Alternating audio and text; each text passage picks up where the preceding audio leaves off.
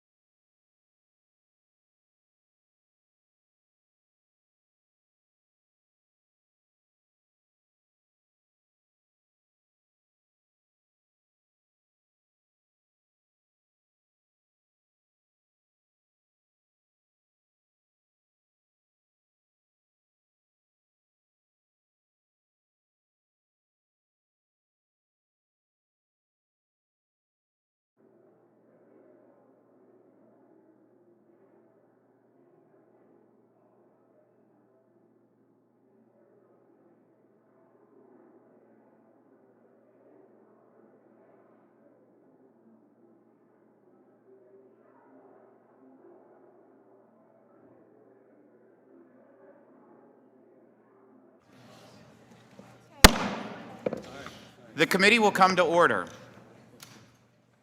Too often, Washington gets in the way of Americans being able to take care of their families. If or when Congress is to be involved, it should be a partner with the American people, not a barrier. Today, the committee is marking up legislation to cut red tape and support working families. The first two bills will help Americans, including parents of small children, navigate the complex web of government when Social Security numbers are compromised or stolen. The scale of identity fraud is stunning. Last year, 1,100 data breaches involved Social Security numbers. That's 3 every day for an entire year. And that's just the data breaches that were reported. I'm pleased we are coming together to provide peace of mind to Americans worried that they or their children will face financial ruin because a criminal stole their identity. Representatives Ferguson and Larson's bill would establish a single point of contact at the Social Security Administration for individuals whose identities have been compromised so they don't waste precious time explaining their case history to a different department every time they interact with the agency. In 2021, over 1 million children were the victims of identity fraud. Representatives Winstrup and Blumenauer's bill allows the Social Security Administration to quickly issue a new Social Security number to any child whose Social Security numbers have been compromised, before criminals have a chance to destroy their credit and cause more harm. These bills are a good first step in additional efforts the committee will be making to help Americans better monitor the usage of their Social Security numbers and combat identity theft in the coming months. We will also be marking up 6 bills giving small businesses and their employees more healthcare options and flexibility while reducing outdated burdens. We are considering bills to increase flexibility for more than half of American workers enrolled in high-deductible health plans. These policies are focused on giving businesses more flexibility to expand pre-deductible coverage for key medical services. Important changes like this will allow employers to defray cost for their workers who have been crushed by inflation. Representatives Winstrup and Blumenauer's bill allows employers the option to cover specific health services that help the tens of millions of Americans with chronic diseases, treats conditions such as diabetes, high blood pressure, or heart disease. Additionally, expanding telehealth services is critical to ensure patients have access to care, especially for rural Americans. Representative Still and Lee's bill, co-led with Representatives Adrian Smith and Schneider, will permanently allow pre-deductible coverage of telehealth appointments, making it easier for patients to see their doctor. I look forward to additional efforts this committee will take in regard to telehealth in the months to come. This is just the beginning of our work on access to care. I've appreciated all of our committee members' efforts on both sides as it relates to the field hearings we've undertaken thus far, and we will continue those conversations, including focusing on important topics like access to care across America. Small businesses should be focusing their time and resources on their employees and customers, not Washington mandates. Representative Adrian Smith and Thompson's bill will streamline reporting of Affordable Care Act requirements to ensure that small businesses are not subject to irresponsible IRS penalties. And legislation I've introduced along with Representative Panetta will eliminate an outdated paperwork burden for both small businesses and American families. Government is confusing enough. The last thing we should be doing is mailing millions of American families random tax forms they simply don't need. Lastly, we have heard from small business owners at our field hearings how they can't find workers to fill open positions. Our first healthcare hearing was specifically focused on identifying the causes of small business healthcare unaffordability and how we can help small businesses hire and retain workers through expanded health coverage options. Representative Tinney's bill requires the Treasury Department to notify small businesses of the different tax advantage coverage options available to them, including the new and innovative choice arrangements, which provide tax advantage funds so employees can purchase their own portable health insurance plans. Representative Hearn's bill codifies choice arrangements into law, so employers are certain this flexible option will be permanent. Mom and pop stores didn't set out to be paper pushers and benefit managers. This bill allows small businesses to focus on serving their customers while giving employees more choice and flexibility in their healthcare options. Additionally, today we advance a measure to maintain this committee's jurisdiction over the Airport and Airway Trust Fund as our colleagues on Transportation and Infrastructure Committee work towards a bipartisan reauthorization of the Federal Aviation Administration. The bills before us today are about finding common sense solutions to empower families, patients, workers, small business job creators, and getting Washington out of the way. Thank you to all our members for their time and effort you have already put in advancing these ideas, and I look forward to a productive markup today. I'm now pleased to recognize the ranking member from Massachusetts, Mr. Nill, for his opening statement. Thank you, Mr. Chairman. I'm disappointed that even though we are considering some bipartisan bills today, there may have been space for more agreement had we had the opportunity for consultation.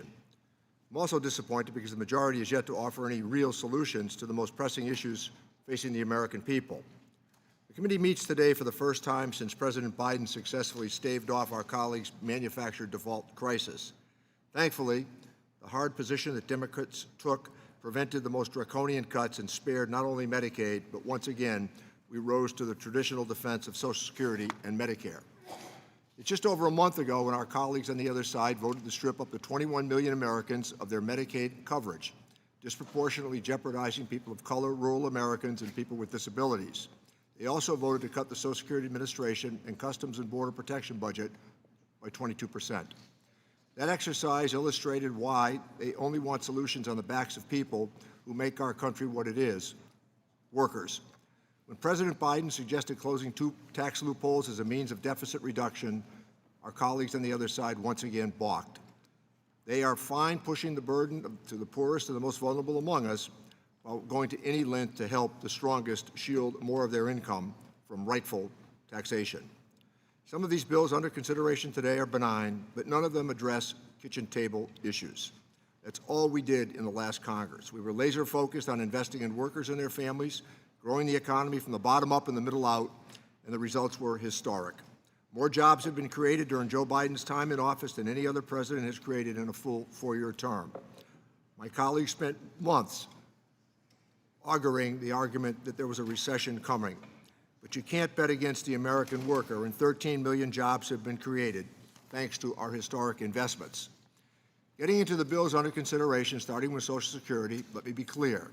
They are nervous that the public is coming to understand their hostility traditionally and historically to Social Security, as evidenced by 3 Republican senators who proposed privatizing Social Security and the unrelenting goal of cutting Americans' earned benefits. They're hoping to change the topic by taking up more modest, non-controversial bills on identity theft, but they can't hide their intentions, and they can't and haven't changed the tune. Just last week, the Speaker called for a closed-door commission to fast-track changes to Social Security. Passing today's bills will not take Social Security off the chopping block.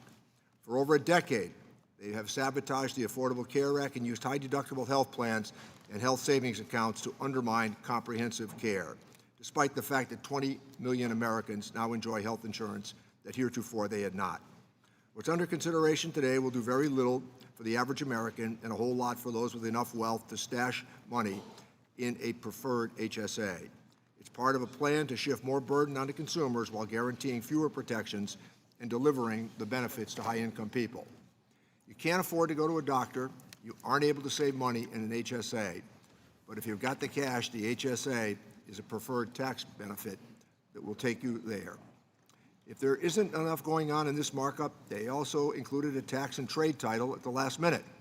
Without any hearings on the topic, they want to rubber stamp rules that encourage airlines to nickel and dime passengers with more fees. And while they're at it, they threw in an earmark as a tribute to Republican leadership. Finally, I'm happy to say that the quiet part out loud. This markup is a buffer. It's putting space between the deficit cut argument of last week and the deficit-busting tax proposal that will come from them in the next few weeks. It won't protect Social Security or give families more breathing room, but it certainly will kill time before their tax cuts for the wealthy are once again ready, prepared, and offered to the American people. With that, let me yield back the balance of our time. Thank you. What an absolute amazing way to start a bipartisan committee hearing. I appreciate that, since we've been working so extremely hard to work with you. Our first order of business is H.R. 3784, the Improving Social Security Service to Victims of Identity Theft Act. I now turn to the gentleman from Georgia, Dr. Ferguson, for the purpose of an opening statement. Thank you, Mr. Chairman, to the ranking member and my colleagues on the other side of the aisle. We know that there's a real issue in America right now with identity theft. This is something that is a growing problem, and we had a hearing that highlighted that highlighted the need for further discussions on solutions, future threats.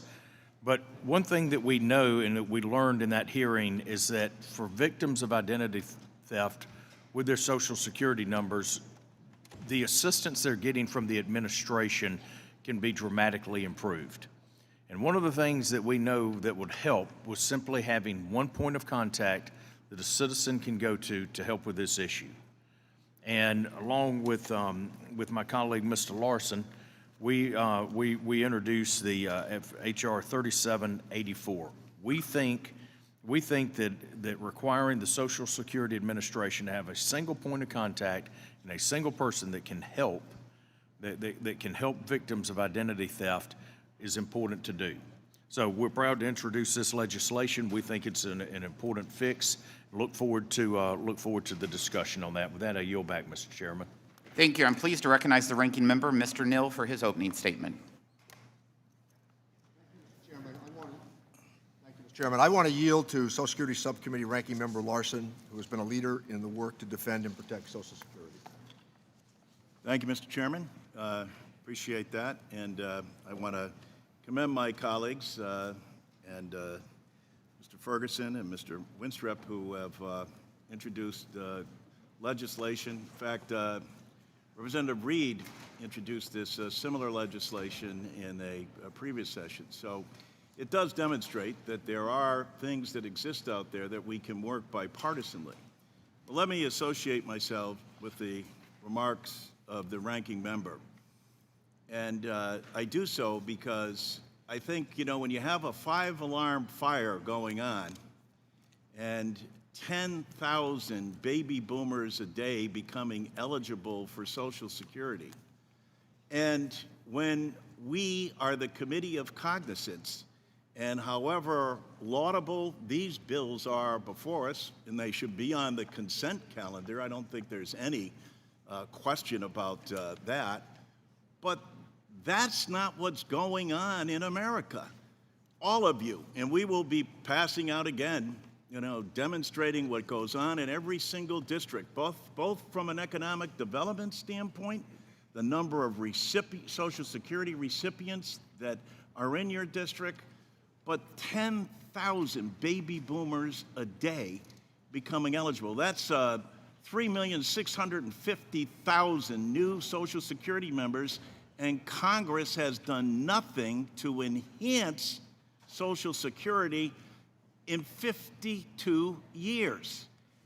Everyone on this committee are people of good intent, and knowing your district and knowing the concerns that I've heard you all mention, it's long overdue for us to address this directly. These are your brothers, your sisters, your family members. This is what's at stake here. And it's not Democrat or Republican, it's American. It's the most practical program that we have for insurance to make sure that all of these individuals are protected in the way that they should. And there is great opportunity here, because not only is Social Security the number one anti-poverty program for our elderly, the number one anti-poverty program for children, it's the number one economic development program in all your districts. All of them. Everybody receives money. Where do they spend that money? Right back in the district that they live in. Because it all is as they used to say, all politics is local. When they receive that check, they're going to the local pharmacy, they're going to the local drugstore, and that's where they buy their food and heat and cool their homes. So I welcome this opportunity to do, I think, what is good pieces of legislation. But, Mr. Chairman, we cannot continue to convene as a committee and not take up this legislation. I hope we'll get an opportunity to have a substantive hearing on the comprehensive approach that's needed for us to address the issue of Social Security. That's what's at stake here. And with that, I'll yield back my time. Thank you. The committee will now proceed to consideration of H.R. 3784, the Improving Social Security Service to Victims of Identity Theft Act. Without objection, the measure will be considered as read and open for amendment at any point. At this time, I offer an amendment in the nature of a substitute, which was distributed in advance, along with a green sheet explaining it. Without objection, the amendment in the nature of a substitute shall be considered as read, open for amendment at any point, and considered base text for purpose of amendment.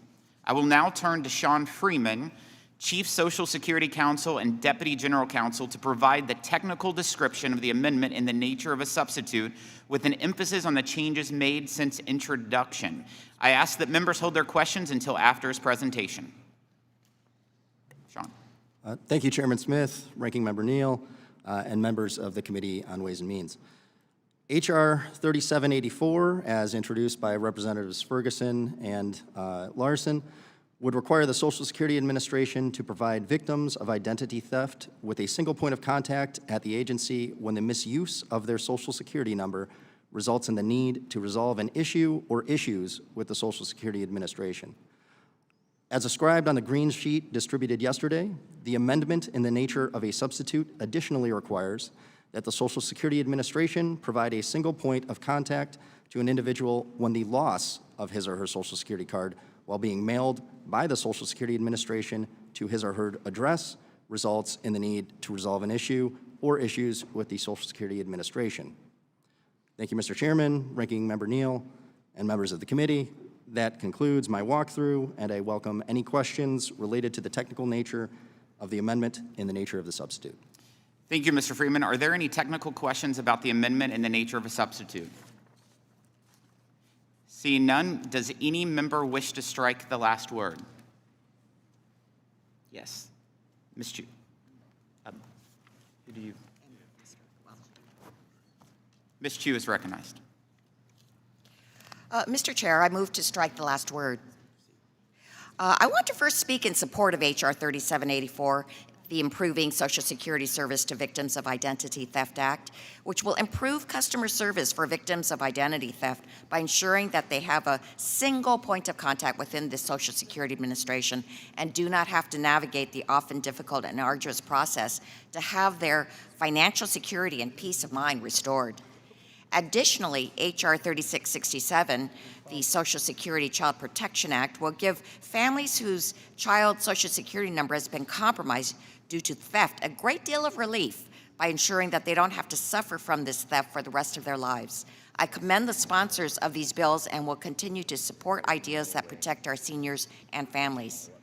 But as we sit here today, it's been more than 50 years since Congress has bolstered Social Security benefits, which in turn has caused more than 5 million beneficiaries to live below the federal poverty line. And today, the current benefits we do have are at risk. If Congress does not act, we will see major cuts by the year 2034, according to the Social Security actuary. It's imperative that we act to ensure the trust fund is adequate to pay out the benefits Americans have earned and deserved. But instead of working to protect the more than 66 million Americans who rely on their hard-earned benefits to make ends meet, some of my colleagues on the other side of the aisle are working to undermine this life-saving program. As a matter of fact, the Republican Study Committee's most recent budget plan would raise the Social Security retirement age, gut disability protection, cut benefits for the middle class, and even hand the Social Security program over to Wall Street, forcing recipients to gamble their hard-earned contributions on private investments. Likewise, their Default on America Act would have slashed funding for the Social Security Administration, significantly weakening their ability to function effectively by cutting customer service staff, lengthening phone wait times, and closing field offices. While the bills before us today will be beneficial, we must be doing more to strengthen and expand Social Security benefits for all beneficiaries. And that is why I am so proud of the work my colleague, Representative John Larson, is doing in leading the transformation on Social Security through the Social Security 2100 Act, which will shore up the program and help ensure seniors have stability in their retirement for years to come. It will increase benefits for all recipients and improve the cost of living adjustment to better reflect the costs incurred by seniors, especially those who spend a great portion of their income on health care and other necessities. In my district in Southern California alone, more than 105,000 individuals aged 65 plus are safeguarded from poverty due to this life-saving program. And every week I hear from constituents that Social Security is their lifeline. And that's why I will continue fighting to ensure that all of our seniors have the ability to retire and that our Social Security system can support future generations of Americans. I yield back. The gentleman from Tennessee is recognized. Thank you, Mr. Chairman. Thank you for holding today's markup. About 2 weeks ago, May 24th, our Social Security Subcommittee held an important hearing about identity theft and how it affects millions of Americans every year, especially children and seniors. And I think we all know, talked about it this morning, the havoc that can be wreaked when somebody's Social Security number gets into the wrong hands. It's devastating. So I appreciate when we had the hearing 2 weeks ago to hear from witnesses, especially the mother who testified before the subcommittee about how her daughter's identity was put at risk when she was only weeks old, when her Social Security number had been compromised. She talked about the process of trying to work with the Social Security Administration, that it was frustrating, that it was scary, that it was complex, and obviously very, very stressful. And I think we've all had constituents who have relayed similar concerns to us about when their identity has been stolen and having to try to figure out who they can deal with and who the contact is. So we all know that the current process is broken and it creates headaches for the victims of identity fraud. It's really the Social Security Administration's responsibility to try to help people, to try to help constituents, just to protect themselves from the harm of identity theft. And therefore, having one person, having that one contact at the Social Security Administration, that they can be in contact when an issue like this arises for anybody, especially when it relates to a child, there's no doubt that it's going to streamline the process. So I applaud Chairman Ferguson and the ranking member Lawson of the subcommittee for working on this important bill, and I urge all my colleagues to support it in this markup. Thank you, Mr. Chairman, and I yield back. Thank you. Mr. Larson is recognized. Thank you, Mr. Chairman, again, and I want to commend Chairman Ferguson for his dedication and work on this, and concur that that was an excellent hearing where we were able to bring out very common sense concerns that constituents all across this country are experiencing, both from having a single point of contact when you call and you need the help and a problem to be solved as well.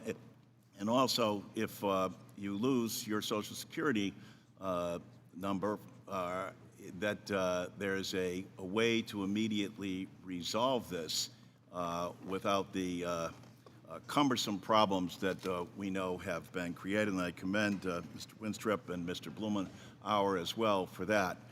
But as I said before, Mr. Chairman, we have a 5-alarm fire going on here in terms of what's happening with Social Security, and this is the Committee of Cognizance.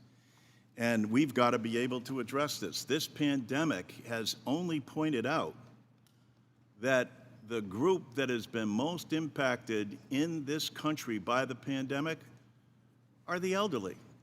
Of the slightly over 1.1 million who have passed due to the pandemic, 856,000 are over the age of 65.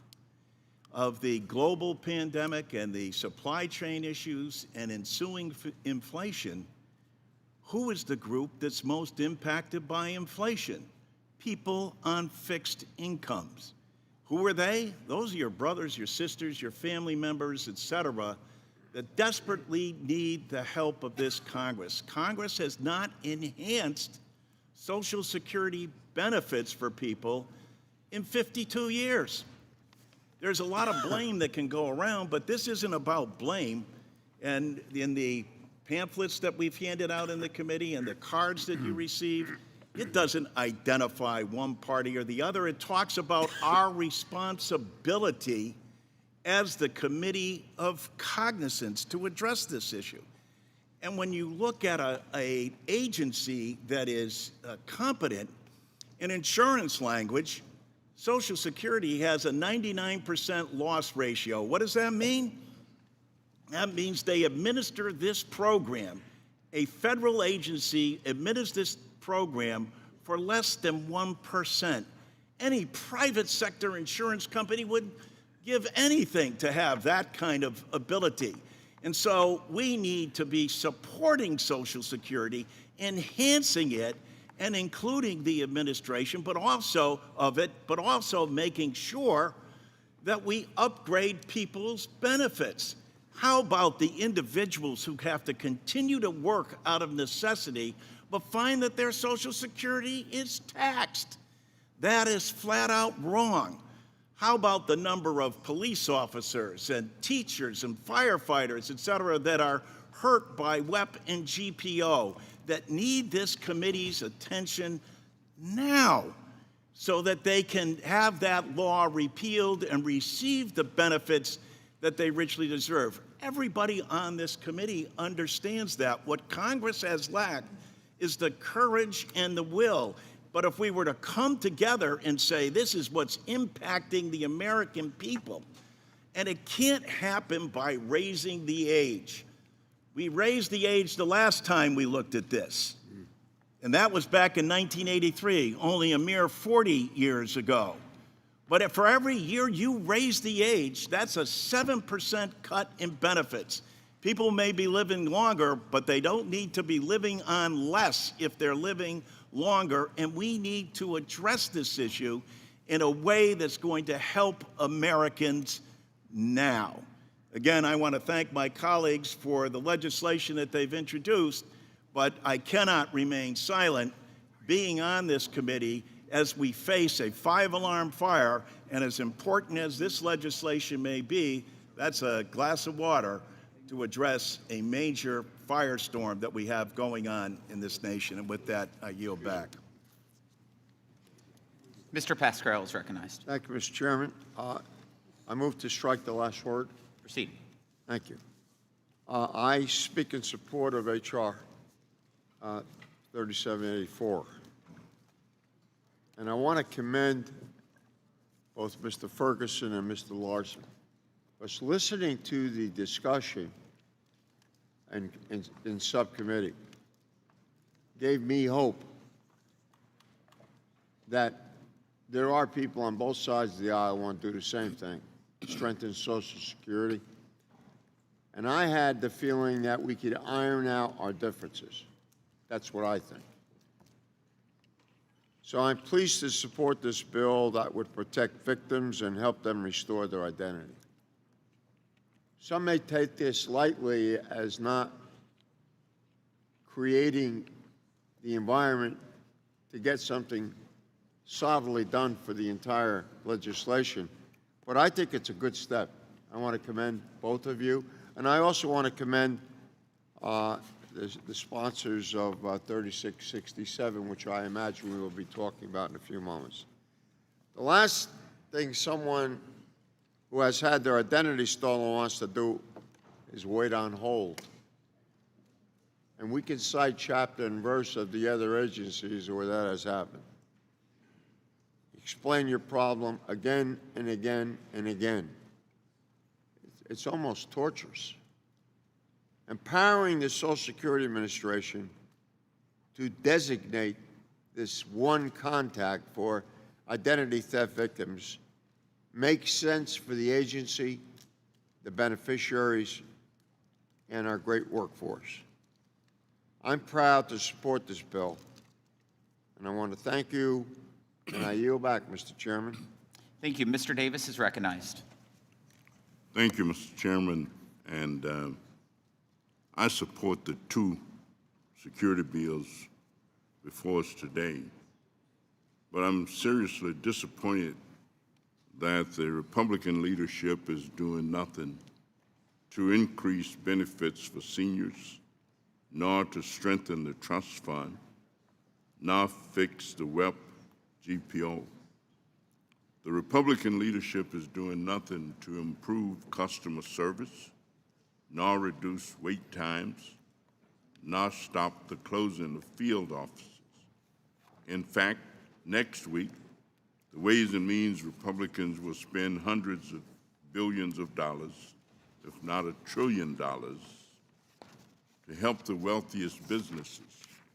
But this week, can't spend any money to increase benefits for seniors, nor fix the WEP GPO, nor improve services.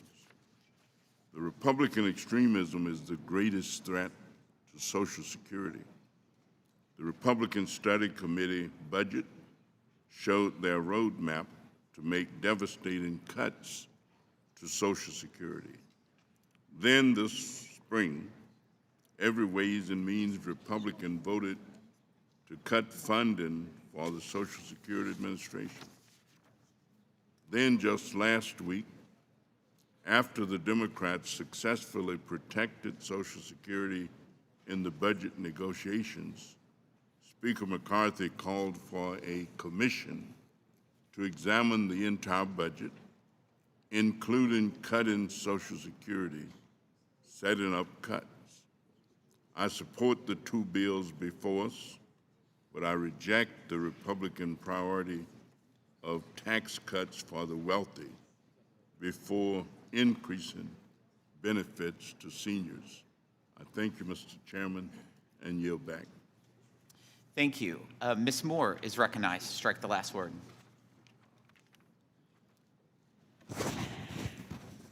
Thank you so very, very much, Mr. Chairman. The theft of a Social Security number is a really serious issue. It actually has happened to me.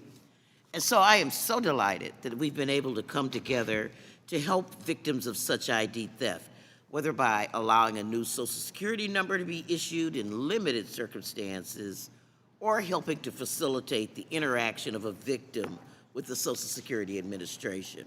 That said, I'm really disappointed that we aren't coming together to tackle the bigger issues dealing with Social Security, preserving and enhancing the vital benefits of this program. Social Security is not only essential to allowing our workers to retire and age in dignity, but it's a key tool in rectifying systemic inequalities because of the progressive nature of program benefits. Also, these benefits reduce retirement wealth inequality. I have a proposal, Mr. Chairman, the Social Security Enhancement and Protection Act, that tackles the most pressing issues facing the program. And I wish we were considering my bill or Representative Larson's Social Security 2100 bill, which includes many of my proposals. And we need to think big and act with courage. My proposal updates the special minimum benefit available to long-term low-wage workers to pay 100% of the poverty threshold, including to allowing child care credits so that the years in which a parent has a young child could count as a year of coverage for Social Security benefits under the benefit formula.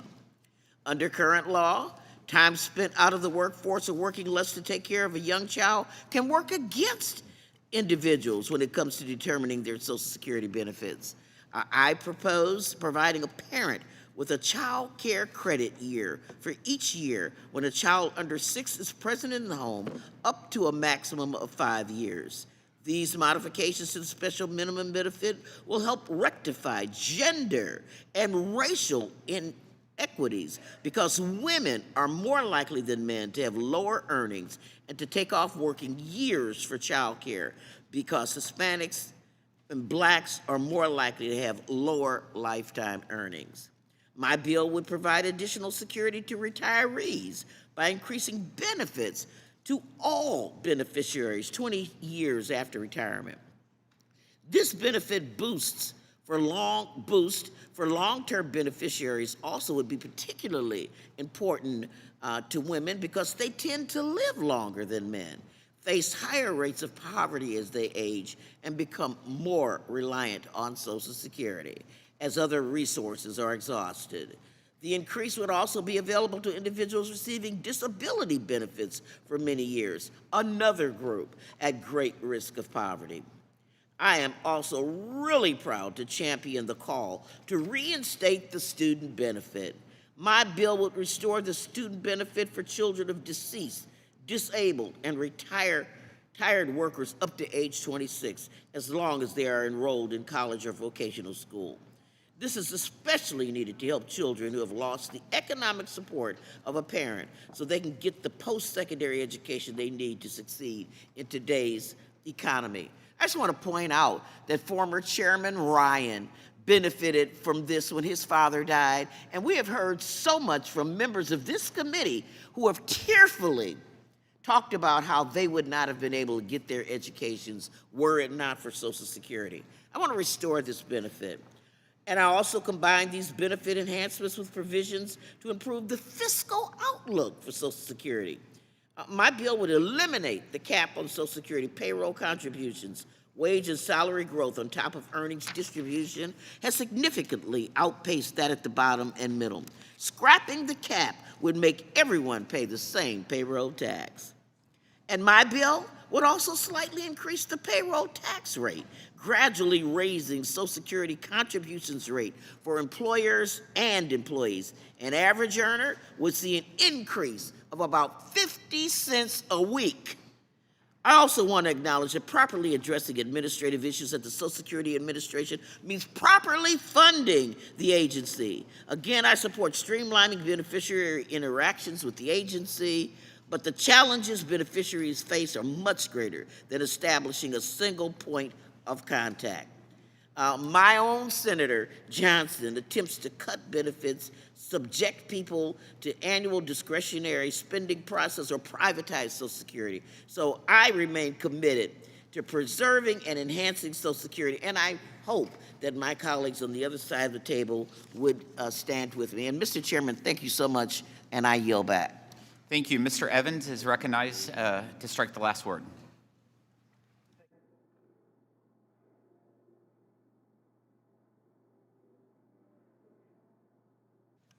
Thank you, Mr. Chairman. I strike the last word. Thank you, Mr. Chairman. I strike the last word. Proceed. Gentlemen, proceed. Mr. Chairman, I'm here to talk about health care and Social Security. Unfortunately, this markup is a distraction from the Republicans' extreme agenda. We have an opportunity, as has been heard by my colleagues, particularly the Democrats, of doing something about this challenge. I do not believe that that is being understood. We should take advantage of this opportunity by, as the chairman is saying, having this bipartisan effort. I believe that we are missing this effort to do something. So I share with you, Mr. Chairman, that as a result of that, I share the view that is expressed by my colleague, Mr. Lawson, in terms of the message that he's stating that we are missing this opportunity to do something. And as a result, I yield back, Mr. Chairman. Thank you. Further members to strike the last word? Seeing none, we'll move on to amendments. Are there any amendments to the amendment in the nature of a substitute? Seeing none, If there are no amendments, the question is on the adoption of the amendment in the nature of a substitute. All those in favor signify by saying aye. Aye. All opposed say no. In the opinion of the chair, the ayes have it, and the amendment in the nature of a substitute is agreed to. I will now recognize Mr. Buchanan for the purpose of offering a motion. Mr. Chairman, I move that the committee favorably. Mr. Chairman, I move that the committee favorably report H.R. 3748 as amended to the House of Representatives. The question is on the motion to favorably report H.R. 3784 as amended to the House of Representatives. The clerk will call the roll. Mr. Buchanan. Yeah. Mr. Buchanan, yes. Mr. Smith of Nebraska. Mr. Smith of Nebraska, yes. Mr. Kelly. Mr. Kelly, yes. Mr. Schweikert. Mr. Schweikert, yes. Mr. LaHood. Mr. LaHood, yes. Dr. Winstrup. Dr. Winstrup, yes. Mr. Arrington. Mr. Arrington, yes. Dr. Ferguson. Dr. Ferguson, yes. Mr. Estes. Mr. Estes, yes. Mr. Smucker. Mr. Smucker, yes. Mr. Hearn. Mr. Hearn, yes. Mrs. Miller. Mrs. Miller, yes. Dr. Murphy. Dr. Murphy, yes. Mr. Kustoff. Mr. Kustoff, yes. Mr. Fitzpatrick. Mr. Fitzpatrick, yes. Mr. Stubbe. Mr. Stubbe, yes. Ms. Tinney. Ms. Tinney, yes. Mrs. Fischbach. Mrs. Fischbach, yes. Mr. Moore. Mr. Moore, yes. Mrs. Steele. Mrs. Steele, yes. Ms. Van Dyne. Ms. Van Dyne, yes. Mr. Feenstra. Mr. Feenstra, yes. Ms. Maliotakis. Ms. Maliotakis, yes. Mr. Carey. Mr. Carey, yes. Mr. Neal. Mr. Neal, yes. Mr. Doggett. Mr. Doggett, yes. Mr. Thompson. Mr. Thompson, yes. Mr. Larson. Mr. Larson, yes. Mr. Blumenauer. Mr. Blumenauer, yes. Mr. Pascrell. Mr. Pascrell, yes. Mr. Davis. Mr. Davis, yes. Ms. Sanchez. Ms. Sanchez, yes. Mr. Higgins. Mr. Higgins, yes. Ms. Sewell. Ms. Sewell, yes. Ms. Del Bene. Ms. Del Bene, yes. Ms. Chu. Ms. Chu, yes. Ms. Moore. Ms. Moore, yes. Mr. Kildee. Mr. Kildee, yes. Mr. Byer. Aye. Mr. Byer, yes. Mr. Evans. Aye. Mr. Evans, yes. Mr. Schneider. Mr. Schneider, yes. Mr. Panetta. Mr. Panetta, yes. Chairman Smith. Yes.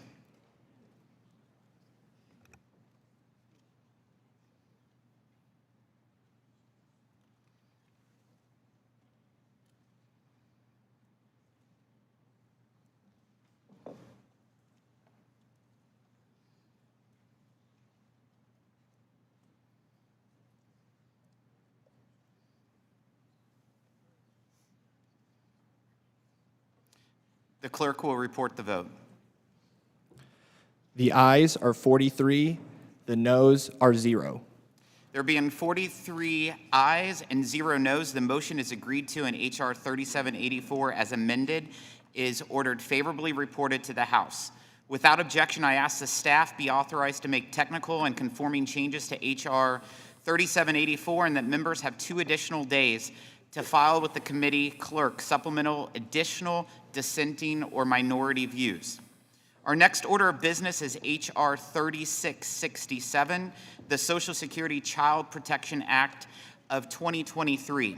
The Social Security Administration has a duty to protect American children whose identities are stolen through no fault of their own, and I applaud Dr. Winstrup and Mr. Blumenauer for their bipartisan work on this common sense piece of legislation that will protect the financial future of millions of Americans. I recognize the gentleman from Ohio, Mr. Winstrup, for his opening statement. Well, thank you, Mr. Chairman. Thank you for bringing up the Social Security Child Protection Act of 2023. Child identity theft is a serious problem in our country. Many people on this committee know that. The Social Security Administration is not doing enough to protect our children and grandchildren from having their identities stolen, so maybe we can do more to help them. Children's identities are especially valuable to criminals as they may go undiscovered for years until that child is old enough to work, drive, or try to establish credit. When children's Social Security numbers fall in the hands of the wrong person, it sets the stage for a future of financial problems and hardship, in some cases before a child is even old enough to walk. A few weeks ago, the Social Security Subcommittee held a hearing on the Social Security Administration's role in combating identity fraud. We heard from Margaret Hayward, a mother of 3 and a witness in that hearing, just how difficult the Social Security Administration current policies make it for families who are trying to obtain a new Social Security number after they've been a victim of a compromised Social Security number. I was shocked to hear that such a vital piece of a child's identity, their Social Security card, was compromised before she was even 1 month old. Unfortunately, Mrs. Hayward's story is not unique.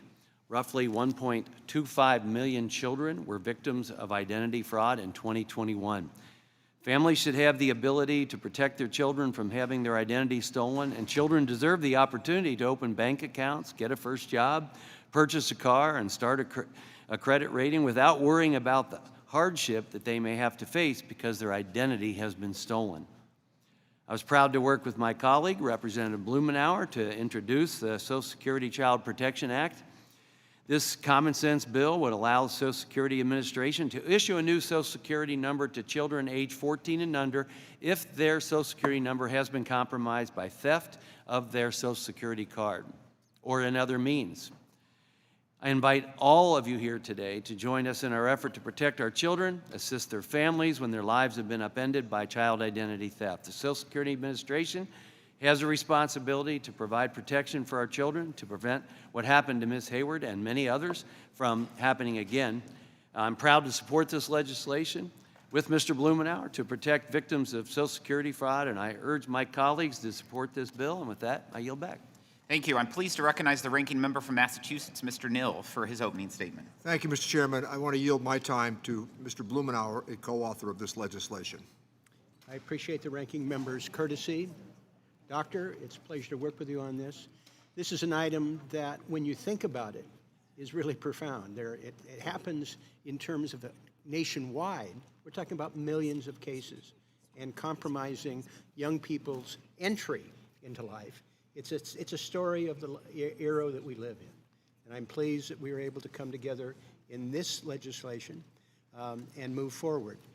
I hope that it is the beginning of other items that are simple, common sense, that we can build upon going forward. And I look forward to working with the doctor on a couple of other items that we've got up our sleeves. But I'm happy to support this, and I yield back to the ranking member. Thank you. Thank you. The committee will now proceed to consideration of H.R. 3667, the Social Security Child Protection Act of 2023. Without objection, the measure will be considered as read and open for amendment at any point. At this time, I offer an amendment in the nature of a substitute, which was distributed in advance, along with the green sheet explaining it. Without objection, the amendment in the nature of a substitute shall be considered as read, open for amendment at any point, and considered base text for purpose of amendment. I will now turn to Sean Freeman, Chief Social Security Counsel and Deputy General Counsel, to provide the technical description of the amendment in the nature of a substitute, with an emphasis on the changes made since introduction. I ask that members hold their questions until after his presentation. Proceed, Sean. Thank you, Mr. Chairman. Ranking Member Neal and members of the Committee on Ways and Means. H.R. 3667 seeks to protect children up to the age of 14 from the harm of identity theft. As introduced by Representatives Winstrup of Ohio and Blumenauer of Oregon, H.R. 3667 would require the Social Security Administration to issue a new Social Security number to any child up to the age of 14 when that child's parent or guardian demonstrates that the child's Social Security card has been stolen while being mailed by the Social Security Administration to his or her address. As described on the green sheet distributed yesterday, the amendment in the nature of a substitute extends this requirement to also protect children by requiring the Social Security Administration to issue a new Social Security number to any child up to the age of 14 whose parent or guardian demonstrates that the child's Social Security card has been stolen or lost while being mailed by the Social Security Administration to his or her address. Thank you, Mr. Chairman, Ranking Member Neal, members of the committee. This concludes my walkthrough, and I welcome any questions related to the technical nature of the amendment in the nature of a substitute. Thank you. Are there any technical questions about the amendment in the nature of a substitute? Mr. Byer. Thank you, Mr. Chairman. And Mr. Freeman, just one question. How does this differ from the process when an adult loses their Social Security number or has it stolen? Sure. So under Social Security's current policy, there must be a showing of harm as a result of the loss or theft of that SSN within 2 years. This removes that requirement for children up to the age of 14.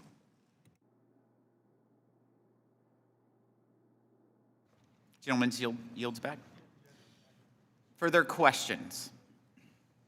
Seeing none, we'll move to strike the last word.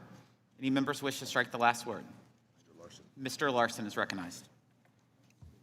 Thank you, Mr. Chairman, and let me commend our colleagues again, Dr. Winstrup and Representative Blumenauer for their dedication and work, and also the hearing that was conducted on this. Testimony was very poignant, and I think it's, again, deserving of the consent calendar as well. Also, Mr. Chairman, we've passed out to everybody on the committee, and will continue to do so, cards that replicate for you what's going on in your district. And by way of demonstrating that, I have Representative Neal's and Representative Smith's cards here in front of me, but everybody on the committee will get them. And the purpose behind this is not a gimmick, but they're very helpful for everyone to understand in their district just how many Social Security recipients you have, how many of them receive disability benefits, how many receive pension benefits, how many spouses, how many dependent children. But also of note specifically, and I think very important to this committee, because we underestimate the economic value of Social Security and what it means in your district. So, for example, Mr. Neal has approximately 170,840 Social Security recipients in his district. And Mr. Smith has 189,734 in his district. And of those 934, $280 million comes to the district monthly. I want to repeat that, $280 million. Find a better economic development plan for your district than Social Security, and then think about Congress's negligence, not having enhanced a program in more than 52 years. Again, this isn't Democrat or Republican. This is about your brothers, your sisters, your family members, the people you go to church with, the people you work with, and people you come in contact with. And the Committee of Cognizance is Ways and Means, and the only body that can fix this is Congress. This is not something that the President of the United States can do through executive order, or that the Supreme Court is going to take up any time soon. It is America's #1 anti-poverty program for the elderly. And it's also the #1 anti-poverty program for children. Look at your card. Take this serious. This is what the responsibility is of our committee. And frankly, the responsibility of every member of Congress that they have for and to their constituents. As was pointed out by Representative Chu, imagine there are 5 million Americans currently who get below poverty level checks from their government. Imagine the wealthiest nation in the world for people who have paid into a system throughout their lives and they get below poverty level checks. Before we consider more tax breaks for the wealthy, how about we consider lifting those 5 million fellow Americans who have contributed to a program who desperately need this money as well? And for the 23 million members who continue to work and find their Social Security taxed. That's what this committee needs to do. The legislation before us is fine. It should go on the consent calendar.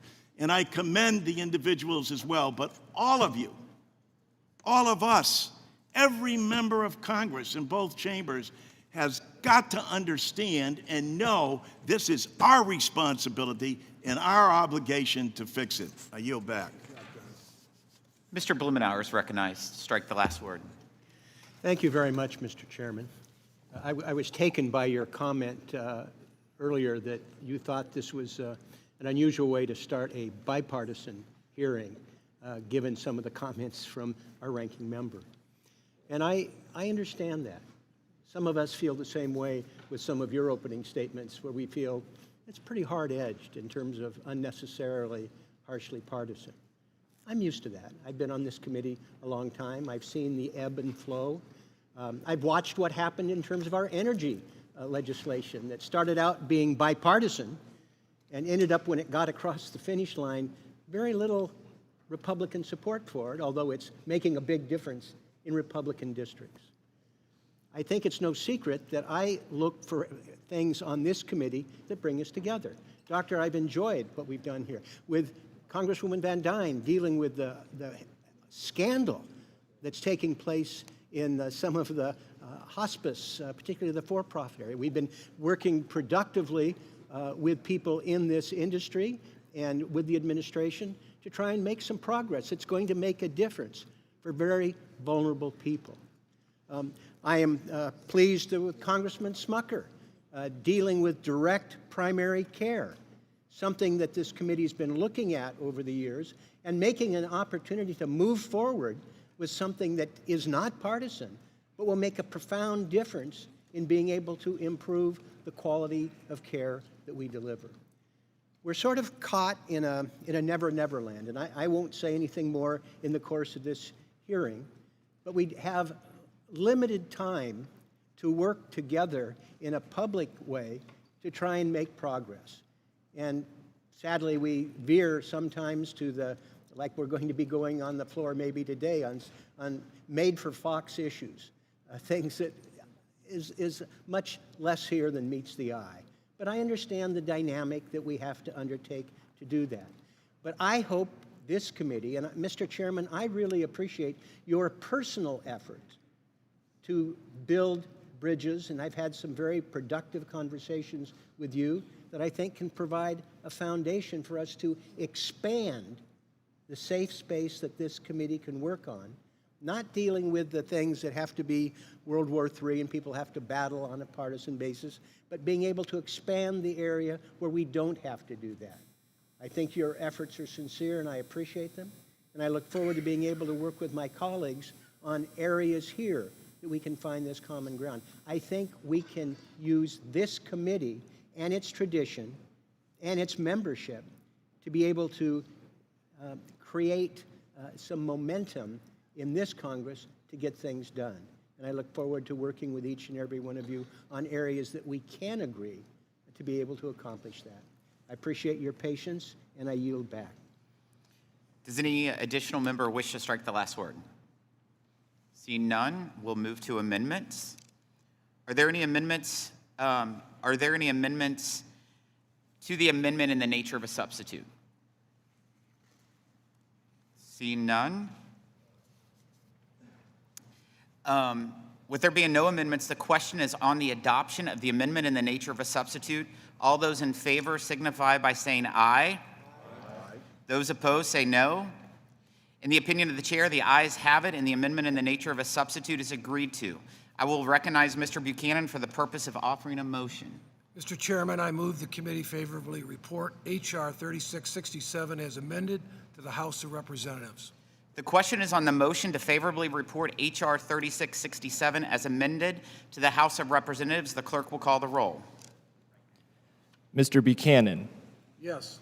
Mr. Buchanan, yes. Mr. Smith of Nebraska. Mr. Smith of Nebraska, yes.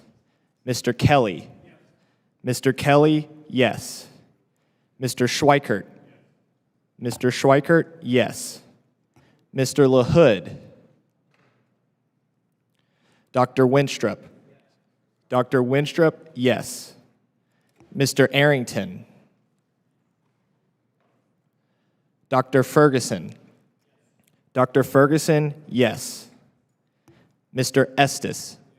Mr. Estes, yes. Mr. Smucker. Mr. Smucker, yes. Mr. Hearn. Mr. Hearn, yes. Mrs. Miller. Mrs. Miller, yes. Dr. Murphy. Dr. Murphy, yes. Mr. Kustoff. Mr. Kustoff, yes. Mr. Fitzpatrick. Mr. Fitzpatrick, yes. Mr. Stubbe. Mr. Stubbe, yes. Ms. Tinney. Ms. Tinney, yes. Mrs. Fishbach. Mrs. Fishbach, yes. Mr. Moore. Aye. Mr. Moore, yes. Mrs. Steele. Mrs. Steele, yes. Ms. Van Dyne. Ms. Van Dyne, yes. Mr. Feenstra. Mr. Feenstra, yes. Ms. Maliotakis. Yes. Ms. Maliotakis, yes. Mr. Carey. Yes. Mr. Carey, yes. Mr. Neal. Mr. Neal, yes. Mr. Doggett. Mr. Doggett, yes. Mr. Thompson. Mr. Thompson, yes. Mr. Larson. Mr. Larson, yes. Mr. Blumenauer. Mr. Blumenauer, yes. Mr. Peskrell. Mr. Peskrell, yes. Mr. Davis. Mr. Davis, yes. Ms. Sanchez. Ms. Sanchez, yes. Mr. Higgins. Mr. Higgins, yes. Ms. Sewell. Ms. Sewell, yes. Ms. Delbene. Ms. Delbene, yes. Ms. Chu. Ms. Chu, yes. Ms. Moore. Ms. Moore, yes. Mr. Kildee. Mr. Kildee, yes. Mr. Byer. Aye. Mr. Byer, yes. Mr. Evans. Aye. Mr. Evans, yes. Mr. Schneider. Mr. Schneider, yes. Mr. Panetta. Mr. Panetta, yes.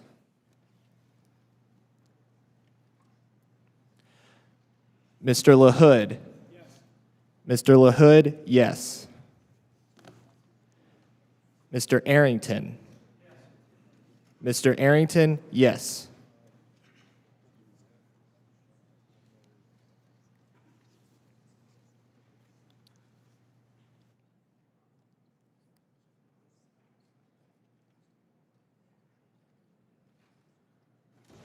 Chairman Smith. Yes.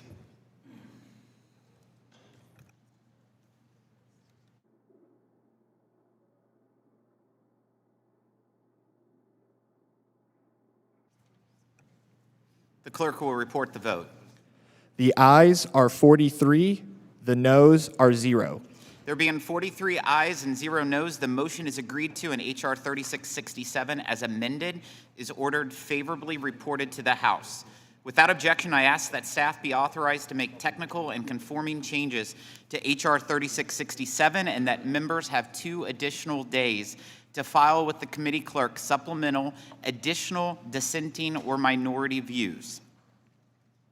Our next order of business is H.R. 3796 to provide for the extension of taxes funding the Airport and Airway Trust Fund and to require the designation of certain airports as ports of entry. The Ways and Means Committee maintains jurisdiction over user fees and excise taxes that fund operations at airports across the nation.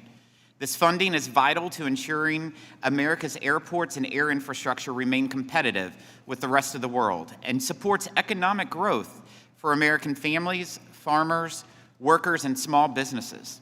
This legislation would extend the authorization of the Airport and Airway Trust Fund excise taxes at their current rates, ensuring our airports and airways are safe and secure for the millions of Americans who fly each year. Roughly 85% of what is spent annually to fund our airports and their operations comes from this funding stream, as opposed to other general revenue. In short, these funds are crucial to the maintenance and operations of America's airports. I also want to acknowledge the bipartisan interest expressed by several members about looking at new ways to ensure fair participation in the trust fund by electric-powered aircraft. Additionally, I understand that there is member interest in looking to expand 529 accounts to cover pilot training. 529 expansion is something I've been very interested in for years and look forward to the committee revisiting that issue soon. This bill also addresses an oversight that has left some smaller airports and the surrounding rural communities at a disadvantage. Currently, Customs and Border Protection has designated some airports within 30 miles of our international borders as ports of entry, but has also left behind some comparable facilities. I appreciate the bipartisan leadership on this issue from Representatives Elise Stefanik and Vicente Gonzalez. The federal government should ensure fairness when it comes to the resources and funding necessary to keep our airports running. I urge my colleagues to join me in supporting this bipartisan legislation, and I'm pleased to recognize the ranking member from Massachusetts, Mr. Neal, for his opening statement. Thank you, Mr. Chairman. This hastily thrown together legislation flies in the face of long-established practice of bipartisan reauthorization of AATF taxes. This text was released less than 24 hours ago, giving the minority no opportunity to provide a perspective. This proposal rubber stamps 3 excise taxes without so much as a hearing or any examination of the current practices of the airlines. According to press reports, this legislation would designate 2 airports as ports of entry with absolutely no explanation. The committee hasn't studied these issues nor held a hearing on the legislation, which, incidentally, is strongly opposed by the U.S. Customs and Border Protection. This is hardly the support of meaningful policy discussion that one would expect with the committee that is charged with funding the operation of our airways. There are any number of issues that the committee could have examined: the increasing proliferation of fees, the current state of AATF taxes, and the rising costs air carriers are levying onto consumers. Unfortunately, the majority neglected to. Instead, rubber stamping airline current practices and telling the American consumers who they stand with. Anybody who has received an airline ticket or stood at a counter, we understand clearly what has happened to air travel. It is a very unpleasant experience, and it will not be helped by what is proposed today. Yield back my time.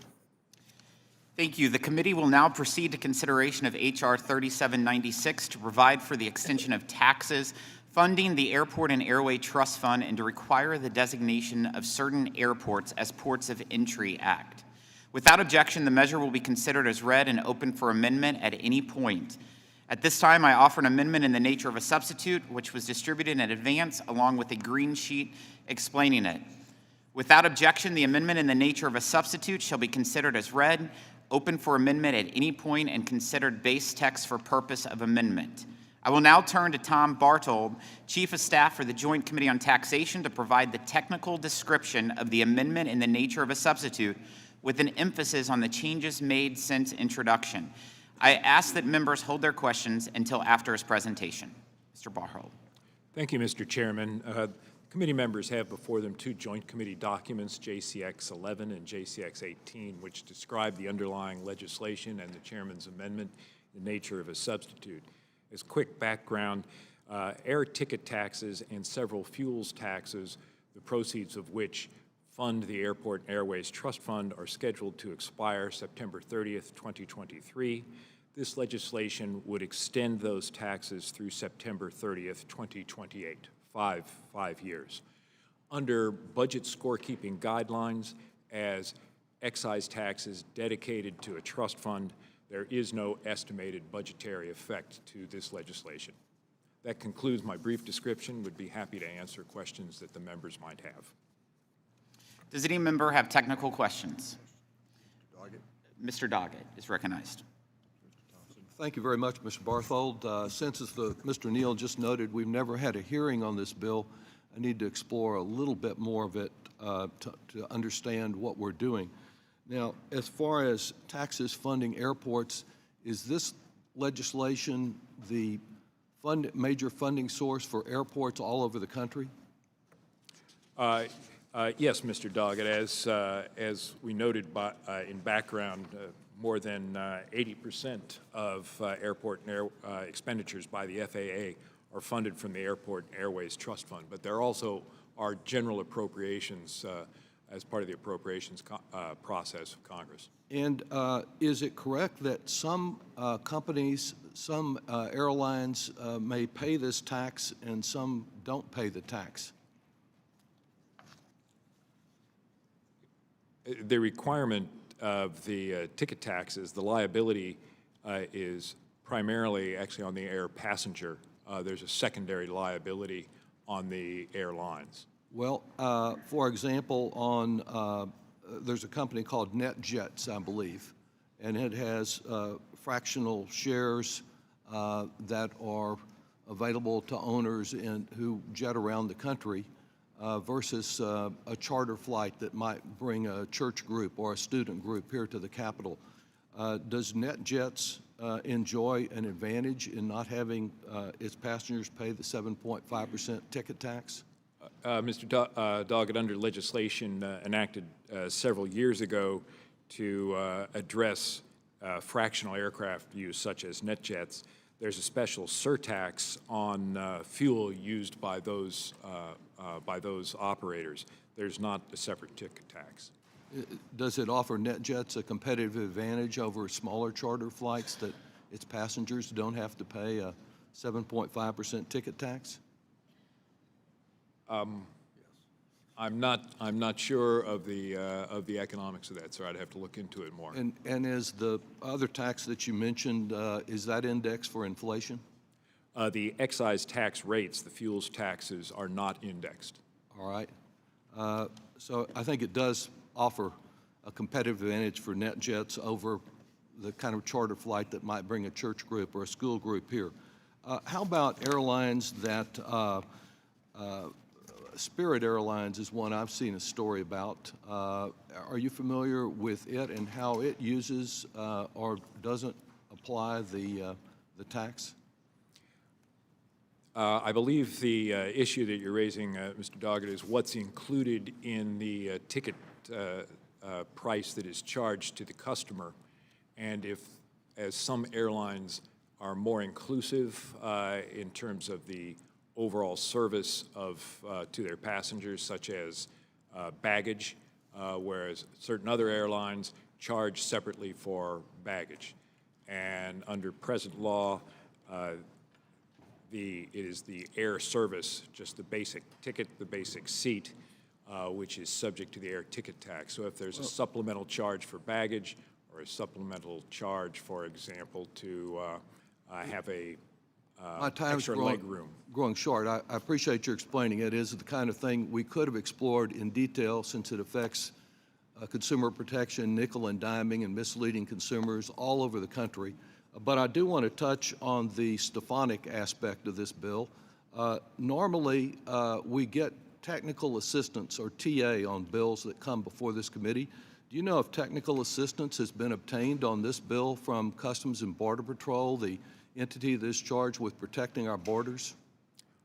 I actually do not. Does not come to provided you? technical assistance in terms of the tax code. Do you know anything about the position of Customs and Border Patrol as to whether they think there should be special treatment for the airport in Miss Stephanik's district? I do not know anything about that, sir. What is the effect on Customs and Border Patrol and their ability to provide services to the airport in Miss Stephanik's district by adopting this legislation? Again, Mr. Doggett, unfortunately, I'm just a tax guy.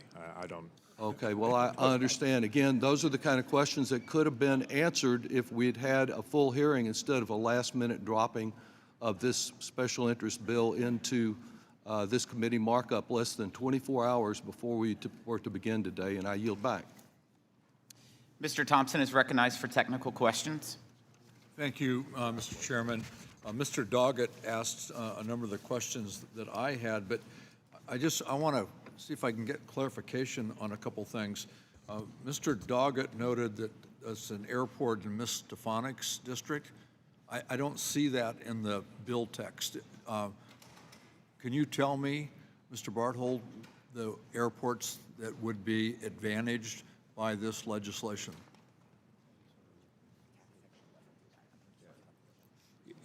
That it, under the tax code provisions that are being amended, Mr. Thompson, there's no special treatment for any airport. There is a trade section which talks about qualifying ports of entry, and I'm sorry, but I'm not expert in that area of law. So the bill doesn't define or point out any particular airport? Again, Mr. Thompson, it's the trade provision on ports of entry in the legislation. I'm just not steeped enough in that to be able to address your question. Does this bill represent a tax increase? No, sir. Under present law, the ticket taxes are indexed for inflation. The fuels taxes are not. This legislation would extend present law. So fuels taxes, the 19.3 cents per gallon, for example, for aviation fuel, that's just extended beyond its expiration date. The base air ticket taxes are extended beyond their expiration date. They will increase with the rate of inflation as provided under present law over the next 5 years. So if this bill were to fail, taxes would be lower? Those taxes, the domestic air passenger tax, the international air taxes, and certain of the fuels taxes applicable to aviation fuels would expire effective October 1st of this year. So the tax would be lower than it is today? If this bill passes, the taxes will be higher?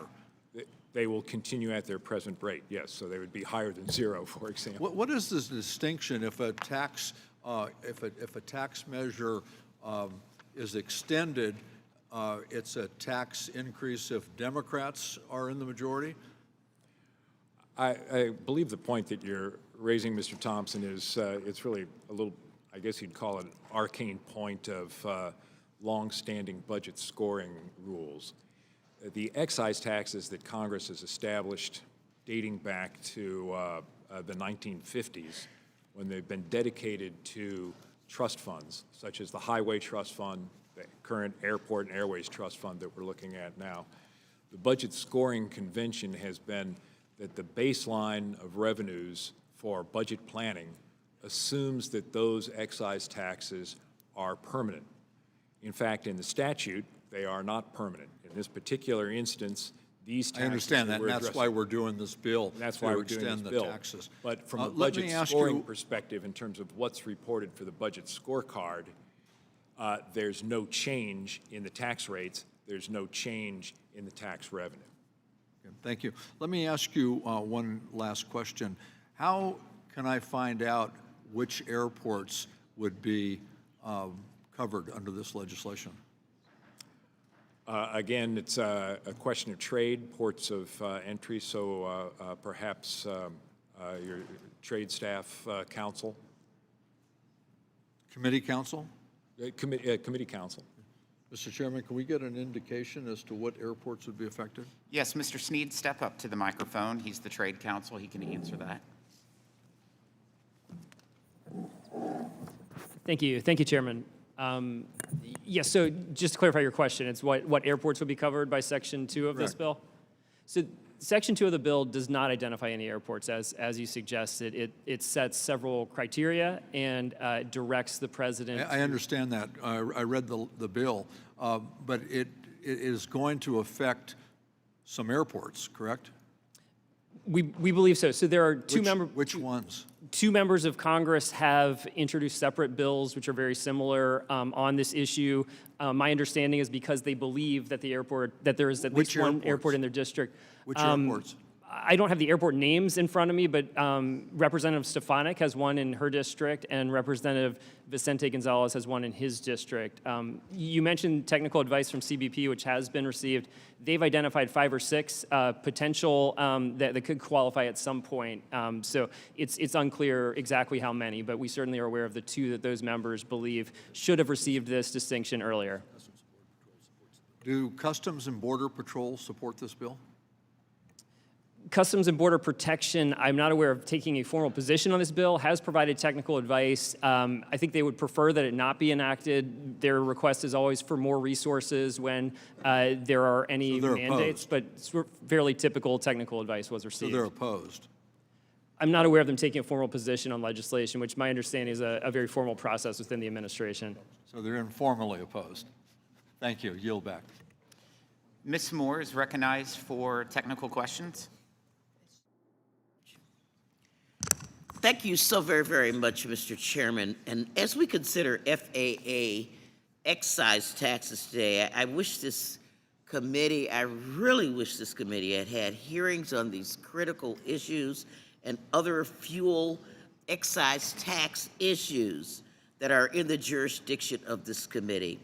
I have bipartisan legislation that I would have been prepared to offer to enact outdated excise tax rules for dyed fuel, which is fuel intended for non-taxable uses, such as that used only for off-road vehicles like farm tractors.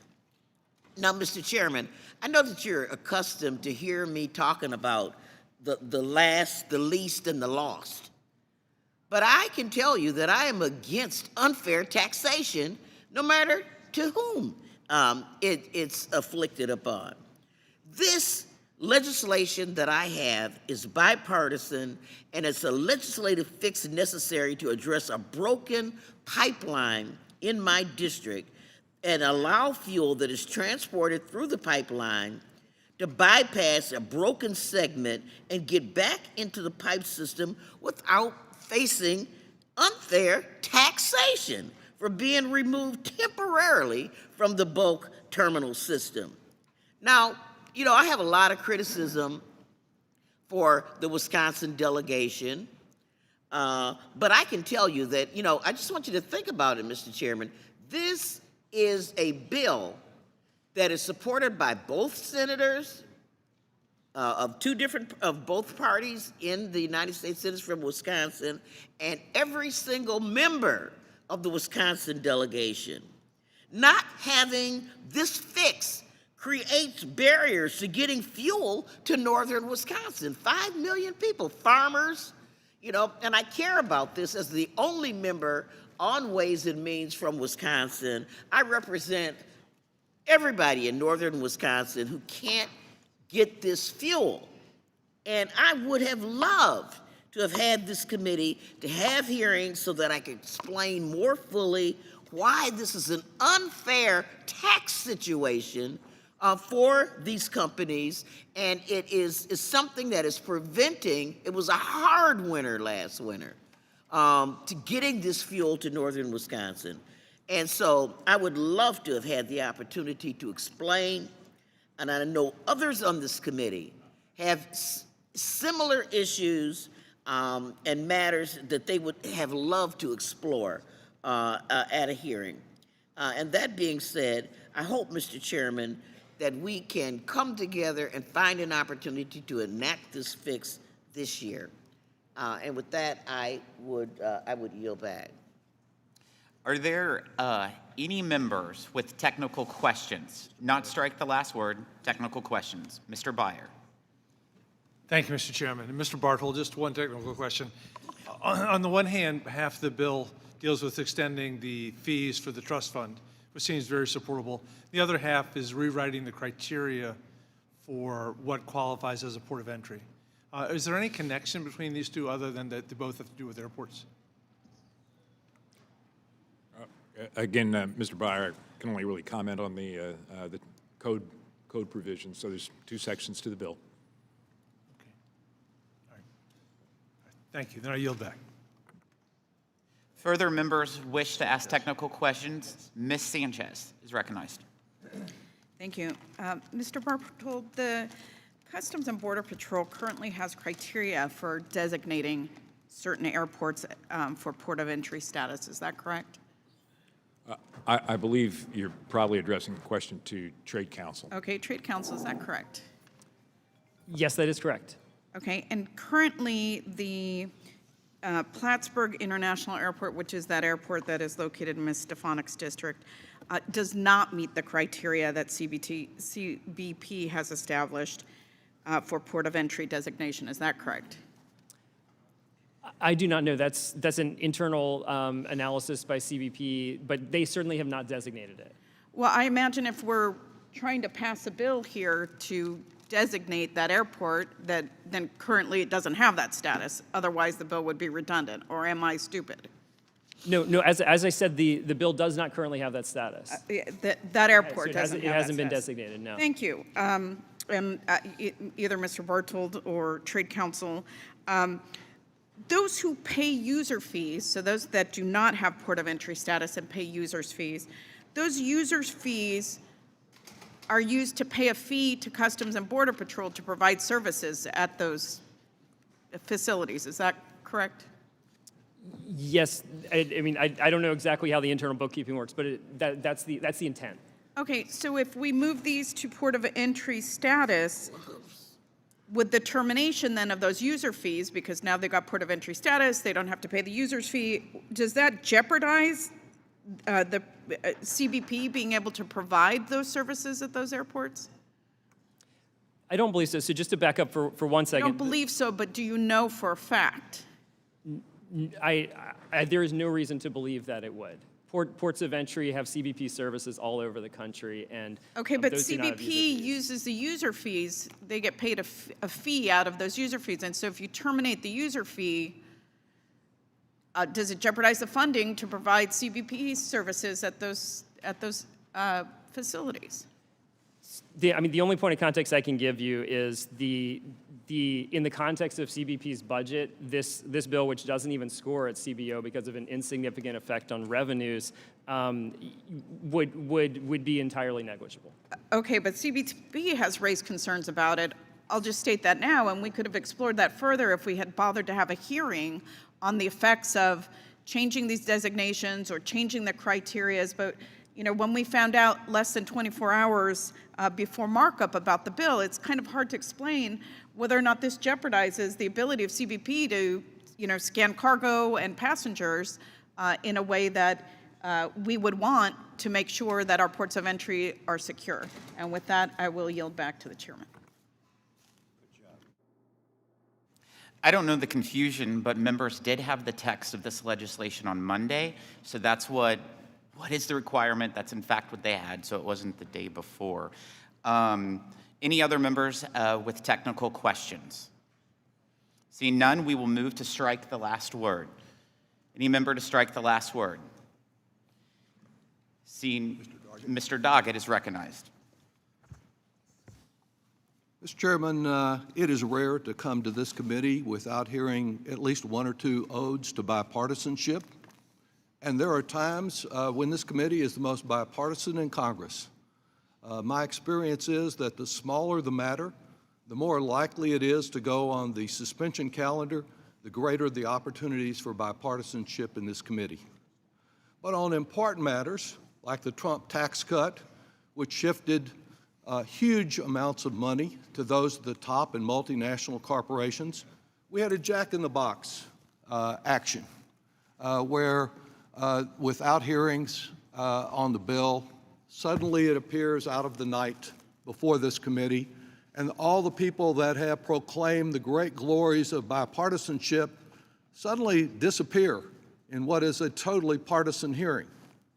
Now, this bill that we have before us this morning, it is correct that sometime in the middle of Monday afternoon before this Wednesday morning hearing, the Stefanik bill was advised to our staff that it would be appearing as the 9th bill in today's hearing without any advanced discussion. This is not a minor bill.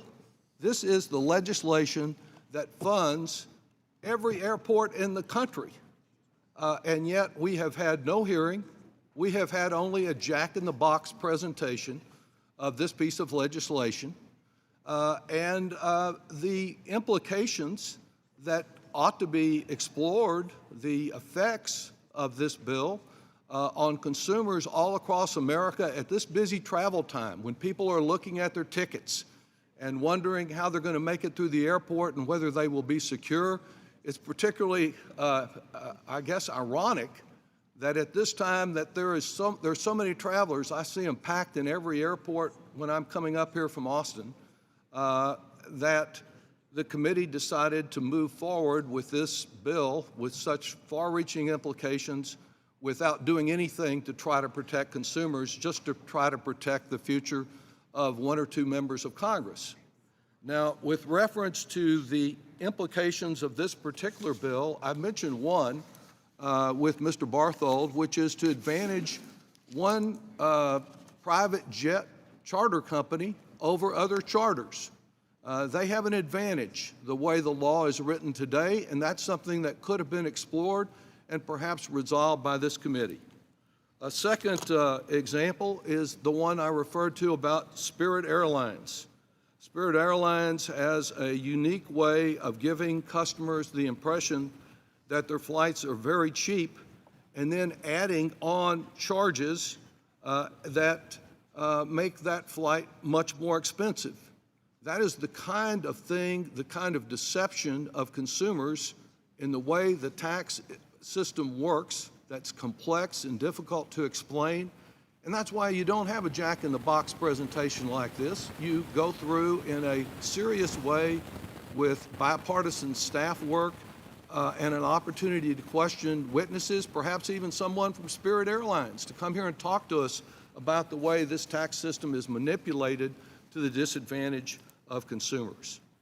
And then there's the matter, which probably is why it really came up this way, of the Stefanik bill, of the entity that is charged with protecting our borders. And we hear so much talk about borders, not only in this committee, but throughout the Congress.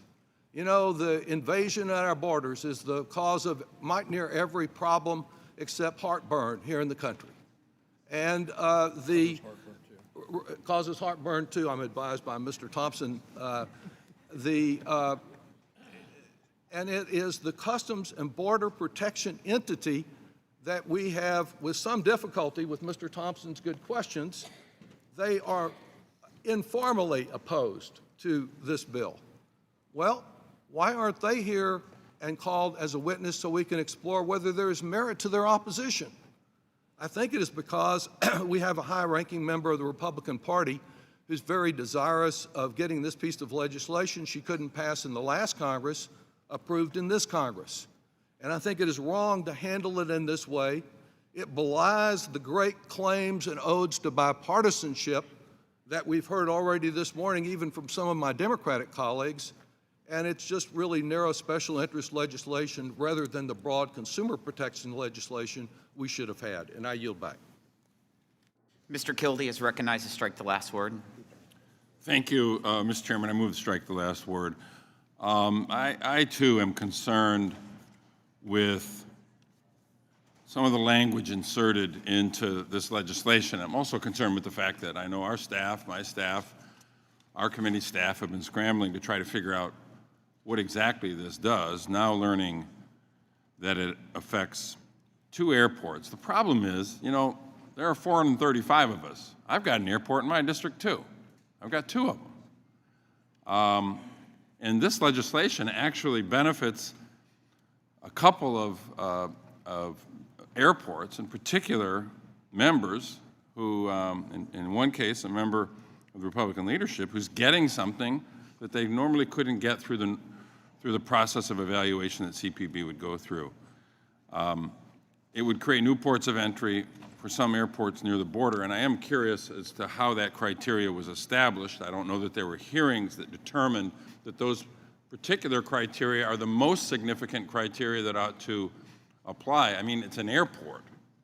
The airplanes actually fly to that destination. I'm not sure the proximity to the border is the singular criteria that would qualify those airports for the special designation over, say, the ones I represent. So it's troubling. It also, because of the way this would operationalize, takes resources away from Customs and Border Protection, jeopardizing their work. And what kind of work are we talking about? Stopping shipments of products made from forced labor, deadly drugs like fentanyl, upholding and enforcing our trade laws. That's what those resources are used to do.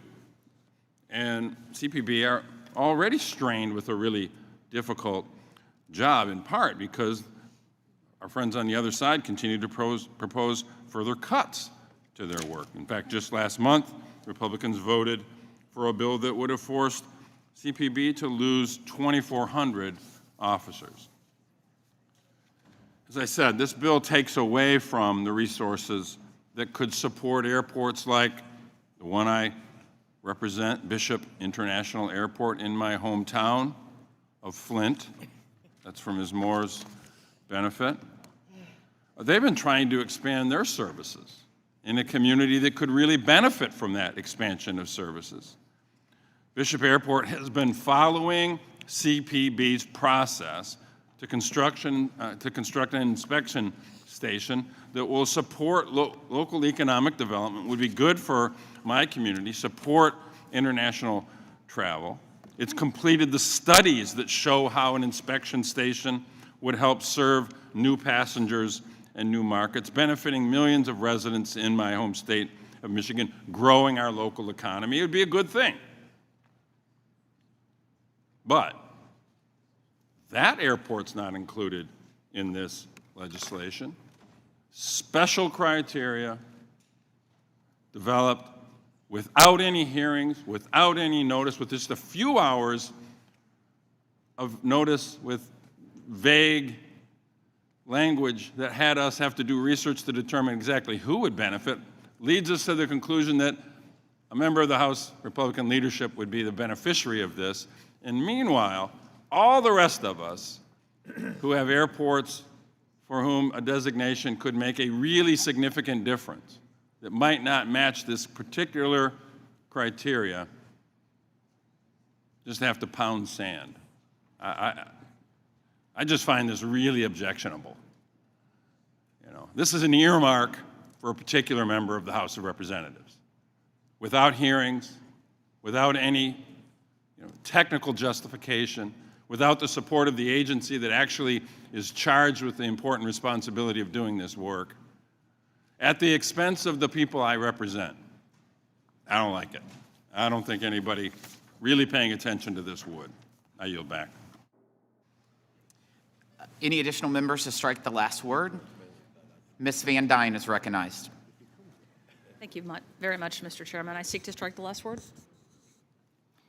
Thank you. I really appreciate the conversation on bipartisanship, and I really appreciate, as being a Texas member, the conversation on how we're going to approach border security and your concern now for our Customs and Border Protection folks, and your concern now for your wanting to prevent more fentanyl coming into our country.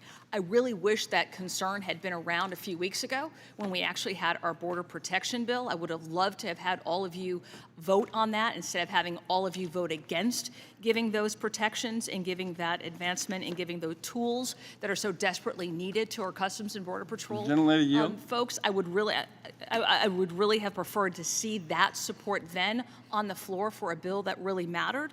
But I look forward to working with you on national security, on border control issues.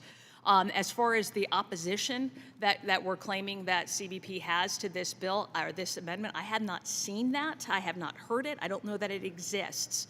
As far as what the results are going to be on national security or on airports, this is so fine, so finely defined that I don't, again, see the massive amounts of effects that some members of this committee are claiming.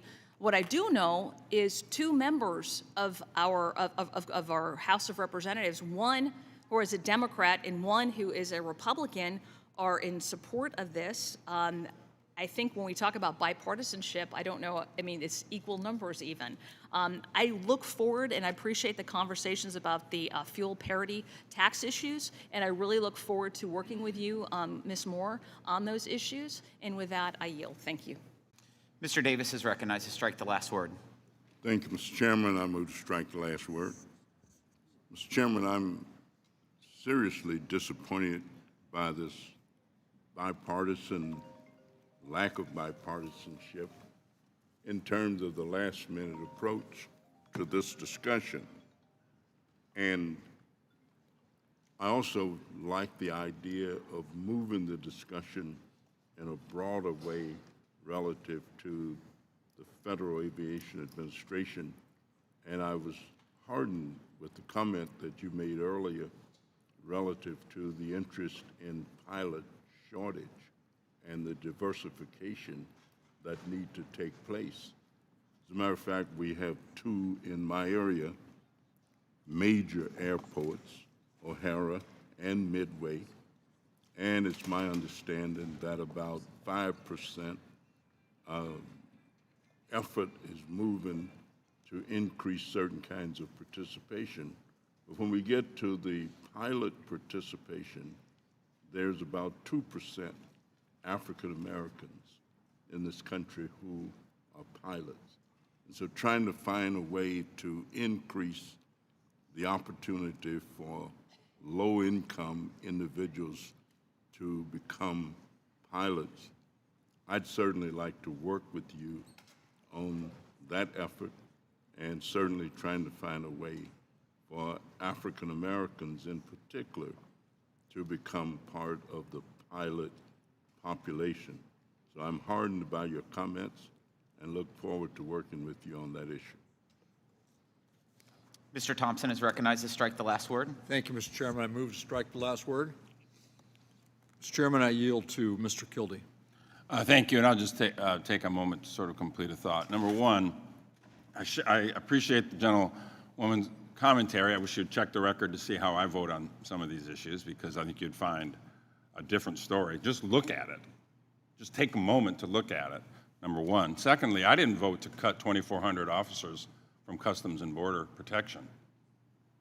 Every Republican on this committee did. I didn't. So we can have a good debate. We can go back and forth on that. But that's not what's on the table right now. What's on the table right now is a specific piece of legislation that would degrade the ability of CBP to do that important work and provide a special designation. And let's not cloud that issue. This is a special earmark for two facilities for which I don't see the justification to put them ahead of all the others that could make an equally strong argument that they should receive this designation. The proximity to the border is important, but is it the single identifying factor that allows us to skip the process of evaluation, to not hold hearings, to not ask the professionals who do this work every single day, put their lives at risk doing it, whether or not this makes sense? This was legislation that was just dropped in with very little notice to benefit particular members, and in this case, a person obviously who's in the leadership of the House of Representatives on the Republican side. I just don't think that's the way we ought to make these determinations. We can have a good debate about, all the work we need to do to strengthen the war on fentanyl, the customs border protection capacity that we need to enhance. But let's not forget the fact that we can't have that argument to cover the fact that this is an earmark that shouldn't be included in this legislation.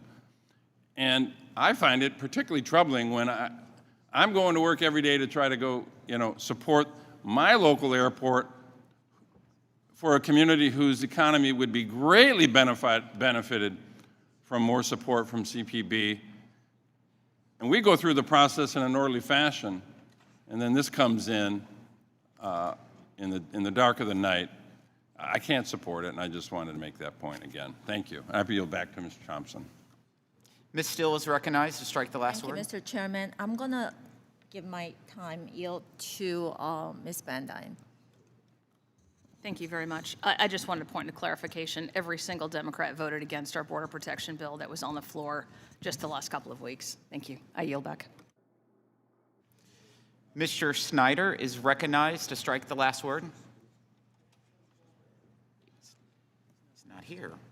Mr. Panetta is recognized to strike the last word. Thank you, Mr. Chairman. Look, I think I appreciate the need to extend excise taxes for airport and airway trust fund, but I'm a little disappointed that we're missing the opportunity to revisit these excise taxes before setting them in stone for another 5 years. Had we had a hearing on this issue, we could have at least had a discussion about potential updates to better scope in new types of aircraft and new modes of flight travel. And as you mentioned, Mr. Chair, which I appreciate, advanced air mobility or AAM aircraft or electric aviation in general doesn't pay into the airport or airway funding system at all, as electric aircraft don't pay traditional fuel taxes. Likewise, the advanced air mobility powered lift aircraft are just not eligible for exemptions from ticket taxes being extended today that helicopters and fixed-wing aircraft receive for non-travel operations. As the co-chair with Representative Jay Obernolte of the Advanced Air Mobility Caucus, I can tell you that electric aviation and AAM represent the next generation of air transportation in the United States. Through this type of electrification and the next generation battery technology, AAM will advance our nation towards sustainable, zero-emission aerospace technology and open new transportation opportunities to move people between and within urban, suburban, and rural areas. Considering the bill before us as a 5-year reauthorization, I believe that we should consider where the industry might be in 2028 before we greenlight an extension, and also look at ways in which we can pay into the system and receive comparable tax treatment to legacy aircraft. The industry is changing, and our policies must adapt to new innovation. So unfortunately, I will oppose the legislation, but I just hope that we have an opportunity to consider ways to address potential improvements before this bill reaches the floor. Thank you, Mr. Chairman. I yield back. Thank you. Are there further members that would like to strike the last word? Mr. Snyder is recognized. Thank you, Mr. Chairman, and I appreciate you coming back to me and having the chance to discuss this. Look, last week we saw what happens when the vast majority of us, Republicans and Democrats, can come together, find a bridge across the gap, work to find common ground, and we enacted a bipartisan budget agreement. Compromise where no one gets everything that they want, but everyone is able to find a way to move the country forward, and in this case, protect our economy. I think voting on this bill is a lost opportunity. As members of this committee, it's our job to seriously consider the future of U.S. tax policy, to deliberate, to discuss, talk, and evaluate, maybe hear things we didn't think about, consider things that aren't initially obvious, and then make a decision to develop a collaborative process that will move the best possible legislation forward. But as we've heard already today, we had less than 24 hours notice on this bill. We haven't had a hearing. We haven't examined what are the implications, what are the trade-offs. and even a cursory examination, it's easy to find plenty of reasons to dismiss a rote authorization. As part of the tax title for FAA reauthorization, we should be thinking about the future of aviation and how industry must play its role in reducing our carbon emissions. We've got to think about what's the challenges that lay ahead of us, what are the opportunities that are presented to us, and make sure we're positioning the United States and the American people in the best possible way. One example, and this is personal for me, but sustainable aviation fuel. We know that the industry is moving towards SAF.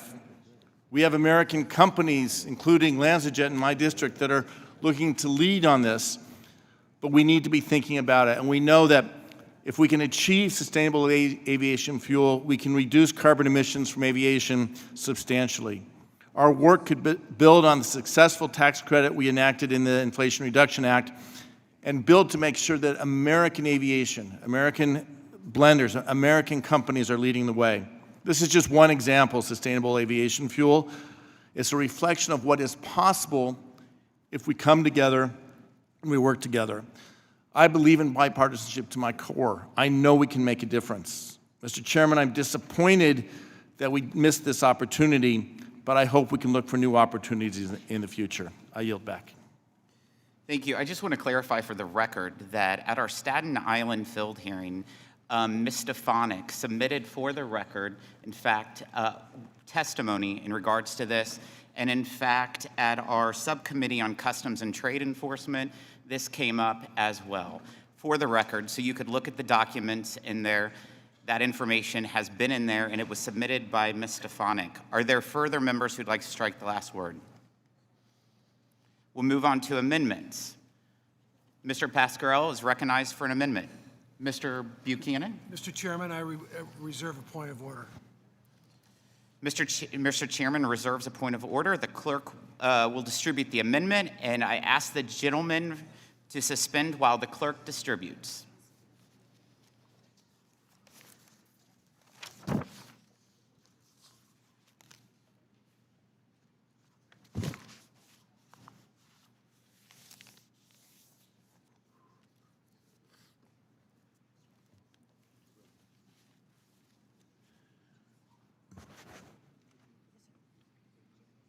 Gentleman is recognized for 5 minutes. Thank you, Mr. Chairman.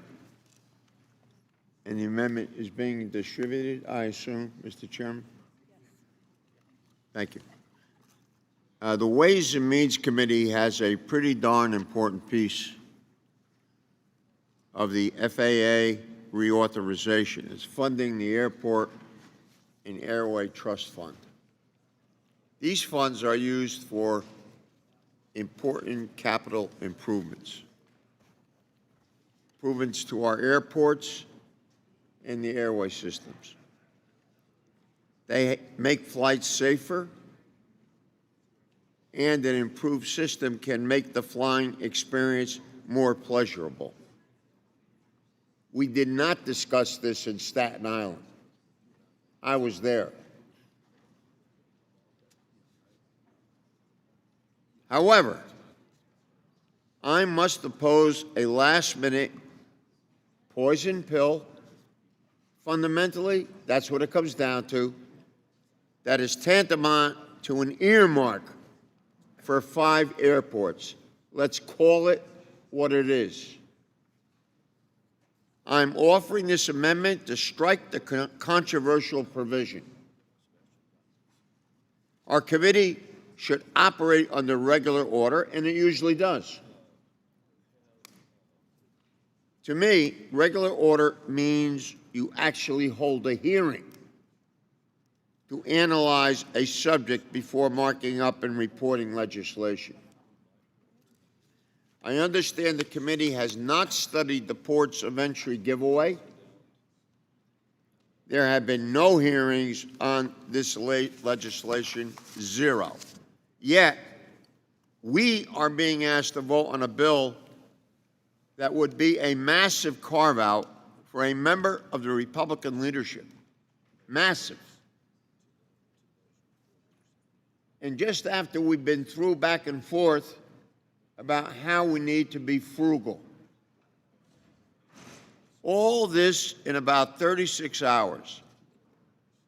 Give me a break. The user fees that Section 2 would terminate provide important funding to U.S. Customs and Border Protection. The agency is opposed to this measure. Terminating user fees at these airports risks them not receiving any customs services. This makes us less safe, of course, decreases staffing, and removes a valid public-private partnership.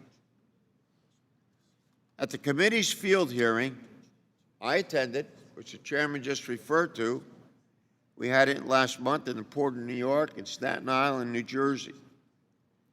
We discussed how Customs does not have adequate staff to do their job as it is. Yet in response, the other side wants to make it worse. If there is a real policy issue that needs addressing, I will support that, and I'm willing to try to work together to understand the impacts of the proposal, because we don't understand the impacts of the proposal. But we cannot rush to judgment today on that particular issue. My amendment addresses that directly. I urge support for the amendment to strike the language, and if it is not adopted, I will oppose, I can only speak for myself, the underlying bill. I yield back the balance of my time, Mr. Chairman, and I thank you very much. Does anyone else wish to speak on the amendment? Seeing none, the question is on agreeing the amendment offered by Mr. Pascrell. All those in favor signify by saying aye. Aye. All opposed say no. No. The noes clearly have it.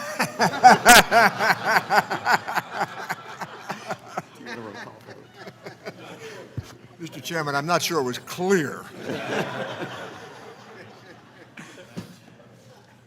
Would you like a roll call? Recorded vote. Okay.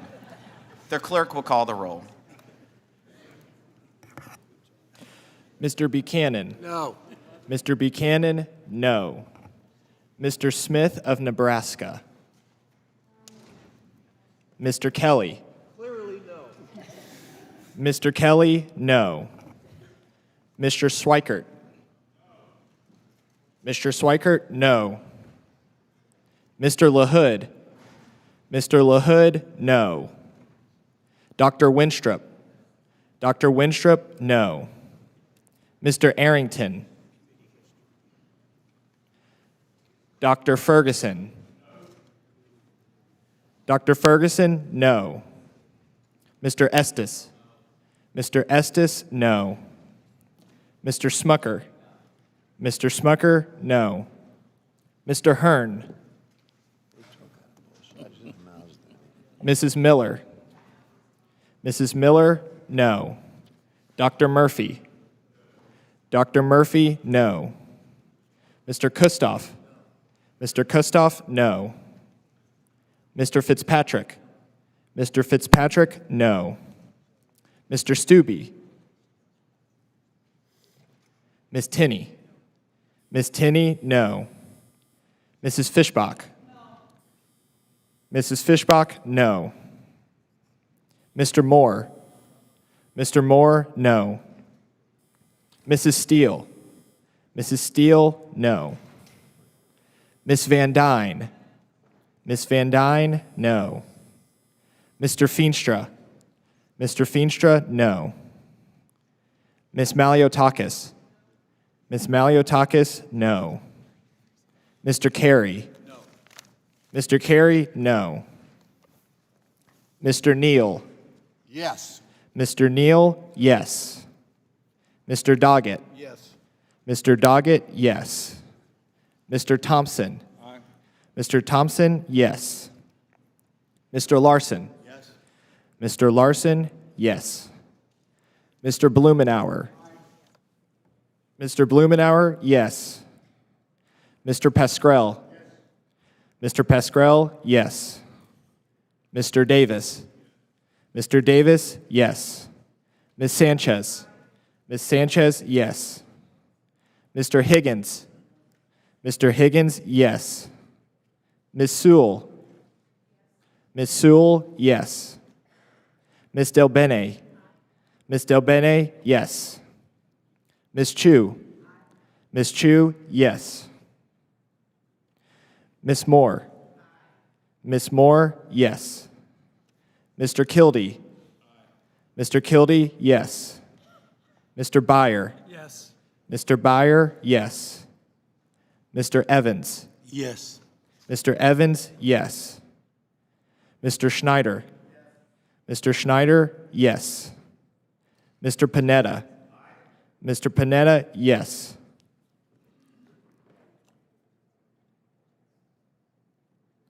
Mr. Smith of Nebraska.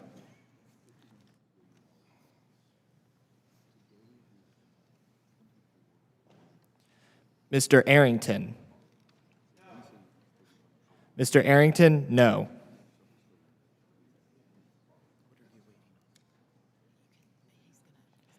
Mr. Hearn. Mr. Hearn, no.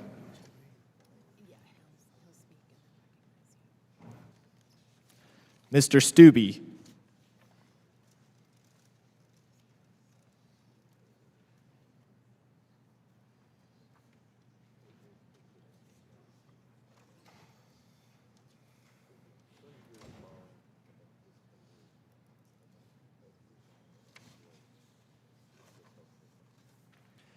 Chairman Smith. No.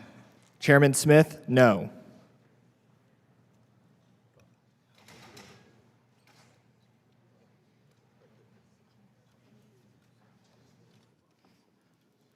If you see Stubbe or who's the Adrian walk in, so he won't be here.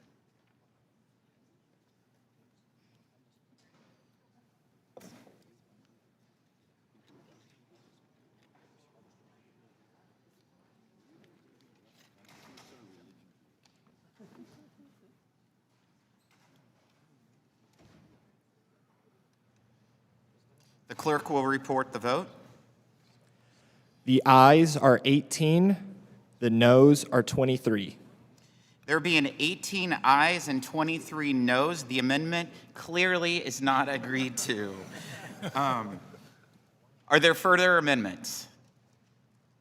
Seeing none, the question is on the adoption of the amendment in the nature of a substitute.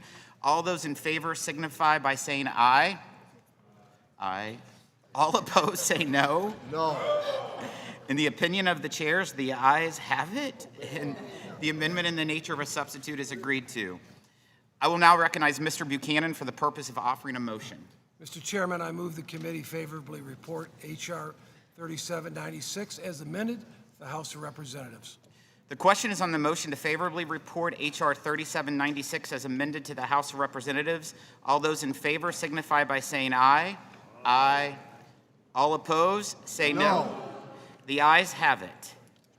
Mr. Nill. We'd like a roll call vote. Would the clerk please call the roll? Mr. Buchanan. Mr. Buchanan, yes. Mr. Smith of Nebraska. Mr. Kelly. Mr. Kelly, yes. Mr. Schweikert. Mr. Schweikert, yes. Mr. LaHood. Mr. LaHood, yes. Dr. Winstrup. Dr. Winstrup, yes. Mr. Arrington. Dr. Ferguson. Mr. Estes. Mr. Estes, yes. Mr. Smucker. Mr. Smucker, yes. Mr. Hearn. Mr. Hearn, yes. Mrs. Miller. Mrs. Miller, yes. Dr. Murphy. Dr. Murphy, yes. Mr. Kustoff. Mr. Kustoff, yes. Mr. Fitzpatrick. Mr. Fitzpatrick, yes. Mr. Stubbe. Ms. Tinney. Ms. Tinney, yes. Mrs. Fishbach. Mr. Moore. Mr. Moore, yes. Mrs. Steele. Mrs. Steele, yes. Miss Van Dyne. Miss Van Dyne, yes. Mr. Feenstra. Mr. Feenstra, yes. Miss Maliotakis. Miss Maliotakis, yes. Mr. Carey. Mr. Carey, yes. Mr. Neal. No. Mr. Neal, no. Mr. Doggett. Mr. Doggett, no. Mr. Thompson. Mr. Thompson, no. Mr. Larson. Mr. Larson, no. Mr. Blumenauer. Mr. Blumenauer, no. Mr. Pascrell. Mr. Pascrell, no. Mr. Davis. Mr. Davis, no. Miss Sanchez. Miss Sanchez, no. Mr. Higgins. Mr. Higgins, no. Miss Sewell. Miss Sewell, no. Miss Delbene. Miss Delbene, no. Miss Chu. Miss Chu, no. Miss Moore. Miss Moore, no. Mr. Kildee. Mr. Kildee, no. Mr. Byer. Mr. Byer, no. Mr. Evans. Mr. Evans, no. Mr. Schneider. Mr. Schneider, no. Mr. Panetta. Mr. Panetta, no.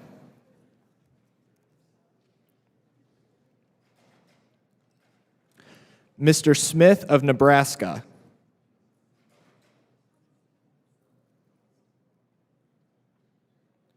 Mr. Arrington. Mr. Arrington, yes. Dr. Ferguson. Dr. Ferguson, yes.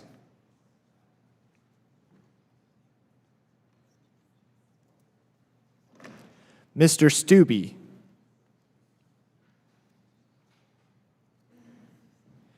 Mrs. Fishbach. Mrs. Fishbach, yes.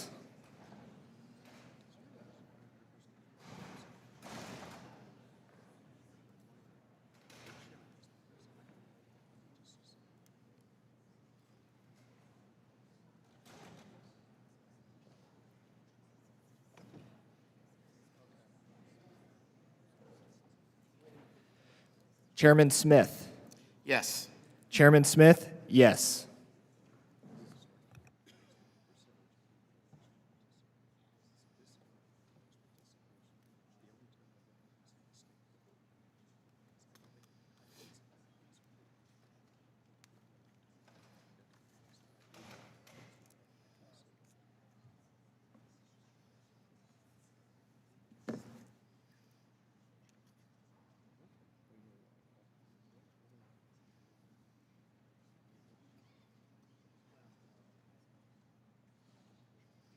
The clerk will report the vote.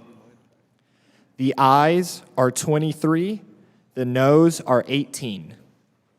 There being 23 ayes and 18 noes, the motion is agreed to and H.R. 3796 as amended is ordered favorably reported to the House. Without objection, I ask that staff be authorized to make technical and conforming changes to H.R. 3796 and that members have 2 additional days to file with the committee clerk supplemental, additional, dissenting, or minority views. Our next order of business is H.R. 1843, the Telehealth Expansion Act of 2023. I'm pleased to recognize Representative Michelle Still to speak on her bill, the Telehealth Expansion Act of 2023. Constituents in my district, along with millions of rural Americans, sometimes have to drive far distances to just visit the doctor, including just for a simple consultation. This bill will help rural Americans talk to the doctor and get the health care they needed. Ms. Still, you are recognized. Thank you, Mr. Chairman. Telehealth has been life-changing for so many over the past few years. The Telehealth Expansion Act will enable access to this vital and popular service by ensuring that over 32 million Americans and their families with high deductible health plans have permanent access to telehealth before reaching a deductible of either $1,500 for self-only coverage or $3,000 for family coverage. This is it, right? When Congress passed the CARES Act and included this provision, 96% of the employers took advantage of this opportunity to expand pre-deductible coverage of telehealth under this policy. Now, a majority of high-deductible health plan participants from a 2021 survey support the permanent ability to offer telehealth services. In Los Angeles and Orange counties, this allows for more freedom for single parents who cannot afford to leave their children at home and be stuck in traffic that can take you just as long as get from your home to your provider as it would in some rural settings. According to the Employee Benefit Research Institute, over 50% of individuals with a high deductible health plan combined with a health savings plan account live in a zip code where the median income is below $75,000, and patients enrolled in a high deductible health plan saw their out-of-pocket costs decreased from 31.7% to 25.8% between 2013 to 2020. We should make it easier, not harder, for Americans to connect with their health care providers. However, we already witnessed the lapse of telehealth access for the millions who have high deductible health plans on December 31st, 2021.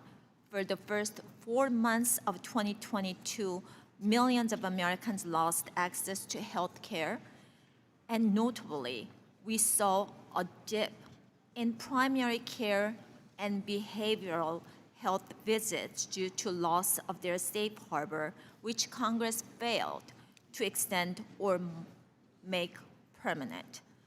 Further, the Kaiser Family Foundation recently found that more than 40% of Americans have delayed care due to cost. Yet this bill modernizes HDHP plans by removing cost sharing for many scenarios where families want to talk to a provider but don't feel it warrants the cost. Hardworking individuals, families, and their children should not have to worry about losing first dollar coverage of telehealth access, nor should the federal government throw up another barrier to businesses who want to offer telehealth and other remote care services for their employees.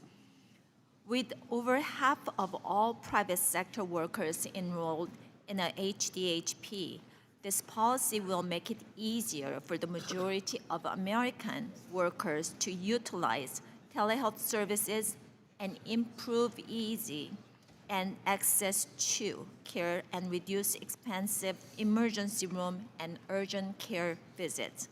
I want to thank you, Representative Adrian Smith, Representative Susie Lee, and Representative Brett Schneider, and my other colleagues here on this committee who has co-sponsored this important legislation. I urge my colleagues to vote in favor of this bill, and I yield back the balance of my time. Thank you. I'm pleased to recognize the ranking member from Massachusetts, Mr. Nill, for his opening statement. Thank you, Mr. Chairman. Let me start by thanking our colleague, Mr. Schneider, for his efforts on the issue of telehealth, which we can all agree has become an important vehicle for accessing care. It really was a lifeline during the pandemic, and that's why Congress passed bipartisan legislation to extend Medicare telehealth policies, and this policy indeed before us today. Yet there's also a lot we have to learn about the best way to use telehealth and how to ensure that it does not exacerbate health disparities or reduce quality of care. We have very little information on how this policy is playing out for patients. This bill is a backdoor advantage that is being offered to triple tax preferred HSAs, and the joint tax information showing the vast majority of the benefit from the provision through the tax code accrues still to those of higher incomes. Before we spend $5 billion on something, we ought to understand as to how it's working and who it's benefiting. While I undoubtedly champion expanding access to telehealth services, we ought to be working towards a stronger healthcare system for all, not just the strongest and wealthiest amongst us. And let me yield the balance of my time to Mr. Schneider. Thank you, Ranking Member Neal. I appreciate it. I believe, and I think evidence demonstrates that we saw it during the pandemic, telehealth saves time, as Representative Steele mentioned. It saves money. But most importantly, I believe it saves lives. Telehealth has been demonstrated to improve outcomes, allow people who otherwise wouldn't have access to care to access, whether it's a primary care physician to talk perhaps about a child who has an ear infection that might need more attention, or someone in the midst of a mental health issue, reaching out and finding someone they can talk to during a period of pandemic where we couldn't meet face to face. I agree with the ranking member. We need to understand how to best use it, and we are learning that. I've often spoken before the pandemic. Folks I knew were from interested to skeptical ran the spectrum. I consider myself now fully evangelical about the potential of telehealth, both from my personal experience, the experience of my family, experience of my neighbors, constituents, and seeing it across the country.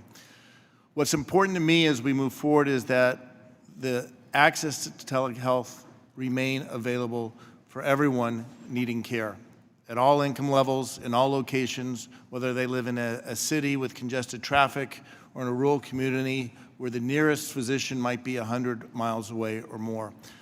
This bill would ensure that access to telehealth is not precluded and is protected in keeping these plans in safe harbor.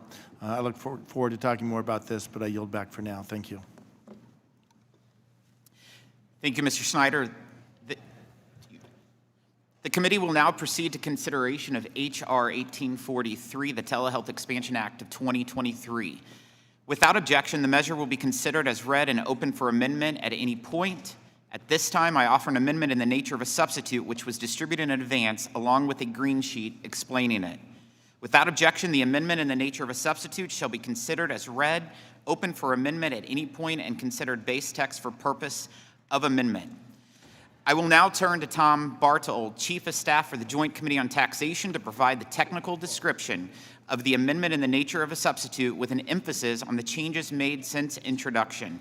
I ask that members hold their questions until after his presentation.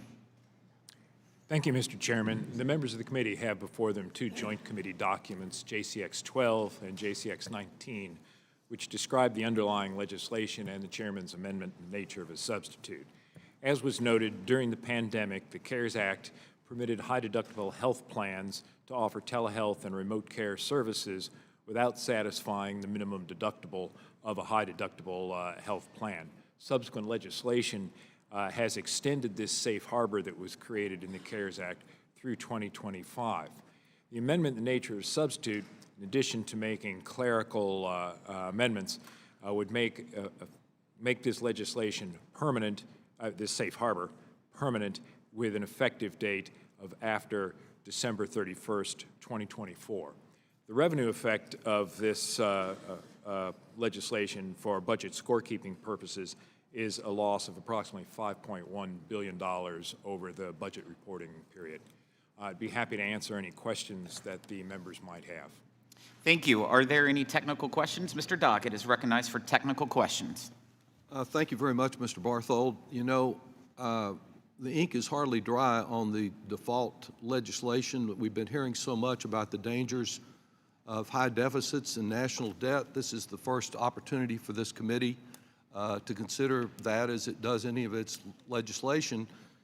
Is it correct that this particular bill, the first major bill of its type, will add $5 billion to our national debt instead of bringing down the debt?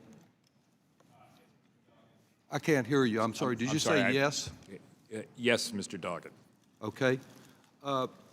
It is also the first of a multitude of bills that we will begin considering today, but I understand will be considered in the future, near future, to use health, high deductible health plans and health savings accounts as a way to circumvent the Affordable Care Act. And I think it would be helpful on this bill, and looking forward to the others, if you would just explain what it means to provide for something under the deductible in the context of a high deductible health plan.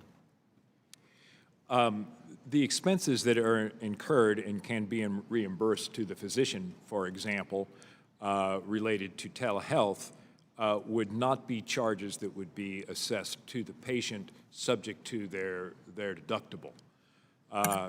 So a normal doctor's office visit, routine care under a high deductible health plan, generally there's a charge, and that charge goes against the deductible on the plan. The safe harbor for telehealth, much as the legislation on high deductible health plans that has a safe harbor for certain preventive care, those charges, if they're reimbursed under the plan to the physician, are not chargeable to the patient under the deductible. So when the services are able to be provided under the deductible, which is what's happening with this and some other legislation, the insured needs to use less of their own funds to pay out of pocket for health care, all other things being equal. That's correct, although there could be the cost of these services of course, would probably be reflected in overall premiums for these plans. Do any of these bills which expand the expenses that can be paid under the deductible contain anything that has the effect of further limiting what individuals with high deductible health plans can save using a health savings account to account for the fact that they won't need to use it for health care? No, there are no, in this legislation, there is no change in permitted contributions to health savings accounts. And as you know, there's been considerable criticism of health savings accounts as being primarily about tax sheltering money rather than health savings, as the title suggests. We are very good at naming bills here, not so good about what goes into them. As far as health savings accounts are concerned, although they're called that, is it correct that their use is in no way limited to health care, and that once someone who has an HSA reaches retirement age, they can spend it on a vacation in Tahiti or anything else they want to use it for? Mr. Doggett, if funds are not used for qualifying medical expenses, there is an income inclusion for those funds. And if those expenses are incurred prior to age 65, there's a 20% additional penalty on the use of those funds for non-medical expenses. But your point that funds can be distributed from a health savings account for expenses other than medical care is correct. Okay, is the bottom line of that, as I said at the outset, that you can shelter your health savings account money for as long as you want, and you get to retirement and you can spend it any way you want to? Again, there is an income inclusion for those funds. Okay. If they're for qualifying medical expenses, there is no income inclusion. And what makes these health savings accounts such a powerful tax-advantaged account? What's the advantage over, say, flex accounts and other types? Well, the health savings account, the buildup that the point that you were making is that health savings account, if you retain funds in the health savings account and invest them, the earnings go untaxed. And if they are ultimately used for medical expenses, as noted, there's no inclusion in income. If they are used for expenses other than medical expenses, there is an inclusion in income, and depending upon the age of the taxpayer, potentially an additional penalty on those withdrawals. Thank you. Are there additional technical questions? Thompson? Technical questions? Mr. Snyder is recognized. Thank you, Mr. Chairman, and thank you, Mr. Barthold. I have a couple of questions, maybe just following up. The idea of telehealth not being covered or not requiring a deductible, is there anything that says that the doctor or provider with the telehealth fee, while the patient may not have a deductible, wouldn't the insurance company still pay the cost of that service? I had hoped to make that point clearly in my response to Mr. Doggett, that yes, you would expect the physician would be reimbursed under the plan. It's just that is not a charge that the patient has to pay subject to the deductible. Right, so it allows the patient to go that. And then I'm trying to understand the JCT model and the $5.1 billion.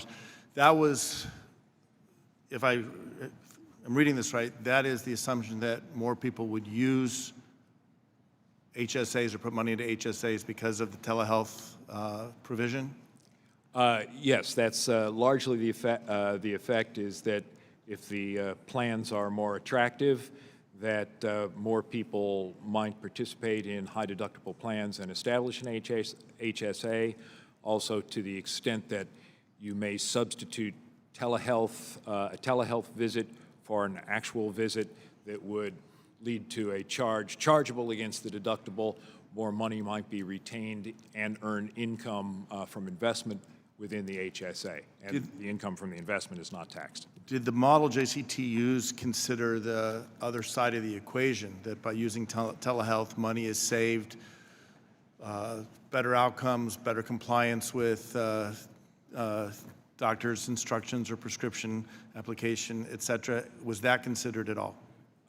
We're trying to, in our modeling, we're trying to provide an estimate of the receipts effects on the federal budget. If there are better health outcomes, that would generally not be reflected in federal budget outlays. So the short answer is no, but it's because the focus on the revenue modeling is what's happening in terms. I understand there are constraints on what JCT is looking at, but is it fair to say if better outcomes, I may be asking something the wrong way, fewer days lost at work, higher incomes are going to go into the Treasury with greater taxes? There's so many different things that could affect this. This is one piece of the equation, not the entire formula. Certainly agree that in the members' consideration of the legislation, there's multiple dimensions at which they want to compare that shouldn't focus solely on what the revenue cost is. And the model that was used, the assumptions, I'm trying to understand the assumptions, is the assumption that all high deductible health plans are associated with a health savings account? They do not have to be. In practice, there are many health savings accounts associated with people who have high deductible health plans. Did the model include, or do you have a knowledge of the number of what percent of high deductible health plans do not include a health savings account? No, I do not have information on that. I can check with my colleagues and try to get back to you. All right, I have data that's a few years old. This goes back to 2017 from CDC, and this is broken out by income. It estimates that almost a third of people with health care coverage earning less than 138% of the federal poverty level have high deductible health plans without an HSA. And so I'm not asking you to verify, I'm just sharing that. The models, the telehealth has outcomes. We have I would argue, an incomplete picture. I'm not saying it's your fault, it's the limits we have. But I would hope we could at some point be able to look at this from the much broader picture. And with that, I yield back. Further technical questions, Mr. Byer. Thank you, Mr. Chairman. And Mr. Barthold, thanks so much for hanging in there with us. In the notes that I have from our committee staff, there was a Treasury technical assistance notes which said, in quote, "We advise against adoption of the bill. A permanent exemption for telehealth would be inconsistent with the rationale for the favorable tax treatment afforded HSAs." Can you explain why this permanent exemption, which was first set up under the CARES Act and extended into the appropriations bill, would be inconsistent with the rationale for HSAs? Well, What's Mr. the Barr, I'm sorry, you probably conflict? have to ask the Treasury officials for that. There's three tax components to the HSA. There is an exclusion from income for amounts contributed, and that's much like the exclusion from income we have for employer-provided health insurance in a group plan. There is no inclusion of income for monies distributed out of an HSA if it's for medical care, and again, that somewhat parallels the fact that health benefits provided under a health insurance plan are not included in a taxpayer's income. And then there is, if the taxpayer retains a surplus in the health savings account, has that invested, and income is earned on that, it's the interest income, the dividend income, is exempt from taxation. And in that respect, it's very much like an IRA. So it's an additional saving vehicle. Without knowing specifically what was behind the Treasury's point, perhaps they may be objecting to the saving vehicle component as opposed to what they might see as the more direct health component.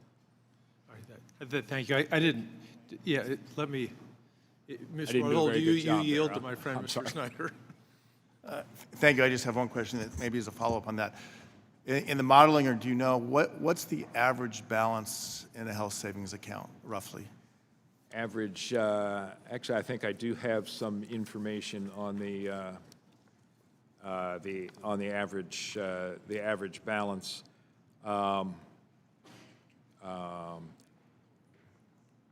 The average, looking in up through in 2019, for individuals who contributed maximum amount to a health savings account. So this is a limited number of people, but as an example, the average market value of their health savings account was just under $10,000. Okay. So critically, not enough to retire on or buy a yacht or anything like that, but not an insignificant amount. Just under $10,000 was the average. Further technical questions? We'll move to strike the last word. Mr. Buchanan, okay. Mr. Murphy, you're recognized to strike the last word.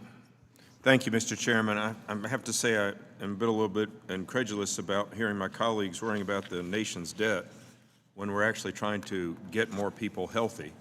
I'm scratching my head a little bit about that, but you know, since premiums have skyrocketed since Obamacare, I would think that they would be eager to help us have people have more care.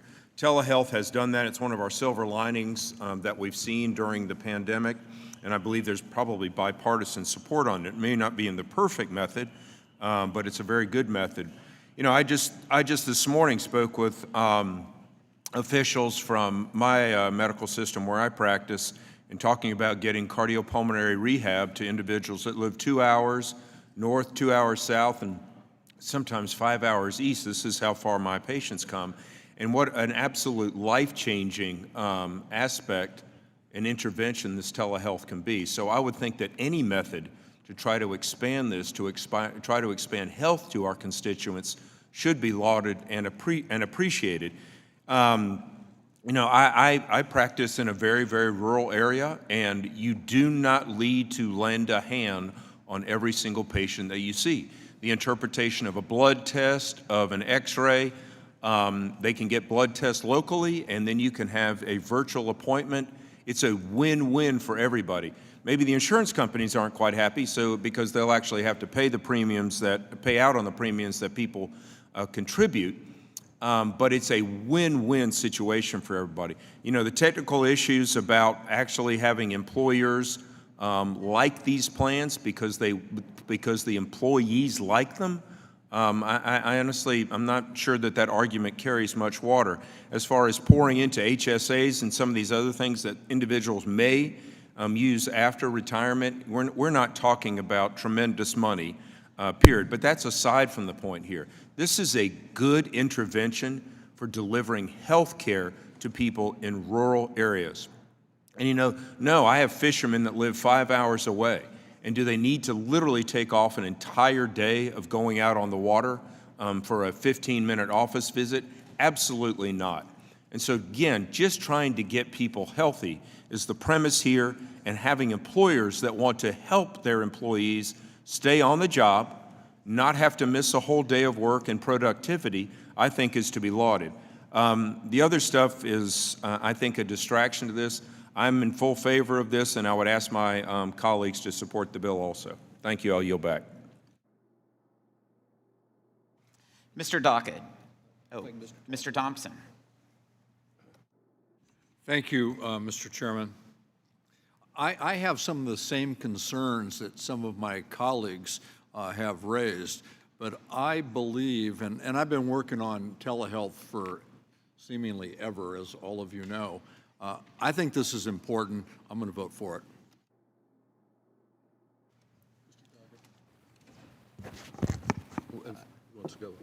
Ms. Tinney is recognized to strike the last word. Thank you, Mr. Chairman and Ranking Member, and thank you to the sponsor. Really appreciate Congresswoman Steele. I'm very happy to be a co-sponsor of this important Telehealth Expansion Act, and I agree with my colleague, Dr. Murphy, that this is the silver lining that we've experienced after the terrible experience in COVID-19 and the pandemic. And this technology is just going to be so important to my rural constituents. And I had the opportunity this year to go to a very old rural region of my district, and in a library, they had a telehealth booth. And it was described to me that they weren't able to use it much because some of their hospitals and some of the doctor's offices hadn't been approved yet for telehealth.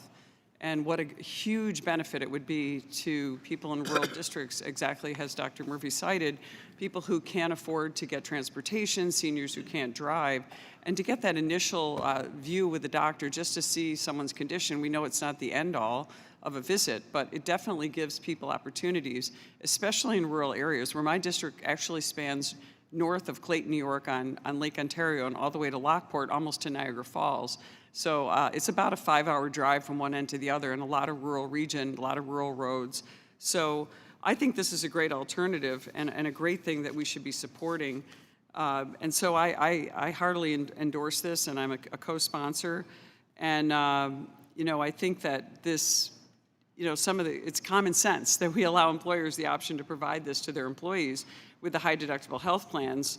And this is really going to help, especially in my district. So I urge everyone to support this. It's going to be a real lifesaver for so many people who don't get access to care. So I just wanted to emphasize enough. Thank you so much again to the sponsors. Honored to co-sponsor, and I yield back. Thanks so much, Mr. Chairman. Mr. Doggett is recognized to strike the last word. Thank you, Mr. Chairman. I strongly support telehealth. That's why I've authored legislation to continue it in the past. But I think before going into the details of telehealth, it's very important to note two issues that go far beyond health care. The first is the matter of fiscal responsibility. We had this nation brought to the brink of economic catastrophe over claims that the national debt was out of control, and it certainly does need to be addressed, and that more needed to be done to address the deficit each year. Sharp cuts were made in a number of programs in order to get there. And here we are, gathered only hours after that bill was signed into law at the first inaugural meeting of this committee. And what does this committee do? Does it do anything to control deficit, pay for that program? The difference between the telehealth approach I would have taken and the approach that is being taken today. And second, well, as to that first concern, I would add that this is the first of many. From those who continue to adhere to the mythology that tax cuts pay for themselves, when in fact we have evidence with the Trump tax giveaways, with the Bush tax provisions, and before, that they lead to the kind of soaring deficits that are a real problem for our country. A second and also very important aspect is that this is the first of a multitude of bills to circumvent the Affordable Care Act They were unable to repeal it in 60-plus times in multiple challenges through the courts. But now the focus is on how can high-deductible plans, how can health savings accounts be used together, can be expanded in multiple ways in order to circumvent the Affordable Care Act. Last year, through the Health Subcommittee, we chaired a very productive hearing on telehealth. Then Ranking Member Devin Nunes and a number of members of both parties on the Health Subcommittee joined with me as we gathered the support of 22 health-related stakeholders to have bipartisan telehealth legislation. Later, a separate agreement was reached to extend telehealth coverage without some of the provisions in our bipartisan bill to the end of 2024. And so I think the first question that has to be asked after hearing all the plaudits of this bill is what difference it makes, what problem it solves this year or next. Because in fact, when we consider this bill and if it becomes law, it will provide absolutely zero benefit to anyone during this year or during next year because that's already the law. What would be helpful to have that will vanish with this aspect of the provision is a little more understanding of how telehealth works and whether it is equitable in the benefits that it provides. Yet Republicans refuse direct efforts by the staff of the Democratic members of this committee to provide even modest data collection concerning the bill. There's a lot we don't know about the value and the cost of telehealth.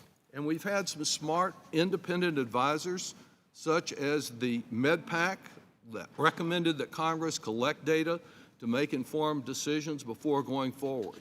We need to make sure that telehealth is improving access to care and not worsening inequities, great disparities on race and ethnicity that already occur in our healthcare system that need to be viewed with care.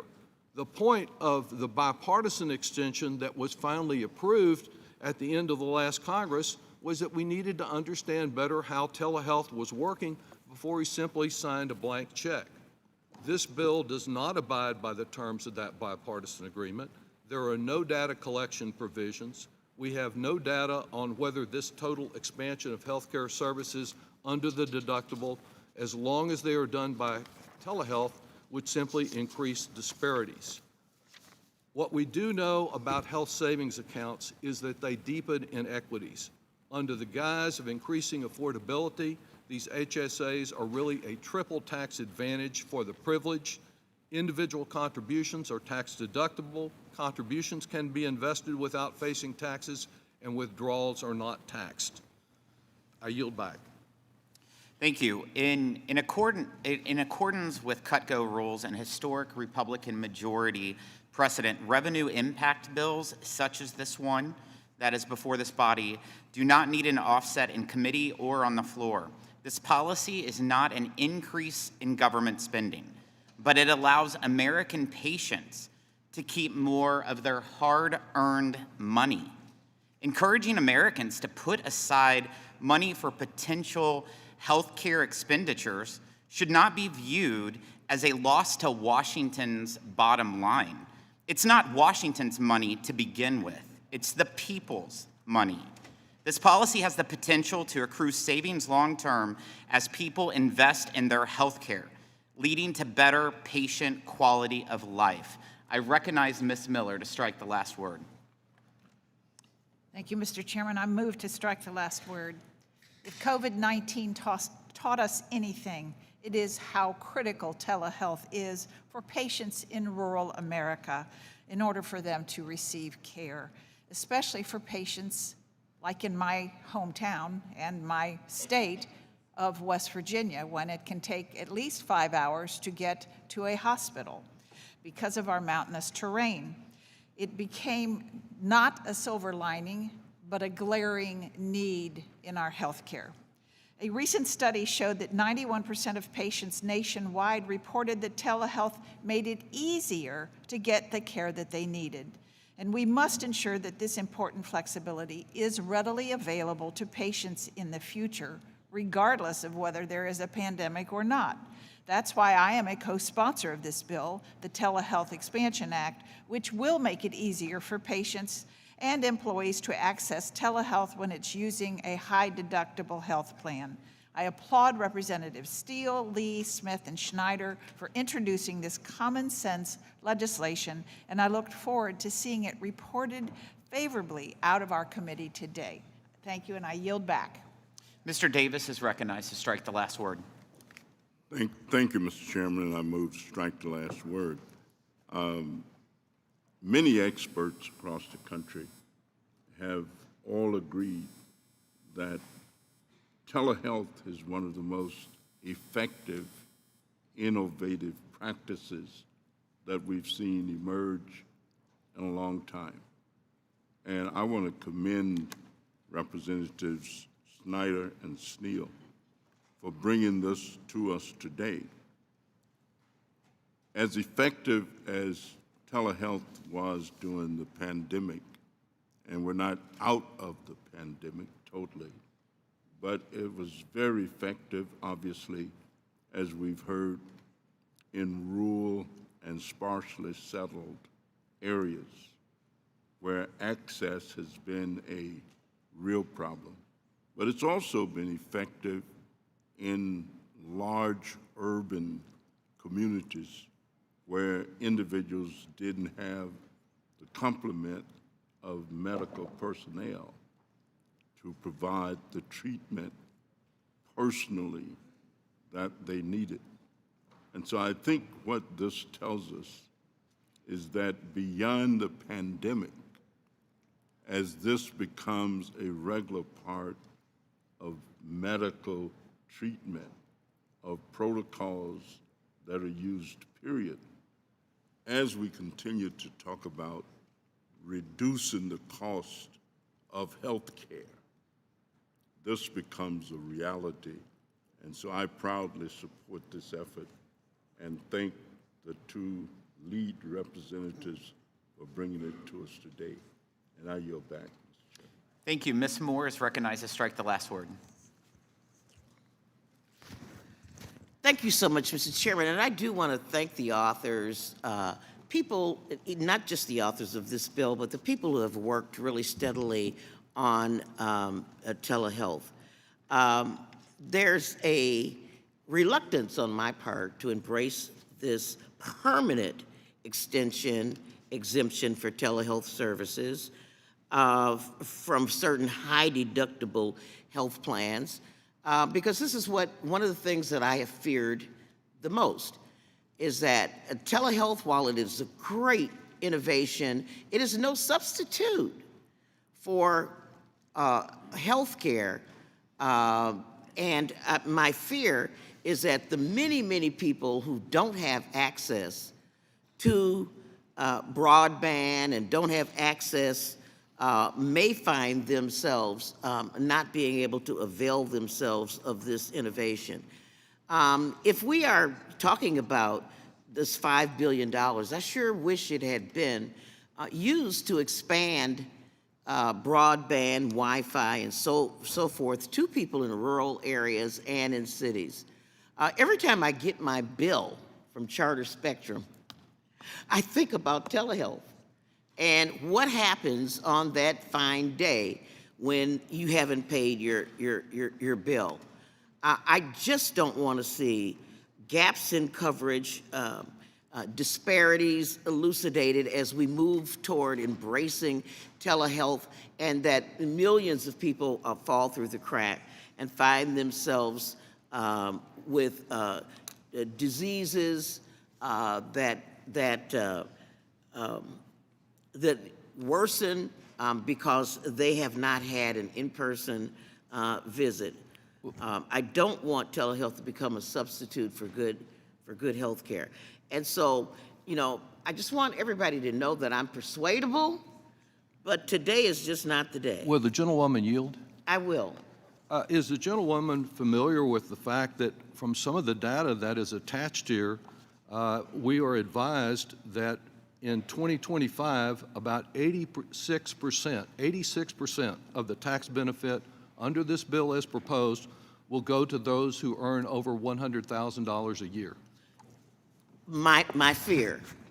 Go on. And is your experience that some of the seniors in your district, like the seniors in mine, are not quite as adept at using telehealth? And while it is of great benefit to them, that we need to consider what the impact of telehealth is in disparities, racial disparities, disparities with age, disparities for those in poverty who may not have all the equipment for the telehealth. Absolutely my fears. I would just add as well, as far as you referenced the $5 billion, I respect the comments of the chairman reacting to my comments about the $5 billion. He provides the rationale for why he's adding $5 billion to the national debt. But that's exactly what the objective score that we have here is. $5 billion, decided to add that to the national debt. But if it were $5 billion to provide more broadband access so that people in West Virginia or in the area that you represent in Milwaukee could get access and wouldn't be discriminated against with reference to telehealth, we can't get any help on that.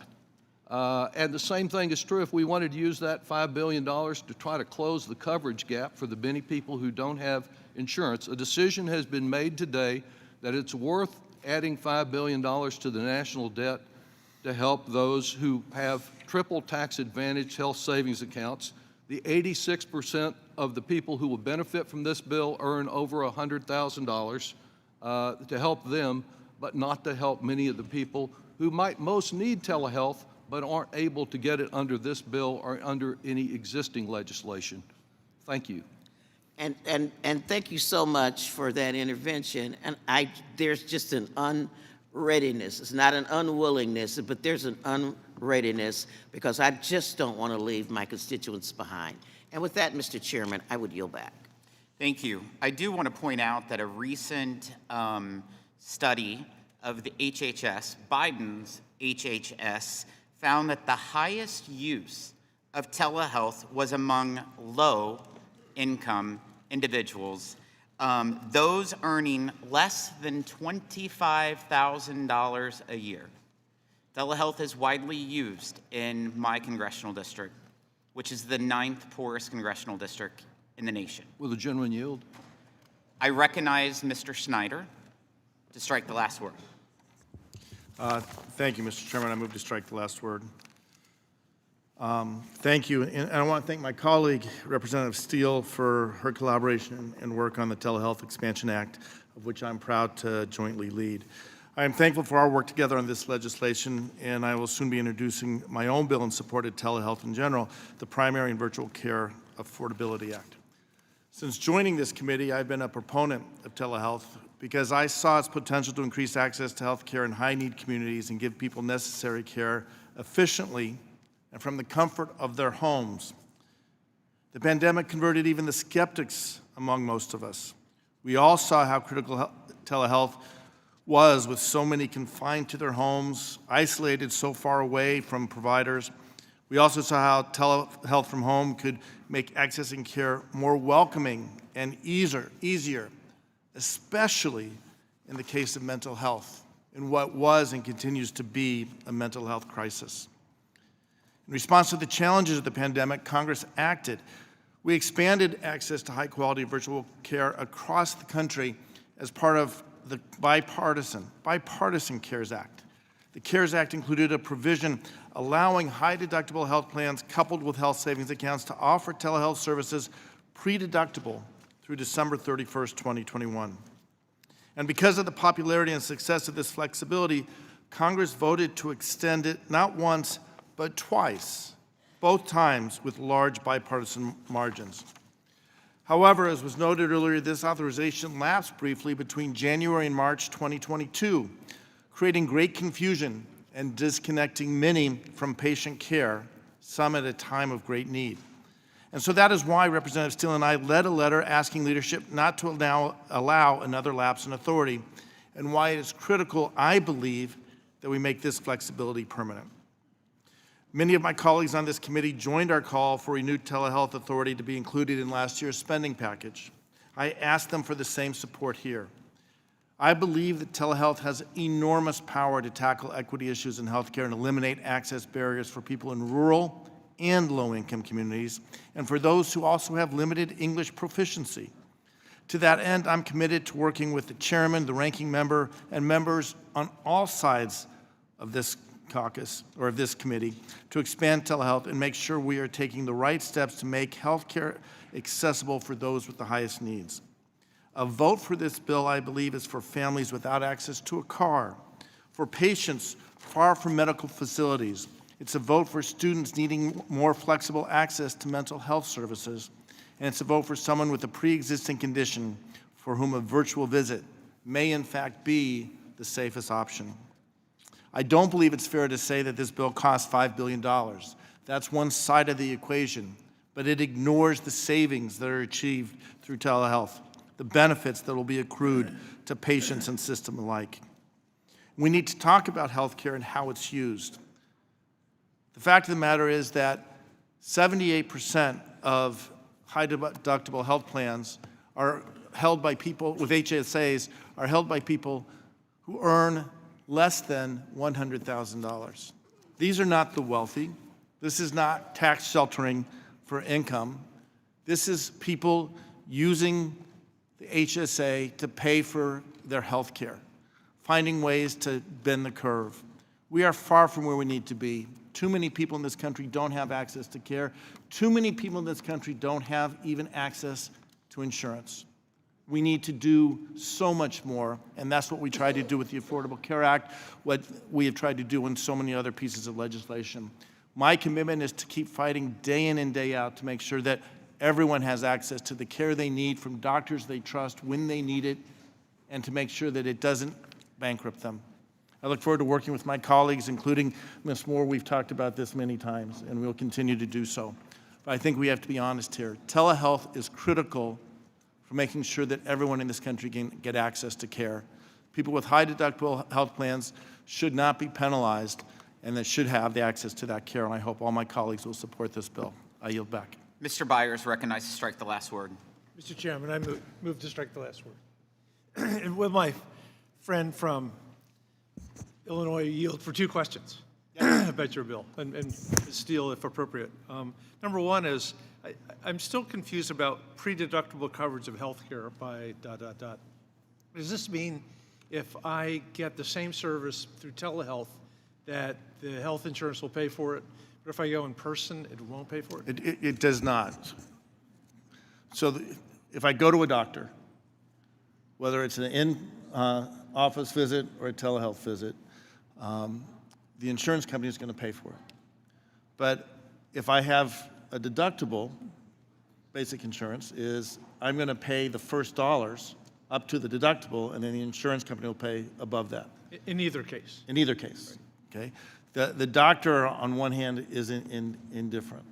But there's preventive care. There's other pieces that are pre-deductible. What we're trying to say here, and this is somewhat blending things, but that if you are visiting a doctor via a Zoom call or telephone, telehealth, that is not going to go against your deductible. The insurance company would pay all of it. The doctor will get their fee, but the patient, there's an incentive here to use telehealth, I guess. So financially, it's the same for the patient, whether they do it in person or by telehealth? It may be better for the patient to have a telehealth visit, but at the end of the day, once they reach their deductible, once they pay their deductible, it's going to be the same. Second question is, in some of the notes that people have worried about telehealth only coverage not being subject to any of the ACA protections, like mental health parity and other essential benefits. Is there any concern about this, that telehealth is a way around the ACA? With respect to this bill, I don't think so. I think, and this is what I've said before, we need to make sure that telehealth is being used in the best way possible. That's a much broader question. I think what we saw, and this is my opinion, what we saw in the pandemic was telehealth gave people access to health care in ways that they had never had before. People who were too far from home, young people who were facing emotional crisis, who might be uncomfortable being seen, not just young people, I guess all people, being seen walking in to a psychologist or a psychiatrist's office, might be more comfortable doing it over the telephone. I fully am committed to making sure that we protect access to care, expand access to care. I believe telehealth is an avenue to do that, but we have to make sure the guardrails are there, that those with other intentions don't use it to do the exact opposite. Thank you very much. Gentleman yield? I yield back. Will the gentleman yield? I yield to Mr. Dodd. I think the gentleman has made a really important point with his first question that has not been explored today, and that is that if you're the holder of an HSA, it's certainly to your advantage to use telehealth rather than go see the doctor. This does treat them in different ways, because if you go to see the doctor, that's going to come out of your HSA. The same HSA that you can use for tax advantage of vacation when you retire. If you use telehealth, the insurance company is going to pay for it. It's the same for the doctor, but it's very different for the holder of the HSA. And I think the gentleman also understands that there's a little bit of confusion between the benefits of telehealth and the disadvantages of health savings accounts. 86% of the benefits of this bill go to those who earn over $100,000. So I know while you and I are sympathetic with every individual and type of person that Mr. Schneider and other supporters have indicated should get access to telehealth. I'm all for that. The only ones of those individuals who will get access through this bill, and not until 2 years from now, are people that have a health savings account, the wealthy, who can afford to use such an account, and who may have $10,000 on average in the account saved now, but after the other legislation that is pending is adopted, will be able to use this for an even greater tax shelter than it is today. Will the gentleman yield? I don't control, but I'd be glad to yield. And I had mentioned this before. Of people earning less than 138% of the federal poverty level with health insurance, 32+% of those, nearly 1/3, have high deductible health plans without an HSA. They don't have an HSA, and in this case, they wouldn't have access to telehealth. We know our healthcare system is broken. We know we have to fix things, but I think we should not let perfect be the enemy of the good. Trying to make sure people who have high deductible health plans have access to telehealth, whether there's an HSA associated or not. 78% are earning less than $100,000. Many of the people who are under the poverty or 138% poverty level are limited to having only high deductible health plans. Making sure they have access to telemedicine, I think, is an important thing, and I yield back. Further members to strike the last word? Seeing none, we'll move on to amendments. Are there any amendments to the bill? Seeing none, the question is on the adoption of the amendment in the nature of a substitute. All those in favor signify by saying aye. Aye. All opposed say no. No. In the opinion of the chairs, the ayes have it, and the amendment in the nature of a substitute is agreed to. I will now recognize Mr. Buchanan for the purpose of offering a motion. Mr. Chairman, I move that the committee favorably report H.R. 1843 as amended to the House of Representatives. The question is on the motion to favorably report H.R. 1843 as amended to the House of Representatives. The clerk will call the roll. Mr. Buchanan. Yes. Mr. Buchanan, yes. Mr. Smith of Nebraska. Yes. Mr. Smith of Nebraska, yes. Mr. Kelly. Mr. Kelly, yes. Mr. Schweikert. Mr. LaHood. Mr. LaHood, yes. Dr. Winstrup. Mr. Arrington. Dr. Ferguson. Mr. Estes. Mr. Estes, yes. Mr. Smucker. Mr. Smucker, yes. Mr. Hearn. Mr. Hearn, yes. Mrs. Miller. Mrs. Miller, yes. Dr. Murphy. Dr. Murphy, yes. Mr. Kustoff. Mr. Kustoff, yes. Mr. Fitzpatrick. Mr. Fitzpatrick, yes. Mr. Stubbe. Mr. Stubbe, yes. Ms. Tinney. Mrs. Fishbach. Mrs. Fishbach, yes. Mr. Moore. Mr. Moore, yes. Mrs. Steele. Mrs. Steele, yes. Miss Van Dyne. Miss Van Dyne, yes. Mr. Feenstra. Mr. Feenstra, yes. Miss Maliotakis. Miss Maliotakis, yes. Mr. Carey. Yes. Mr. Carey, yes. Mr. Neal. No. Mr. Neal, no. Mr. Doggett. No. Mr. Doggett, no. Mr. Thompson. Mr. Thompson, yes. Mr. Larson. Mr. Larson, no. Mr. Blumenauer. Mr. Blumenauer, no. Mr. Pascrell. Mr. Pascrell, no. Mr. Davis. Mr. Davis, no. Miss Sanchez. Mr. Higgins. Mr. Higgins, no. Miss Sewell. Miss Sewell, yes. Miss Delbene. Miss Delbene, yes. Miss Chu.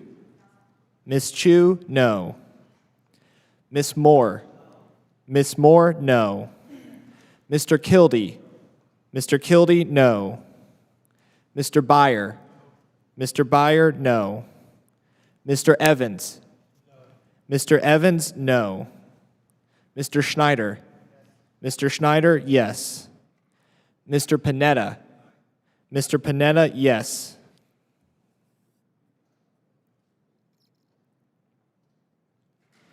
Mr. Schweikert. Mr. Schweikert, yes. Dr. Winstrup. Yes. Dr. Winstrup, yes. Mr. Arrington. Dr. Ferguson. Dr. Ferguson, yes.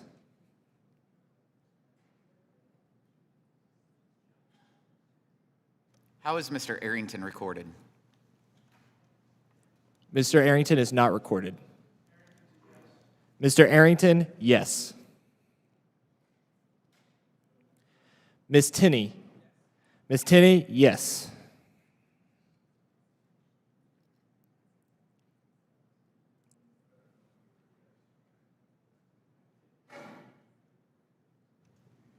Ms. Sanchez.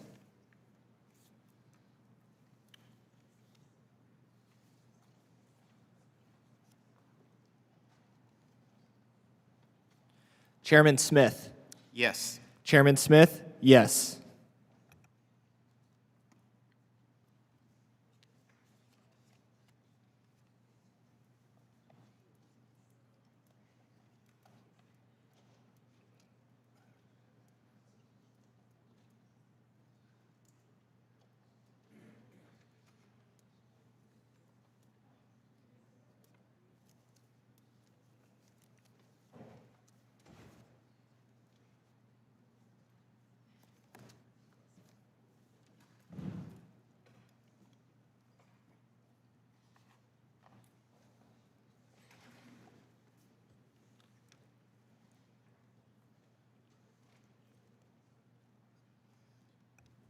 The clerk will report the vote. The ayes are 30, the noes are 12. There being 30 ayes and 12 noes, the motion is agreed to and H.R. 1843 as amended is ordered favorably reported to the House. Without objection, I ask the staff be authorized to make technical and conforming changes to H.R. 1843 and that members have 2 additional days to file with the committee clerk supplemental, additional, dissenting, or minority views. Our next order of business is H.R. 3800, the Chronic Disease Flexible Coverage Act. I'd now like to recognize the doctor from Ohio who has been a longtime champion for protecting patients and lowering health care costs. His bill will ensure that Americans struggling with chronic disease management can access preventive care without unnecessary stress about the cost. Dr. Winstrup, you're recognized. Well, thank you very much, Mr. Chairman, especially for bringing up the Chronic Disease Flexible Coverage Act of 2023. Chronic diseases like heart disease, cancer, diabetes, they affect 6 out of every 10 Americans. 90% of our nation's health care spending is on patients with chronic and mental health conditions. As a small business owner and a physician, I can tell you firsthand how important it is that patients with chronic disease have the ability to manage their care, and that the employers and small businesses who employ them have the flexibility and choice to offer the health care options that make most sense for their employees. The percentage of covered workers enrolled in high-deductible health plans has more than doubled since 2010. And based on recent survey reports, we know that employers would choose to expand the number of services they can offer if allowed. Existing flexibilities allow employers the option to cover 14 chronic care management medical services. These services include things like beta blockers for patients with congestive heart failure, blood pressure monitors for patients with high blood pressure, and glucometers for patients with diabetes. This bipartisan bill codifies these existing chronic disease management flexibilities to encourage employers to offer these high-value health care services and ensures that this list of services can be expanded on as needed.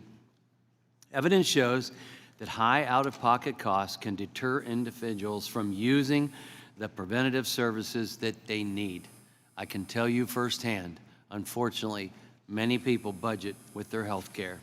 This leads to worse health care outcomes, missed days at work, and much higher health care costs.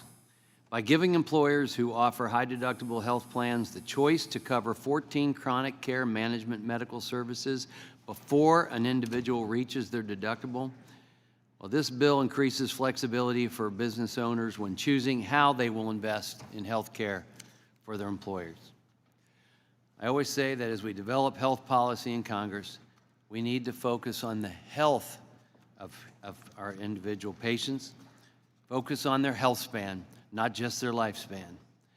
We want to make sure that people have access to care that they need to manage their chronic conditions, to keep Americans healthy all along the way. I'm proud to have introduced this bill with Representative Blumenauer, and I urge my colleagues to support this bill, and with that, I yield back. I'm pleased to recognize the ranking member from Massachusetts, Mr. Neal, for his opening statement. Thank you very much, Mr. Chairman. And I am also pleased with Dr. Winstrup's effort, and I want to commend him and Mr. Blumenauer, who's long been a champion for improving care and services for those with chronic illnesses, in particular for Mr. Blumenauer's efforts relating to this specific instance as noted by Dr. Winstrup. And I want to yield to him the balance of my time to discuss this legislation. Thank you. I appreciate the ranking member's courtesy. And I understand and welcome discussions about the role of health savings accounts in our healthcare system. The reality is that they are here, and we can talk about adjustments and benefits, but this is a challenge of finding a solution that will actually lower healthcare costs while improving healthcare outcomes.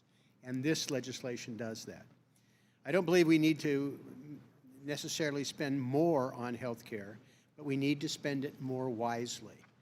6 in 10 adults struggle with chronic disease, and chronic disease is the leading cause of disease and disability.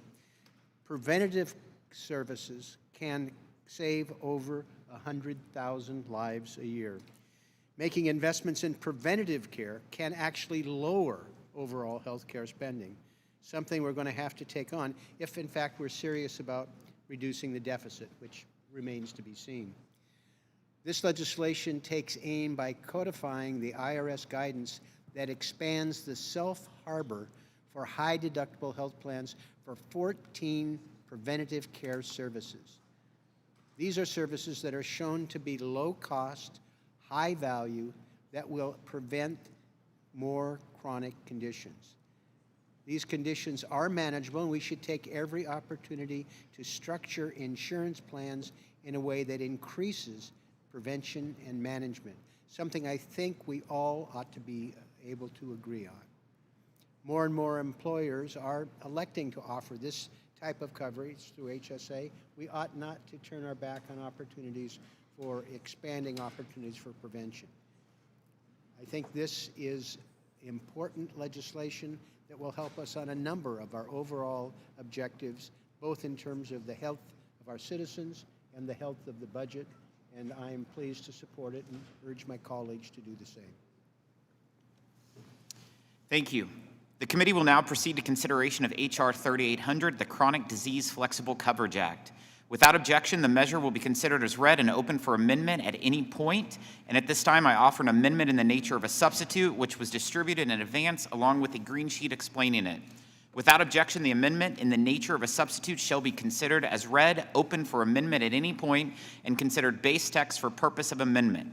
I will now turn to Tom Bartold, Chief of Staff for the Joint Committee on Taxation, to provide the technical description of the amendment in the nature of a substitute with an emphasis on the changes made since introduction.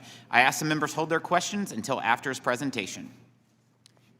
Thank you, Mr. Chairman. The members of the committee have before them two joint committee documents, JCX 13 and JCX 20, which describe the underlying legislation and the chairman's amendment in the nature of the substitute. As background, certain preventive care is not subject to deductibles in high-deductible health plans. And as Dr. Winstrup noted, in 2019, with Notice 2019-45, the notion of preventive care was expanded to provide a list of specific care for chronic conditions. The legislation in the chairman's amendment, the nature of a substitute, make some clerical corrections to the underlying legislation and would make permanent by codifying the items for chronic condition as satisfying preventive care as presently provided under the IRS's safe harbor.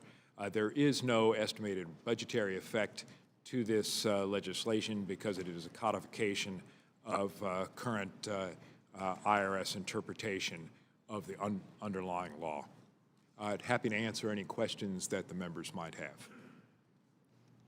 Are there any technical questions on the amendment to the nature of the substitute? Mr. Doggett. Mr. Barthold, we've been talking about high deductible plans all morning. How high are the deductibles on these plans? As described in JCX 13, in the case of a self-only coverage, $1,500 for the current calendar year, and for family coverage, it's double, $3,000 for the current calendar year. And there is ample evidence, is there not, that what Dr. Winstrup indicated, that those kind of deductibles discourage people from getting care for prevention and chronic conditions. They are barriers to doing that.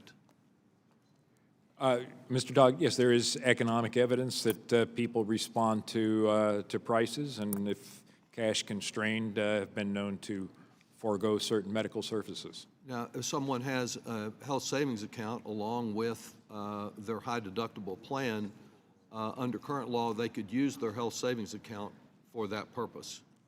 That's one of the purposes in the design of the health savings account. Yes, sir. And if they have a chronic condition now after this bill passes, it would be paid without their having to go into the health savings account so that they could continue to use their health savings account as a tax shelter. That's correct. It would not have to take a distribution from a health savings account. Thank you. Further technical questions on the substitute? Seeing none, we'll move to strike the last word. Are there members that wish to strike the last word? Ms. Del Bene. Thank you, Mr. Chairman. I move to strike the last word. As we consider legislation today to improve access to care for those with chronic conditions, I hope that the chairman and others on this committee will work with us to advance additional bills to improve health outcomes for those who are most in need. This includes policies to facilitate better chronic care management for the more than 22 million seniors on Medicare with chronic diseases like diabetes and heart disease. Congressman Duncan and I recently introduced the Chronic Care Management Improvement Act, bipartisan legislation that would give seniors with chronic conditions greater access to coordinated care and care management services, which have been proven to meaningfully lower out-of-pocket costs and improve health outcomes by eliminating the confusing and unnecessary cost share requirements. These monthly fees not only act as a financial barrier for seniors, but also confuse patients who don't understand why they're being charged for non-face-to-face services when they didn't have an appointment. The result is that only 4% of Medicare beneficiaries with chronic conditions are receiving these services. That number must increase if we're to deliver better results for seniors and bring down costs. As my Republican partner on this legislation said, this bill is a conservative solution that will ultimately save money for both seniors and the American taxpayer. This bill is endorsed by more than 30 organizations representing a variety of patient and provider groups in urban and rural communities, and the support continues to grow. So our job is to determine how we can best deploy taxpayer dollars to improve the quality of care, reduce costs, and expand access, particularly for those who are most in need. So I hope my colleagues on both sides of the aisle will help move this proposal forward this Congress. Thank you, and I yield back. Ms. Chu is recognized to strike the last word. I move to strike the last word. There are a number of bills today that expand high deductible plans and HSAs. This is something I cannot support, and that is why I'm voting no on all these bills, including this one. We've seen time and time again that most Americans are just one medical emergency away from a financial crisis. About 36% of Americans can't afford a $400 emergency expense like an emergency visit.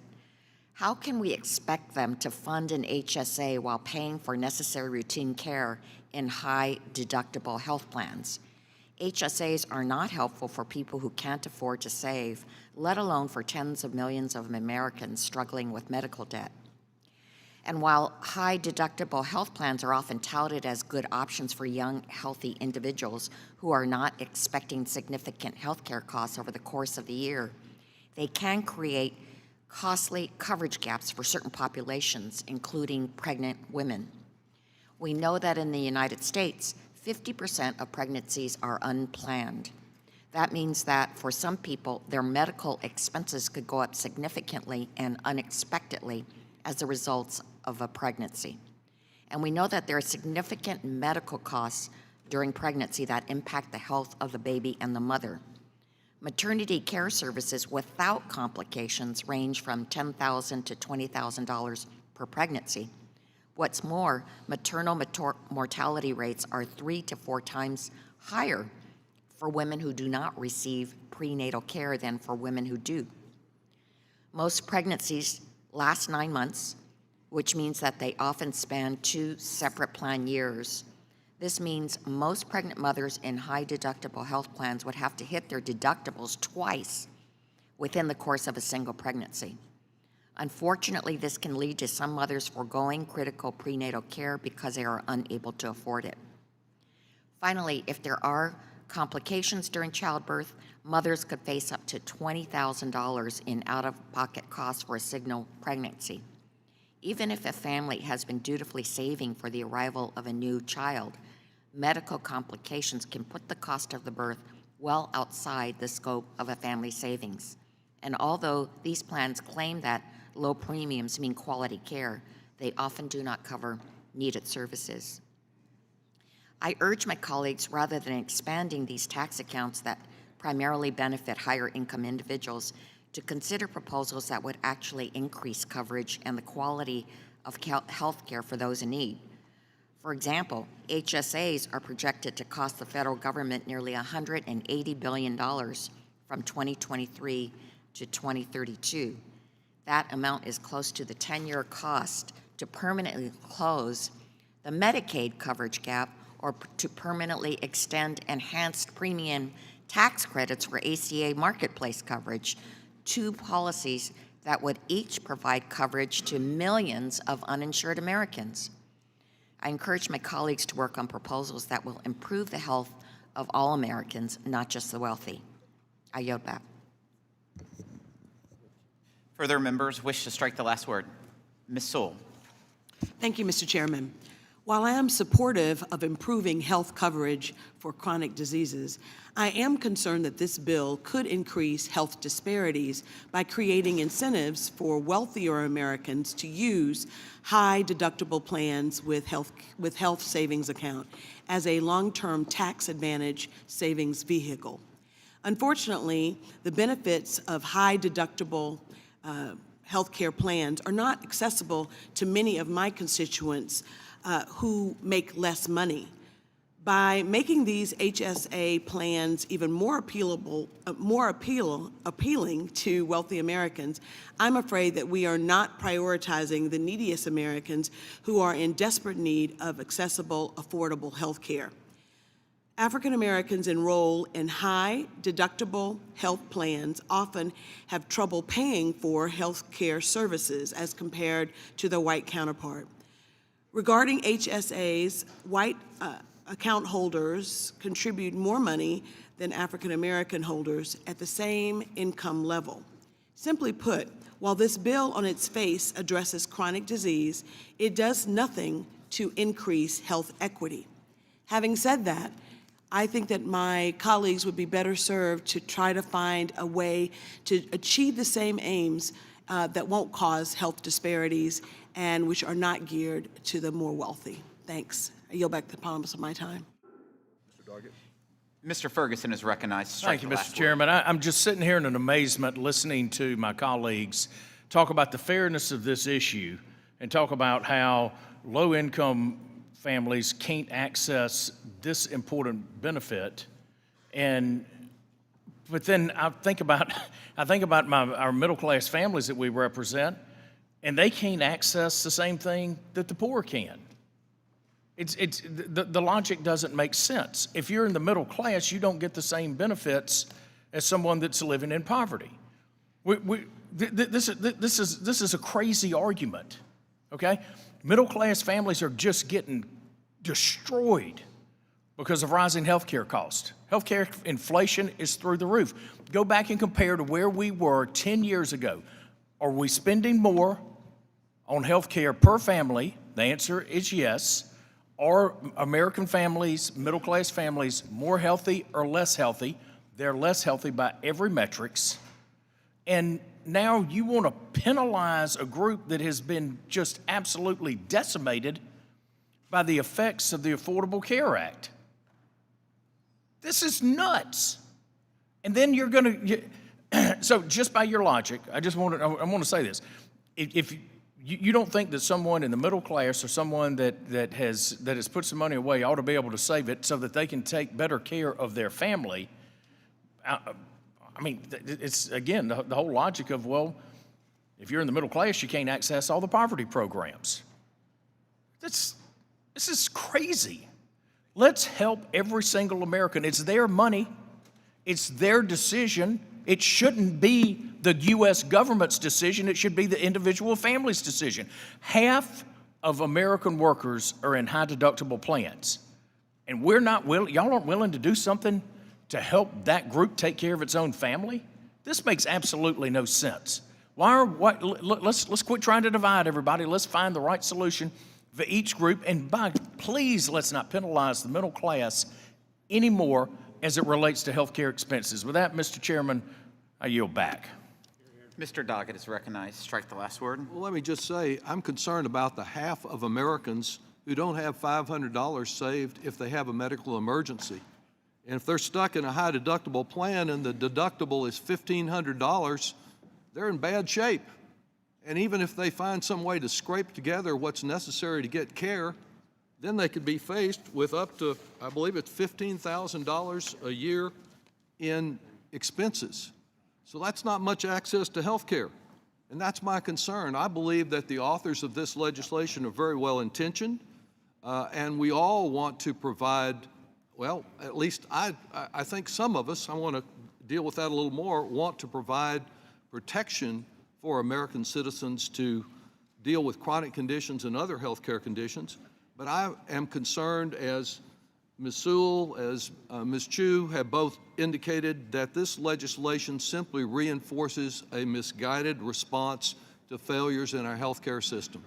Let's think a minute about how we got these health savings accounts. They came right out of this room. They came right out of this room in a giant piece of reactionary legislation in 2003 that denied Medicare the ability to negotiate drug prices for a single senator, how about single senior in this country, and a law that is still in place.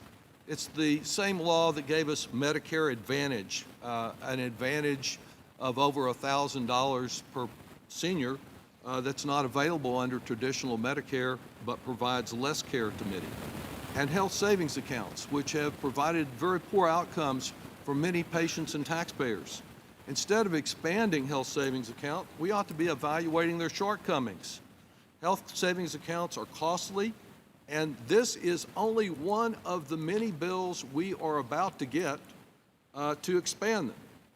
Without making any change, we are spending $180 billion over the next 10 years in tax expenditures that are just as real as if they were issued by the Appropriations Committee on health savings account. And we just increased that number by $5 billion with the last bill. Now think for a moment, if, Mr. Chairman, you expressed your concern that we not have unnecessary stress about cost, and that's what this bill would address. Well, I'm concerned about the unnecessary stress against cost of about 2 million Texans who don't have any health insurance because our reactionary state government wouldn't take federal dollars for Medicaid. Same thing that happened in Alabama. They're pretty stressed out. If they have a kid with an earache who keeps them up all night, they got no health care at all. And I'm concerned about their stress. With $180 million, we'd have more than enough to fix the Medicaid gap that exists in Texas and Alabama and a number of states. Or we could choose to leave them out there, and we could be concerned about the ears of seniors who have hearing limitations and can't see well, because we could fund, and with more than enough, the expansion of Medicare to cover hearing and vision services. Or we could instead use those dollars for home and community-based services through Medicaid. All of these things would be a better expense use than what we're doing now. Despite so many attempts to undermine the Affordable Care Act, this is a new method that is being used. And the Republican solution is to stack more services beneath the deductible, not to improve health coverage and access, but to reduce the amount of money people with health savings accounts need to spend on their health care, so that those at the top will be able to put more and more into tax-sheltered dollars that they can use for any purpose they want, not limited to health care upon retirement. It's just another retirement savings plan. Meanwhile, lower wage workers and sicker patients continue to struggle to afford health care. I am concerned with the day-to-day medical care of millions of Americans with chronic conditions, and recognize that under high-deductible health plans, they're not getting the prescriptions, they're not getting the preventive care that they need, because those plans are not designed to encourage prevention. So while this bill may help a few at the top with some chronic conditions, it won't, even for those at the top, encourage them to continue to get preventive care, and it will continue to discriminate against people of color, as indicated by the statistics about how health savings accounts are used today. I yield back. Dr. Murphy is recognized to strike the last word. Thank you, Mr. Chairman. I just want to point out, encouraging chronic disease management. If patients don't have beta blockers who have congestive heart failure, they have a 30% greater increase in mortality. So why would we not have everybody who possibly could have an improvement of their health from beta blockers not have accessible ones? Now 1 in 4 Americans are on Medicaid. We talked about unintended pregnancies. 2 out of 3 of those occur on individuals on Medicaid. Why would we not want to help those individuals who are now not on Medicaid but want to be employed and work, who have extremely high deductibles, again, who want to work, who have extremely high deductibles, have their employees help them be healthier? This fallacious argument about all these people pouring money into their HSAs to become wealthy retirees has no basis in fact. People use that money. I sure do. I use it every year. I use it up every year because our deductibles are so high. So, please spare me that nonsense. This is not a perfect bill, but it makes people healthier. And what happens with that? We prevent worsening illness. We save money on the back end. How do we do that? We keep people out of the emergency department. We keep them out of the hospital, which is the most costly center of care in medicine. The other arguments, I agree with Dr. Ferguson, they just don't hold air. Getting people things that they need for basic chronic medical diseases not only makes them healthier and helps longevity, it saves money in the long run. And that's going to be taxpayer money, especially when they're fully on Medicare.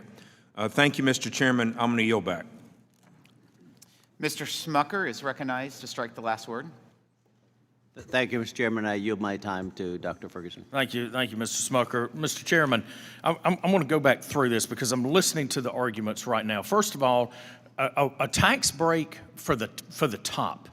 Who is the top? Is that everybody that's drawing a paycheck right now? Is that the middle class that utilizes this? And the whole notion that somebody can get rich and be a tax cheat with an HSA is ludicrous. It's insulting. So stop it. That's number one. Number two, you want to talk about a tax break for the wealthy? Okay?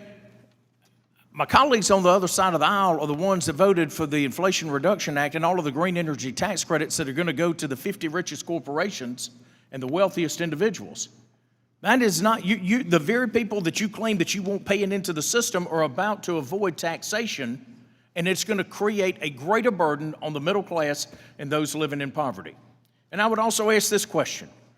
How many of my colleagues on the other side of the aisle have actually delivered care to a Medicaid population in a healthcare setting? How many of you have sat in an office taking care of a patient that lives in poverty and lives in the crisis of the moment and think that the answer to solving the question is to throw more money at it? That is naive, short-sighted, and wrong. This is a much more complex issue. And I think that this is, again, my colleagues on the other side of the aisle are being intellectually dishonest, and they are not telling the truth about what this provision does. So let's be clear. The top that they're referring to are 50% of Americans that are working with a high deductible plan. That is a lot of our middle class and fellow Americans that are working. You want to talk about giving relief to the wealthiest? Let's look at $1.2 trillion of green energy tax credits that are going to allow the richest corporations and the wealthiest individuals to avoid taxation, revenue that we need coming in. And by the way, if you want to go down that whole entire road too, let's look at the revenue that the federal government is going to be giving up with the Treasury Secretary's road down Pillar 2. Hundreds of billions of dollars that they're willing to give up and give to the other countries. This, again, makes no sense. Every single plan that they have that that disincentivizes work and puts American companies further behind in both innovation, manufacturing, and production and sales, and undermines our trade, destroys our ability to generate revenue so that we can take care of the most vulnerable in our country through market-based solutions. Enough is enough. This is an important piece of legislation. I'm grateful Dr. Winstrup brought this forward, but I am not going to sit here and go unchallenged as my colleagues on the other side of the aisle go through the mental gymnastics of trying to justify that this is some way for wealthy Americans to get rich by cheating on their taxes when they're willing to give massive tax breaks to the wealthiest corporations, banks, and individuals across this country. With that, I yield back, Mr. Smoker. Mr. Chairman. Dr. Winstrup is recognized. I think I move to strike the last word. Proceed. I don't think there's any financial consultant in America that's telling people to get an HSA to plan for their retirement. It's not used that way. That is ridiculous and absurd, and it should be recognized as such. Dr. Ferguson brought up about taking care of patients, and actually patients that come from all walks of life. And that's what I'd like to address. When I saw patients, I didn't care what their plan was. I was going to do what was best for them, recommend what was best for them, and try to get them taken care of. I am grateful that I live in a country that has safety nets for those in need. That makes the United States a great nation. But when you talk about Medicaid, which is what it sounds like, rather than having something like this bill help some people where it fits into their capabilities and their employers' capabilities to help someone to stay healthy, you'd rather they go on to Medicaid. Well, like it or not, like I said, I'm glad we have programs like that. But we should consider it successful when fewer people in America need it. That's what we should be focusing on, fewer people needing it. And right now, and historically, Medicaid has had the least access to care, the highest mortality and morbidity. Let's work so that people can get care in the best way possible. And this fits that need for many, many people. And if you're so impoverished, then you probably will be on the safety net, and that's fine. That's what we want it there for. Let's try to make people as healthy as we possibly can for the duration of their life, even with chronic illnesses, because that's the savings, because then they can go to work. Then they can pay taxes. Then they're not in the hospital as often. Then they're not in the emergency room. This gives us that opportunity. That I yield back. Mr. Kelly is recognized to strike the last word. Thank you, Mr. Chairman. Strike the last word. This is an interesting conversation today. I don't know how many people on this dais actually have a business where they offer this type of health care. I find it really interesting that the debate always comes down to who spends it better, the individual or the government. There's nobody out there that could run a business the way this government is run and stay in business very long. We get into these debates that make absolutely no sense to people who actually are involved in this process. I am sick and tired of hearing people who've never done it tell me how it should be done. Please, go into the private sector and take this with you. And I hope I'm in the business beside you, because I'll stay in business while you go out of business. We continue to come here and have this debate. I am sick and tired of people telling people who actually do this stuff, hey, here's the way you need to do it. There's nobody going to hire anybody with that type of a philosophy to come in and help them run their business. Look,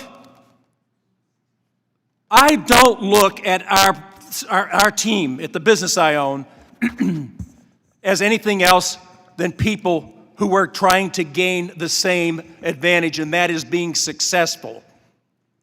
The hardest problem we have now is trying to hold on to a few dollars that this government doesn't want to grab so they can throw it into this pit, this fire pit of theirs, and just burn it up. You want to talk about debt? This country is already bankrupt.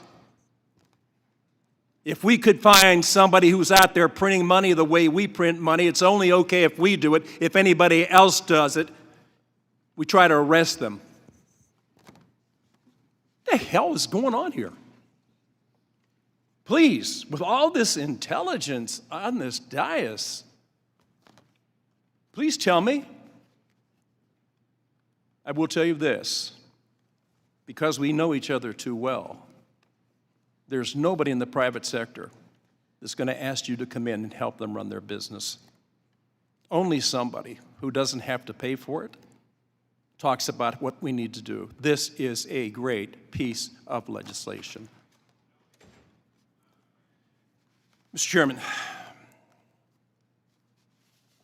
I love the fact that we talk about things that this is bipartisan, except for this. I mean, I've actually found something that I don't like and something that I actually want to support. All of us represent about 750,000 people.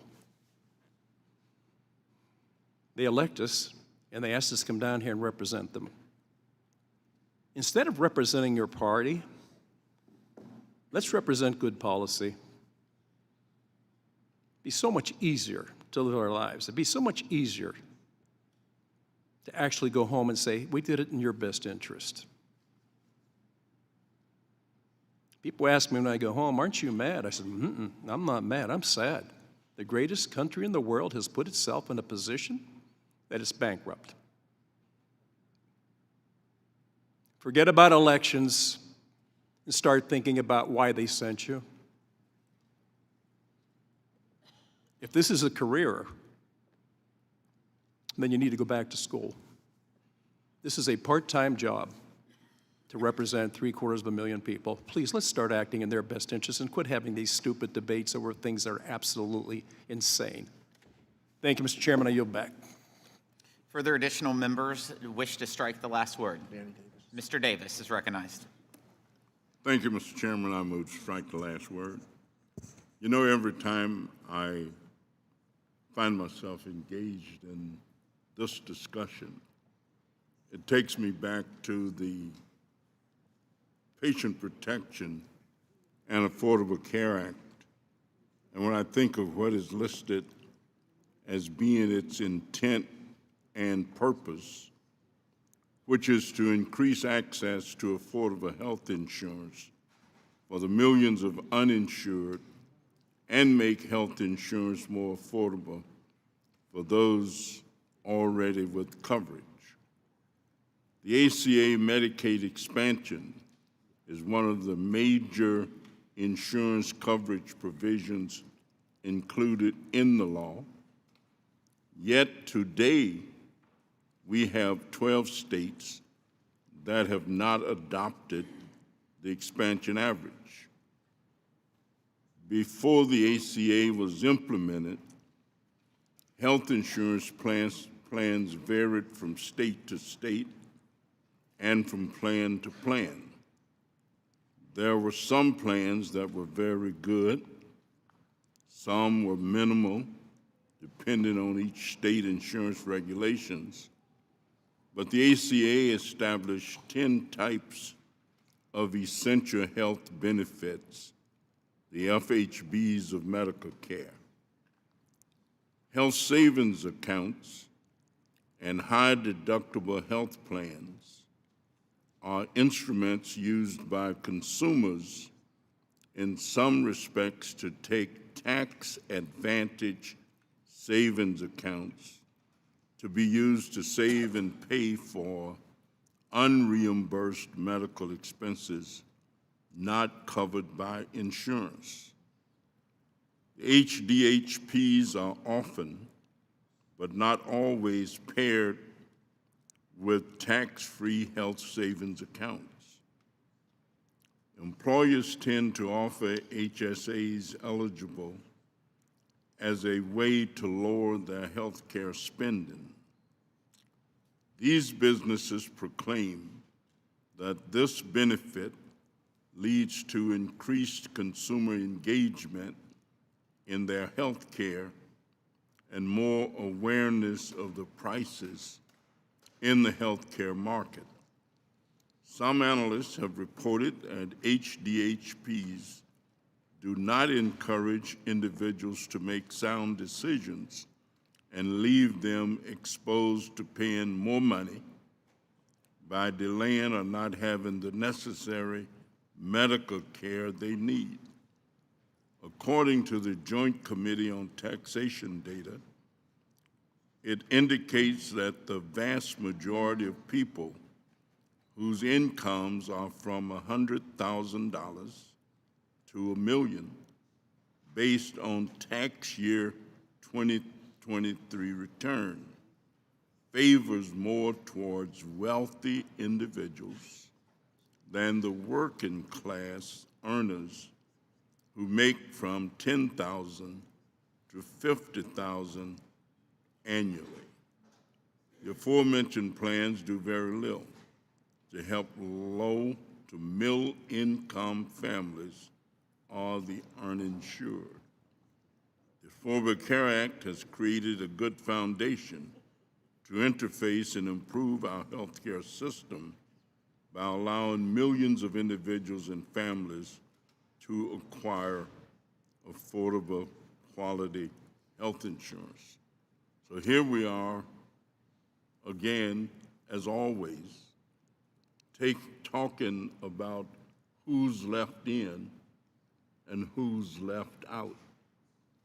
And so if we're always pitting which group gets favored the most, that leads me back to one system for everybody, and then the discussion would be more relevant and the sameness would occur, and that's where we need to be going.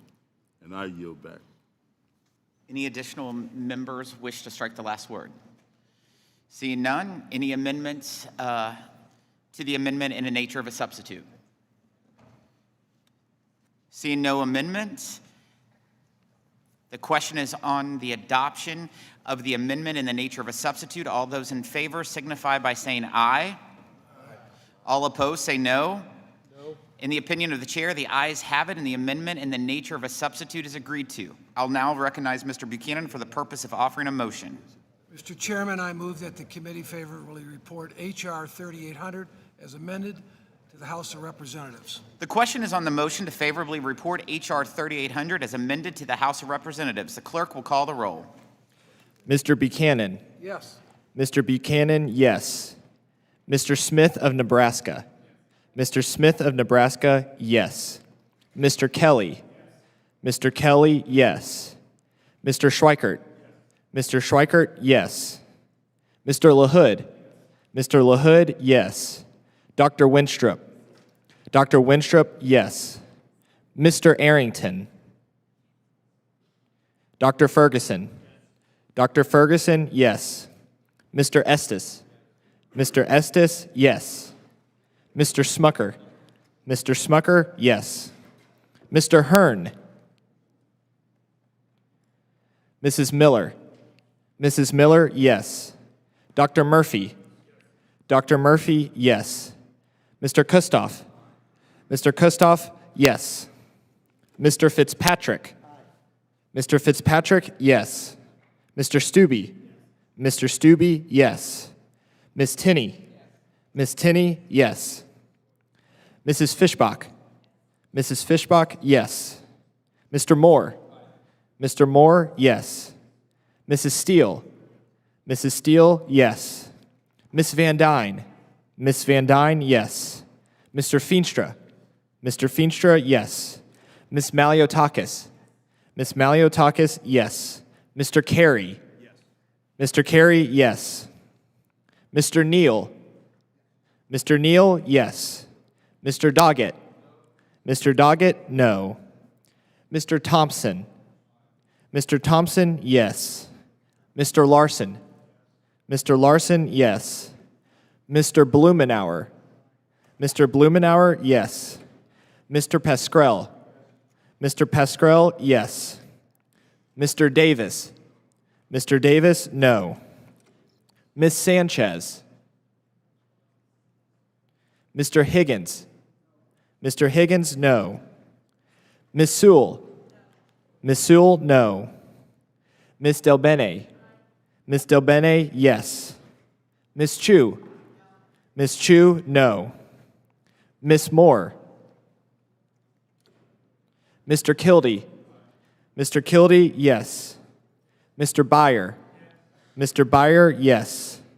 Mr. Evans. Mr. Evans, yes. Mr. Schneider. Mr. Schneider, yes.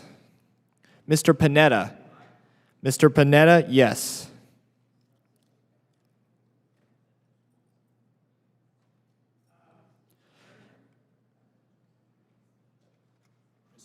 Yes.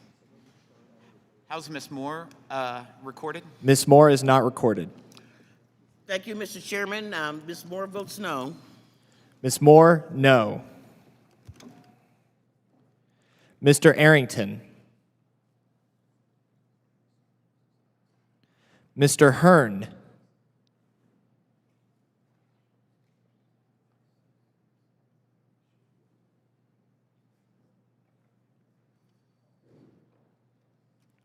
Ms. Sanchez.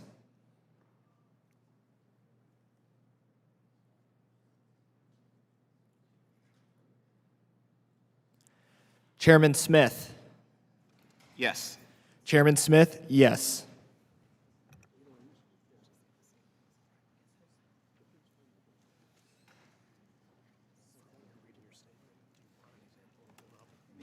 Thank you.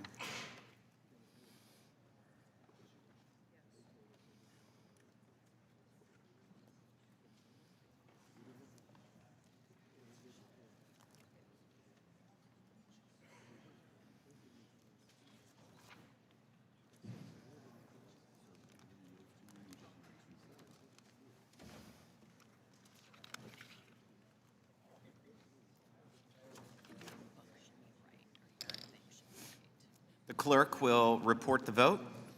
The ayes are 34, the noes are 6. There being 34 ayes and 6 noes, the motion is agreed to and H.R. 3800 as amended is ordered favorably reported to the House.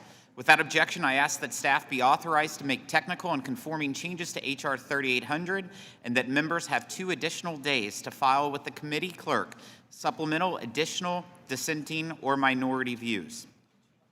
Our next order of business is H.R. 3797, the Paperwork Burden Reduction Act. Small businesses are struggling with inflation, rising interest rates, and labor shortage. To add insult to injury, outdated Washington mandates force small businesses to waste precious time processing paperwork, instead of growing their business, expanding opportunities for their employees, and serving their customers. The Paperwork Burden Reduction Act, which I'm happy to have introduced along with Representative Panetta, puts an end to having the useless forms, these forms, show up at homes of millions of Americans, which confirm health care coverage for compliance with a mandate no longer in effect. The legislation instead gives employers the option to supply the information online to employees instead of mailing useless paperwork to their homes. Only 1.4% of American workers and their families need to use this form, but it gets mailed to millions of households each year. This bill saves small business owners time and money by relieving them of mailing outdated paperwork that only exists because Congress mandates it. Not only will small businesses have more time to focus on running a business, this bill recognizes how Americans actually file taxes. Now more than ever, Americans fill out their tax returns online. There is no reason that American workers should not be able to access this health insurance tax form online as well. I hope that members from both parties can support eliminating needless paperwork for working Americans and small business job creators as we work to reduce the burdens associated with our healthcare system. I'm pleased to recognize the acting ranking member, Ms. Chu, for her opening statement. Thank you, Mr. Chair. I'd like to yield to Congressmember Panetta and thank you both for your work on this issue. Thank you, Representative Chu, and of course, thank you, Chairman Smith, for this opportunity to lead with you on this bipartisan, very, very common sense measure that, as you appropriately summed up, will ease confusion for taxpayers and paperwork for small business employers and employees. As you mentioned, Mr. Chair, under current law, employers must send a 1095 tax form to employees to verify their health coverage for the previous year. However, employees no longer need this form to complete their taxes. So the form is really an unnecessary burden and just a waste. Now, this administration has already moved to reduce the need for this unnecessary paperwork. And that's why I am proud, Mr. Chairman, to work with you to continue this effort to end the burdensome requirement to have businesses send a printed form that for most taxpayers serves absolutely no purpose. The PBR Act, as I call it, the Paperwork Burden Reduction Act, will allow employers to provide a 1095B or 1095C form upon request, rather than wasting time, money, and paper. It's kind of an easy bill, easy fix, and if you ask me, an easy yes vote. So I urge my colleagues to support this common sense bipartisan legislation, and I thank you, Mr. Chairman, for your leadership on this bill. I yield back. Thank you, Mr. Panetta. The committee will now proceed to consideration of H.R. 3797, the Paperwork Burden Reduction Act. Without objection, the measure will be considered as read and open for amendment at any point. At this time, I offer an amendment in the nature of a substitute, which was distributed in advance, along with a green sheet explaining it. Without objection, the amendment in the nature of a substitute shall be considered as read, open for amendment at any point, and considered base text for purpose of amendment. I will now turn to Mr. Tom Bartol, Chief of Staff for the Joint Committee on Taxation, to provide the technical description of the amendment in the nature of a substitute, with an emphasis on the changes made since introduction. I ask the members hold their questions until after his presentation. Thank you, Mr. Chairman. The members have before them two joint committee documents, JCX 14 and JCX 21, which describe the underlying legislation and the chairman's amendment in the nature of a substitute. As was noted, employers providing minimum essential coverage are required to provide information returns with certain information about that coverage to taxpayers. This is generally met through provision of Form 1095B or 1095C. And as Mr. Panetta noted, Treasury regulations have provided that this not require paper mailing as Treasury has provided an alternative manner of furnishing, electronic. The amendment in the nature of substitute codifies this alternative method with respect to Form 1095B and extends the availability to employers of using the alternative manner of furnishing to Form 1095C. This would be effective after calendar year 2023, and the legislation we estimate to have no budgetary effect. That concludes my brief summary, and I'd be happy to answer any questions that the members might have.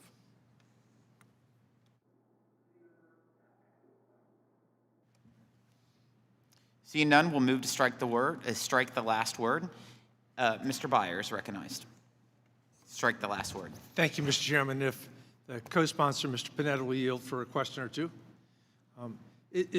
Since most of us who have to file our taxes do need to include a 1095B or C, is it the understanding that the waiver of paperwork will be replaced by electronic copies sent to the person?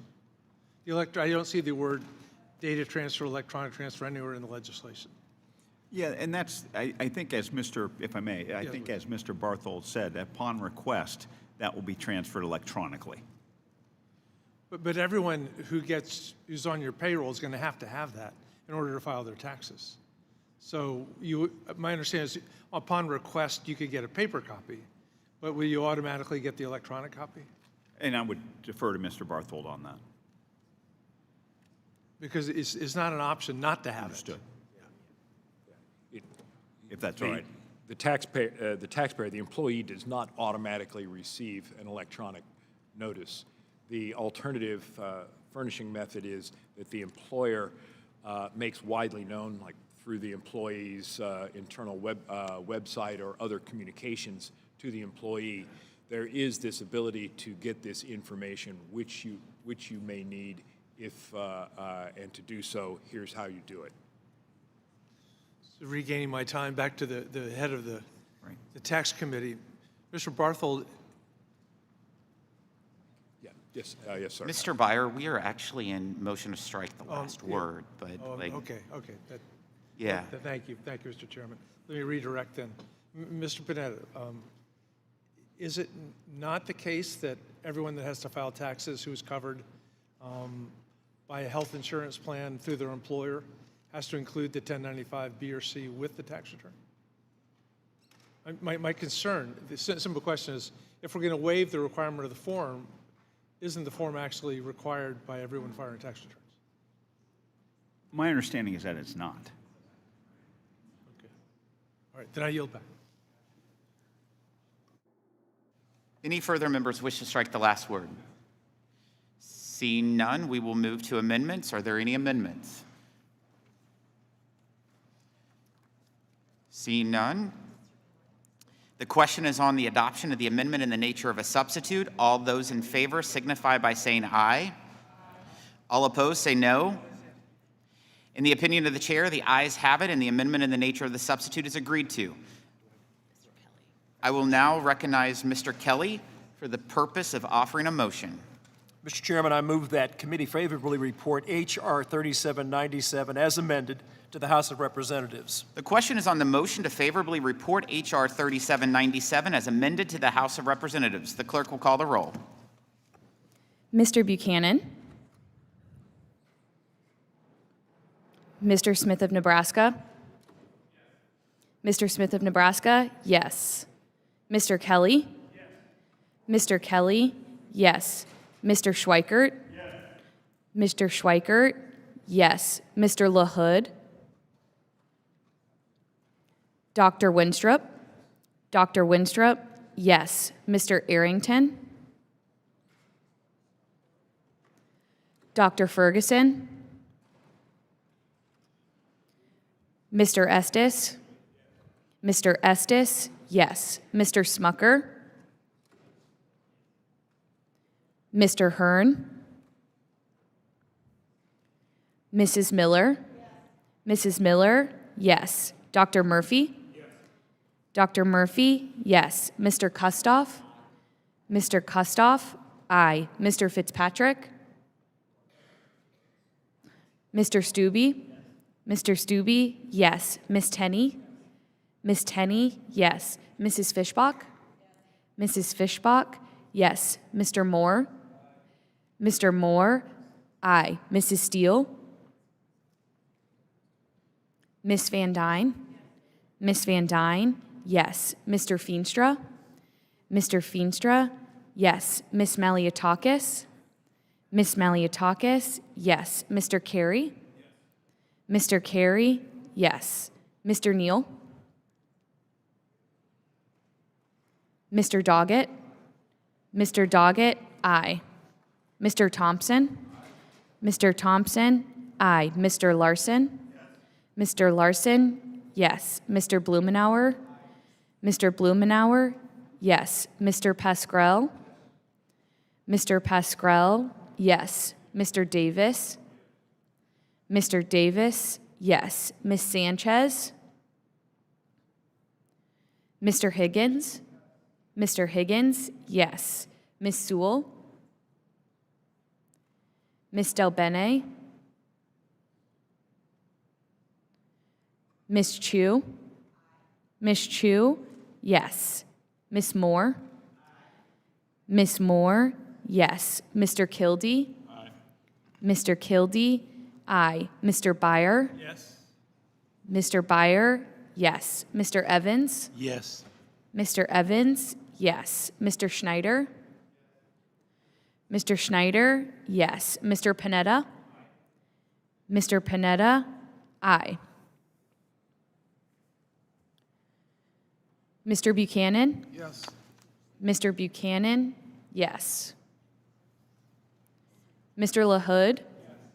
Mr. LaHood, yes.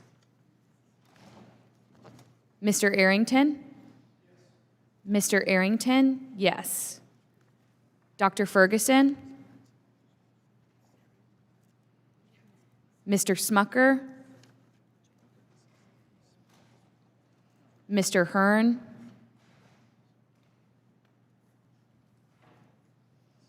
Mr. Fitzpatrick. Mrs. Steele. Mrs. Steele, aye. Mr. Neal. Miss Sanchez.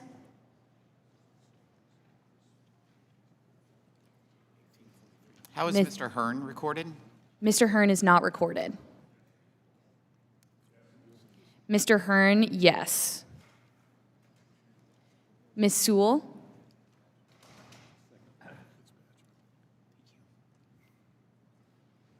How's Mr. Fitzpatrick recorded? Mr. Fitzpatrick is not recorded. Mr. Fitzpatrick, yes. Ms. Del Bene? Chairman Smith? Yes. Chairman Smith, yes.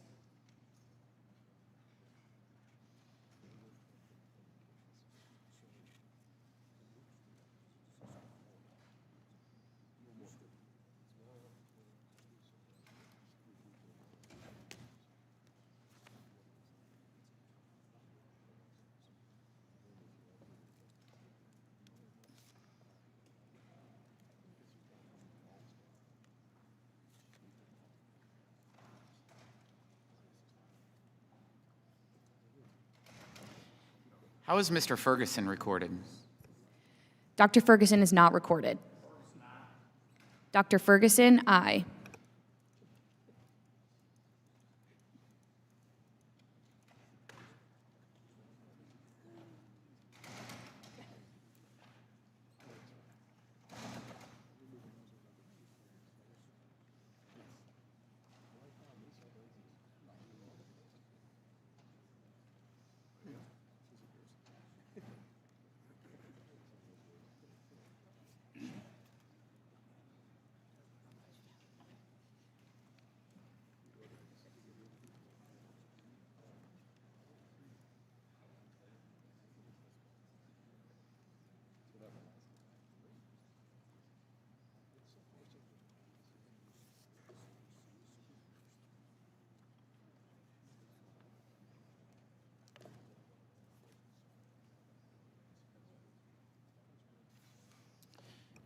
The clerk will report the vote.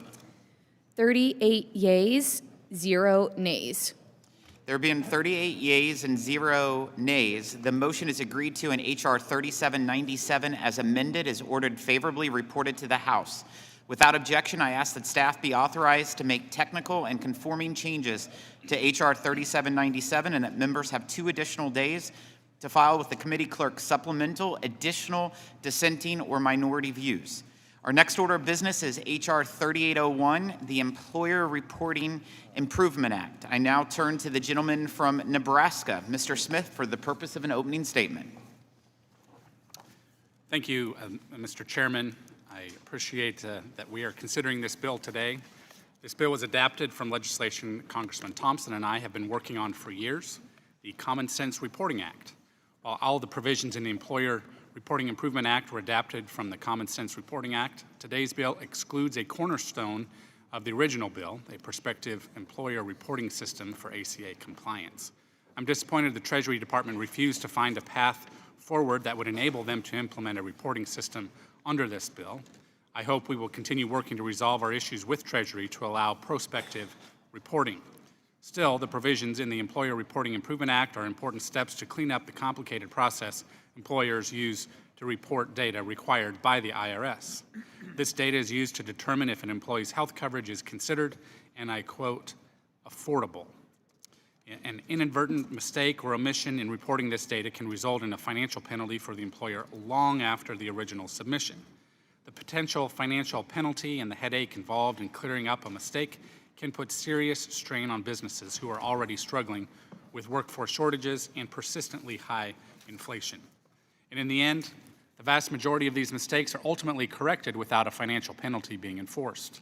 This bill makes some simple yet effective changes, including codifying actions previously taken to create more safeguards and flexibilities, improving the reporting process, and making it less likely for employers to be faced with resolving reporting problems several years after the fact. In fact, one of the most important pieces of the bill is the creation of a reasonable statute of limitations, 6 years for penalties resulting from reporting errors. I'm happy to see significant stakeholder support for these changes, and I hope this broad support will be reflected in the votes of my colleagues on the bill, both today in committee and on the floor of the House. I yield back the balance of my time. Thank you, Mr. Smith. And now I'd like to recognize Ms. Chu for her opening remarks. I want to begin by praising Tax Subcommittee Ranking Member Thompson, who has worked persistently and decisively on this reporting issue, along with Congressman Adrian Smith. With that, I yield to Ranking Member Thompson. I thank the gentlewoman for yielding, and I move to strike. And I thank you, Mr. Chairman. I want to start by thanking my colleague from Nebraska, Mr. Smith, for working with me on this important legislation. While I share my colleague's disappointment that prospective reporting provisions of the bill were removed, I understand the challenges facing the Treasury Department and look forward to working towards a resolution on that front. More important, the provisions before us today simplify the ACA reporting process for employers and businesses across our country. My bill allows employers to submit required information electronically and improves privacy protections by eliminating the unnecessary requirement that employers collect dependents' Social Security numbers. In addition, the bill ensures that employers have a reasonable opportunity to respond to IRS before being assessed penalties, while simultaneously ensuring the IRS has the time and the tools it needs to assess penalties to bad actors. This is a bill I've worked on for 4 straight Congresses, and I appreciate the committee considering it today. I also want to express support for the telehealth proposals we considered earlier in this markup. I've been working on telehealth for my entire career and was proud to author the legislation authorizing telehealth in Medicare at the very start of the pandemic, legislation that I wrote with my colleague, Mr. Schweikert, and our colleagues on the Energy and Commerce Committee.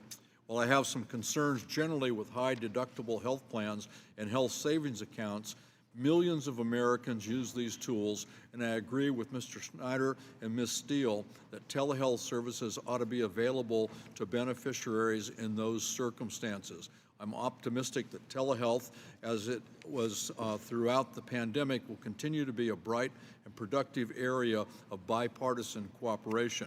I'll be reintroducing again with Mr. Schweikert and over half of the United States Senate my flagship telehealth bill, the Connect for Health Act.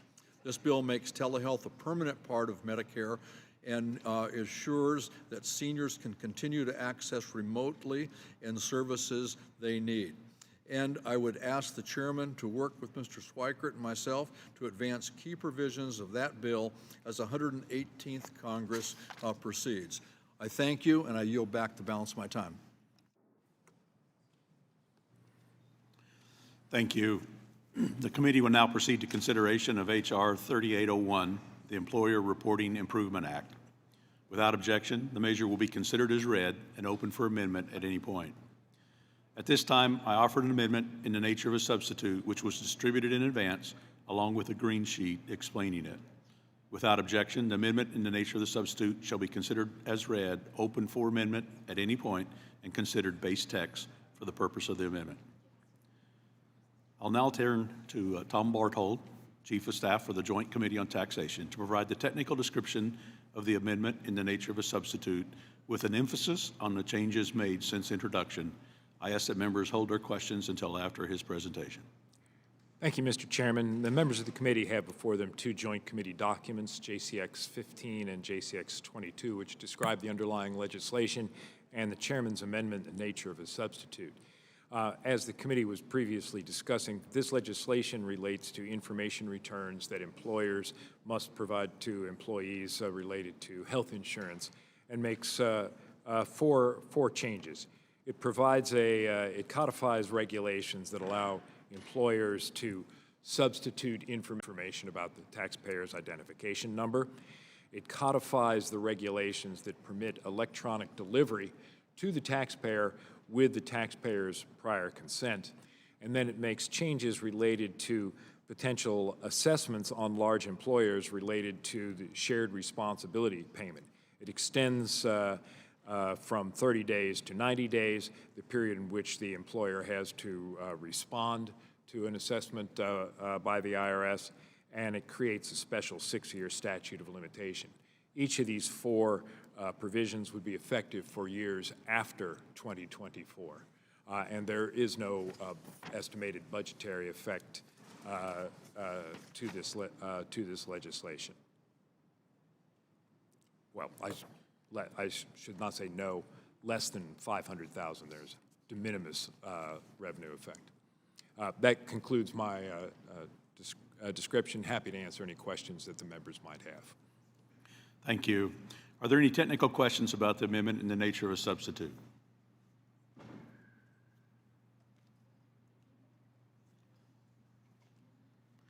Seeing none, does anybody wish to strike the last word?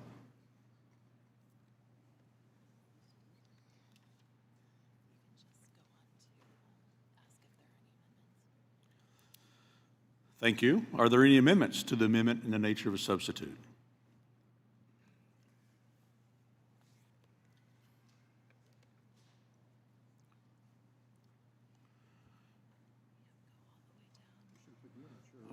All right, or just, that's pretty clear. This is a race to the finish, right? All right. If there are no further amendments, the question is on the adoption of the amendment in the nature of the substitute. All those in favor signify by saying aye. Aye. All those opposed, no. In the opinion of the chair, the ayes have it, and the amendment in the nature of the substitute is agreed to. I'll now recognize Mr. Buchanan for the purposes of offering a motion. Mr. Chairman, I move that the committee favorably reports H.R. 3801 as amended to the House of Representatives. Question is on the motion to favorably report H.R. 3801 as amendment to the House of Representatives. The clerk will call the roll. Mr. Buchanan. Yes. Mr. Buchanan, yes.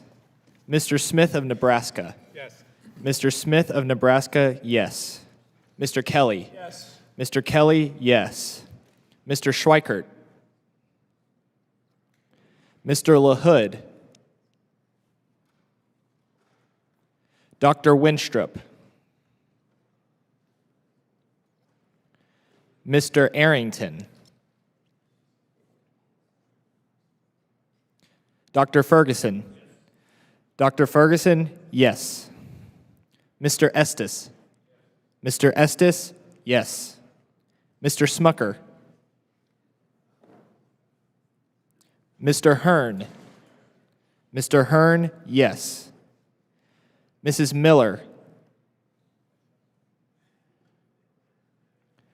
Dr. Murphy. Dr. Murphy, yes. Mr. Kustoff. Mr. Kustoff, yes. Mr. Fitzpatrick. Mr. Fitzpatrick, yes. Mr. Stubbe. Mr. Stubbe, yes. Miss Tinney. Miss Tinney, yes. Mrs. Fishbach. Mrs. Fishbach, yes. Mr. Moore. Mr. Moore, yes. Mrs. Steele. Mrs. Steele, yes. Miss Van Dyne. Miss Van Dyne, yes. Mr. Feenstra. Mr. Feenstra, yes. Miss Maliotakis. Miss Maliotakis, yes. Mr. Carey. Mr. Carey, yes. Mr. Neal.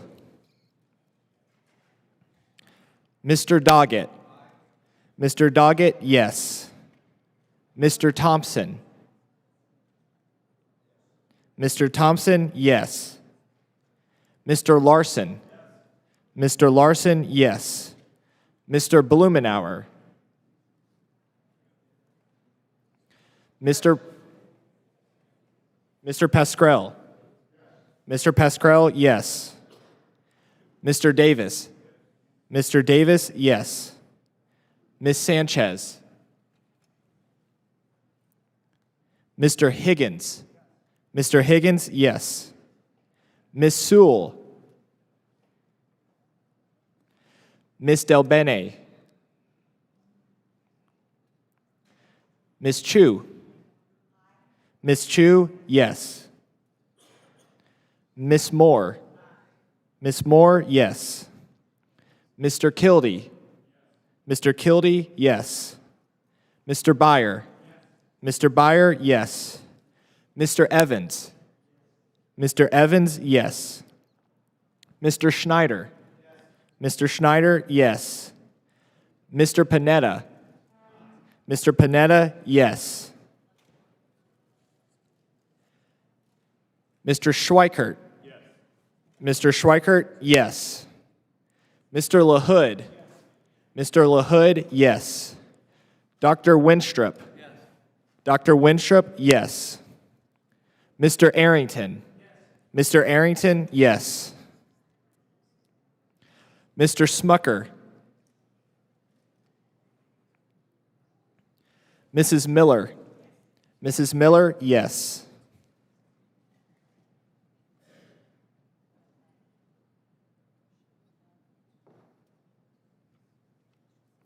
Mr. Neal.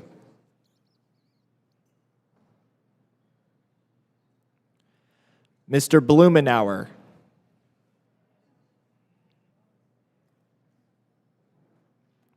Ms. Sanchez. Ms. Sewell.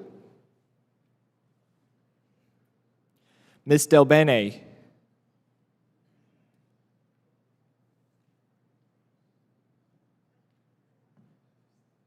Chairman Smith.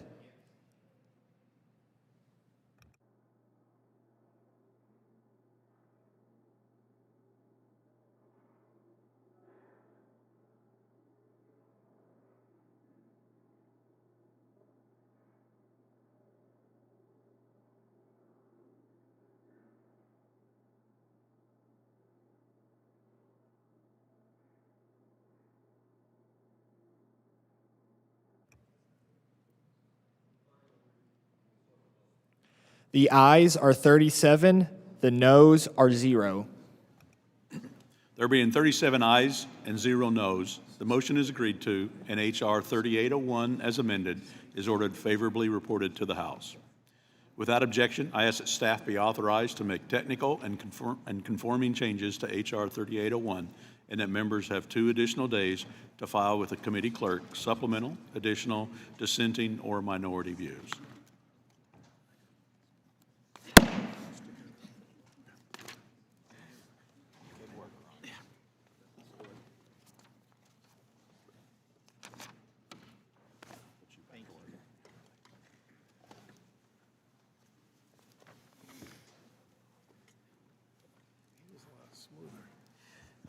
Our next order of business is H.R. 3798, the Small Business Flexibility Act. I now turn to the gentlelady from New York, Ms. Tinney, for purposes of an opening statement. Thank you, Mr. Chairman and Ranking Member Neal, for holding this markup and including the Small Business Flexibility Act and for bringing it up for consideration today by the committee. Under Chairman Smith's leadership, this committee has made it a priority to hear directly from the American people through our wonderful field hearings, and whether we're in West Virginia, Oklahoma, New York, or Georgia, we hear similar messages. Among them is that healthcare costs are out of control, especially for small employers. Since the ACA's mandates in 2014, health insurance premiums have gone up on average 130%, and deductibles have increased by 125%, and in some cases, even more dramatic than that. Our small family printing and manufacturing business in rural upstate New York has experienced these rising costs, threatening our ability to continue to provide our 60-plus employees with high-quality benefits and the ability to keep our doors open. And we're not alone. Since the enactment of the ACA, the percentage of small firms providing health insurance has decreased from almost 45% to 31% today. In addition, 75% of businesses with fewer than 200 employees now only offer one healthcare plan. Our small businesses care about their employees, and they want to enrich and empower their employees to produce great products for our communities. They want to offer competitive benefits packages that promote choice in the marketplace while prioritizing quality and affordability. The problem is most simply cannot afford the costs, nor can their employees. Just look at the experience of my constituent, Ted Vanette, the owner of Design Concepts in Central Square, New York. Before the ACA, Design Concepts provided health insurance to their 38 employees with a weekly premium and deductible of just $20 each. Now the premium has soared to $120 per week for his workers, and the deductible is an astonishing $2,600. My family business has experienced similar financial pressures. The current amount of a family plan for our company is almost $29,000 a year. And it now costs more than ever, and we have smaller networks, less choice, and ranges we had before the ACA was passed.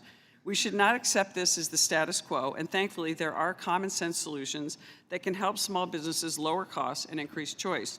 For example, small business healthcare tax credits can provide small businesses with fewer than 25 employees assistance in covering up to 50% of the cost of a qualified health plan for 2 years. Qualified small employer health reimbursement arrangements can also help by allowing small businesses with fewer than 25 employees to provide tax-exempt defined contributions to their employees. There are also individual coverage health reimbursement arrangements that allow employers of all sizes to help their employees purchase the health insurance of their choice on the individual market. Unfortunately, recent surveys have found that 70% of small businesses are not aware of flexible opportunities like these that can help them affordably provide health insurance as a benefit to their employees. The Small Business Flexibility Act seeks to close the gap this awareness gap by requiring the Treasury Department to notify and educate small businesses on the various flexible coverage options available to them. Small employers want to provide these benefits to their employees to not only retain them, but to ensure that they have a high quality of life and they can produce excellent work in their businesses.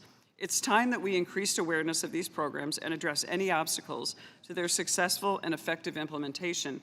I therefore urge all my colleagues to support the Small Business Flexibility Act. And with that, I yield back, Mr. Chairman. Thank you. I'm pleased to recognize the acting ranking member, Ms. Chu, for her opening statement. I support employers looking to understand what the best coverage options are for their employees. However, it's equally important that consumers understand the health insurance options available to them. That's why I'm disappointed in this process. This is a simple reporting bill. It shouldn't be partisan, but instead of working with us, the Republicans gave us no opportunity to provide input or work together on this legislation. Simply notifying businesses about the availability of items like individual contribution health reimbursement arrangements, qualified small employer health reimbursement arrangements, or the small employer health insurance credit is insufficient. We ought to provide small businesses with information about what could be best for their employees. I'm disappointed that Republicans didn't give us the opportunity to help craft this legislation to ensure employers understand how to offer these arrangements in a way that doesn't make their employees worse off. Some tax-preferred arrangements can block an employee from subsidized marketplace coverage. We know that far too many employees, particularly low-wage workers, face very high costs for employer coverage, but due to a quirk in the affordability test, they cannot access subsidized coverage in the marketplace. Determining whether an employee cannot access subsidized marketplace coverage is complex.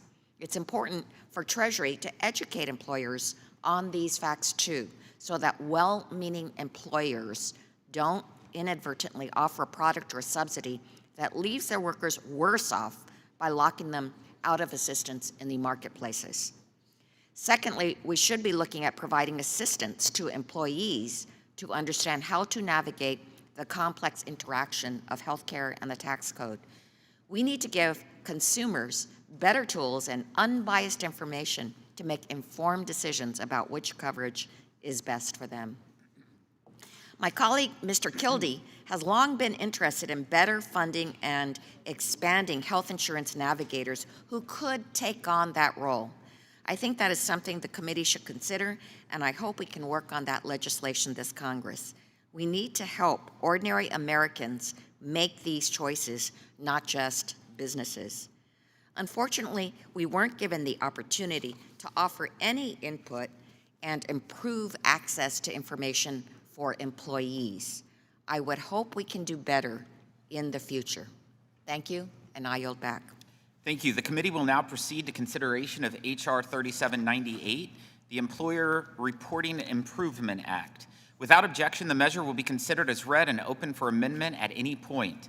And at this time, I offer an amendment in the nature of a substitute, which was distributed in advance, along with a green sheet explaining it. Without objection, the amendment in the nature of a substitute shall be considered as read, open for amendment at any point, and considered base text for purpose of an amendment. I will now turn to Tom Bartold, Chief of Staff of the Joint Committee on Taxation, to provide the technical description of the amendment in the nature of a substitute with an emphasis on the changes made since introduction. I ask the members hold their questions until after the presentation. Thank you, Mr. Chairman. The members of the committee have before them two joint committee documents, JCX 16 and JCX 23, which describe the underlying legislation and the chairman's amendment in the nature of a substitute. As was noted in presentation, the legislation requires Treasury to undertake outreach to small business with a primary emphasis on making known the possibility that small businesses might establish certain health reimbursement arrangements and the small business owner's potential eligibility for the small employer health insurance credit. This legislation would be effective on the date of enactment. The requirement upon Treasury would be that the outreach start within in the year, and the amendment in the nature of a substitute makes some modest clerical corrections in the underlying legislation. There is no budgetary effect as estimated for this legislation. Be happy to answer any questions that the members might have. Thank you. Are there any technical questions about the amendment in the nature of a substitute? Seeing none, are there any members that wish to strike the last word? Seeing none, are there any amendments to the bill? Right on. The question is on agreeing to the amendment offered. The question is on the adoption of the amendment in the nature of a substitute. All those in favor signify by saying aye. Aye. Those opposed say no. In the opinion of the chair, the ayes have it, and the amendment in the nature of a substitute is agreed to. I will now recognize Mr. Buchanan for the purpose of offering a motion. Mr. Chairman, I move the committee favorably report H.R. 3798 as amended to the House of Representatives. The question is on the motion to favorably report H.R. 3798 as amended to the House of Representatives. The clerk will call the roll. Mr. Buchanan? Yes. Mr. Buchanan, yes. Mr. Smith of Nebraska? Mr. Smith of Nebraska, yes. Mr. Kelly? Yes. Mr. Kelly, yes. Mr. Schweikert? Mr. LaHood? Dr. Winstrup?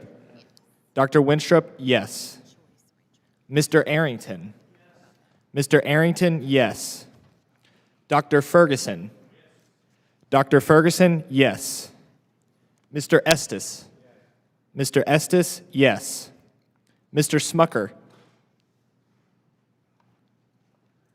Mr. Hearn? Mr. Hearn, yes. Mrs. Miller? Mrs. Miller, yes. Dr. Murphy? Dr. Murphy, yes. Mr. Kustoff? Mr. Kustoff, yes. Mr. Fitzpatrick? Mr. Fitzpatrick, yes. Mr. Stubbe? Mr. Stubbe, yes. Ms. Tinney? Ms. Tinney, yes. Mrs. Fishbach? Mr. Moore? Mrs. Steele? Mrs. Steele, yes. Ms. Van Dyne? Ms. Van Dyne, yes. Mr. Feenstra? Mr. Feenstra, yes. Ms. Maliotakis? Ms. Maliotakis, yes. Mr. Carey? Mr. Carey, yes. Mr. Neal? Mr. Doggett? Mr. Thompson? Mr. Thompson, yes. Mr. Larson? Mr. Larson, yes. Mr. Blumenauer?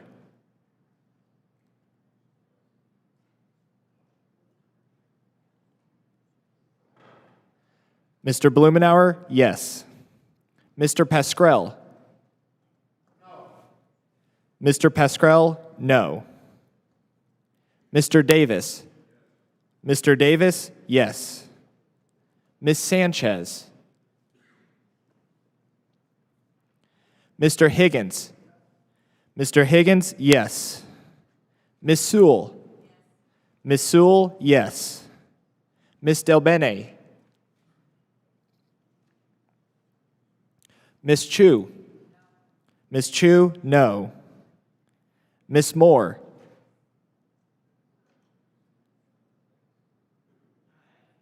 Ms. Moore, yes. Mr. Kildee. Mr. Kildee, yes. Mr. Byer. Mr. Byer, yes. Mr. Evans. Mr. Evans, yes. Mr. Schneider. Mr. Schneider, yes. Mr. Panetta. Mr. Panetta, yes.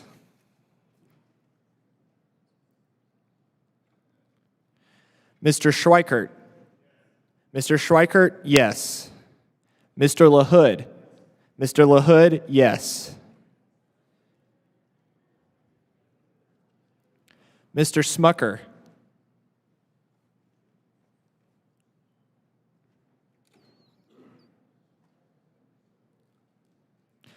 Mrs. Fishbach. Mrs. Fishbach, yes. Mr. Moore. Mr. Moore, yes.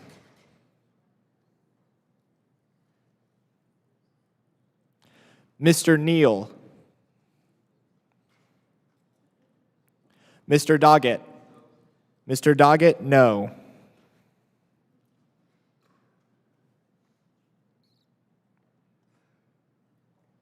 Ms. Sanchez.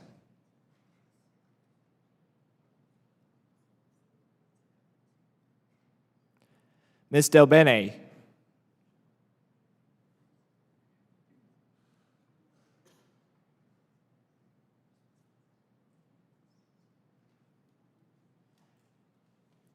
Chairman Smith. Yes. Chairman Smith, yes.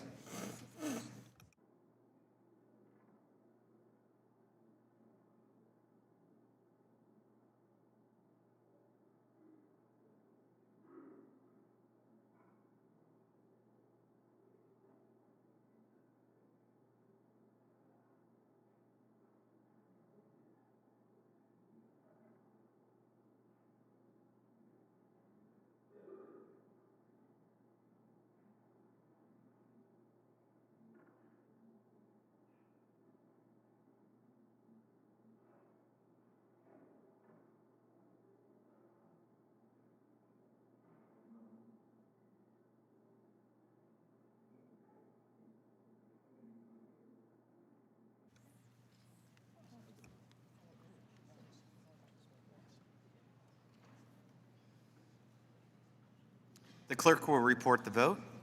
The ayes are 36. The noes are 3. There being 36 ayes and 3 noes, the motion is agreed to, and H.R. 3798 as amended is ordered favorably reported to the House. Without objection, I ask that staff be authorized to make technical and conforming changes to H.R. 3798 and that members have 2 additional days to file with the committee clerk supplemental, additional, dissenting, or minority views. Our final order of business is H.R. 3799, the Choice Arrangement Act. I now turn to the gentleman from Oklahoma, Mr. Hearn, for purposes of an opening statement. Thank you, Mr. Chairman, for having this markup of legislation to provide businesses and their employees more choice, flexibility, and affordability. As a small business owner and job creator for over 35 years, I've offered health care plans and worked with many employees and their families to help them find the best coverage.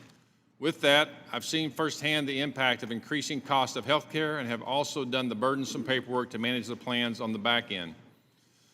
All of the health care bills today help simplify health care and empower people to make the best choice on one of the most personal decisions, their health care. In particular, thank you for including my bill, the Choice Act, which will allow employees to use money from their employer to buy a health care plan that works best for them.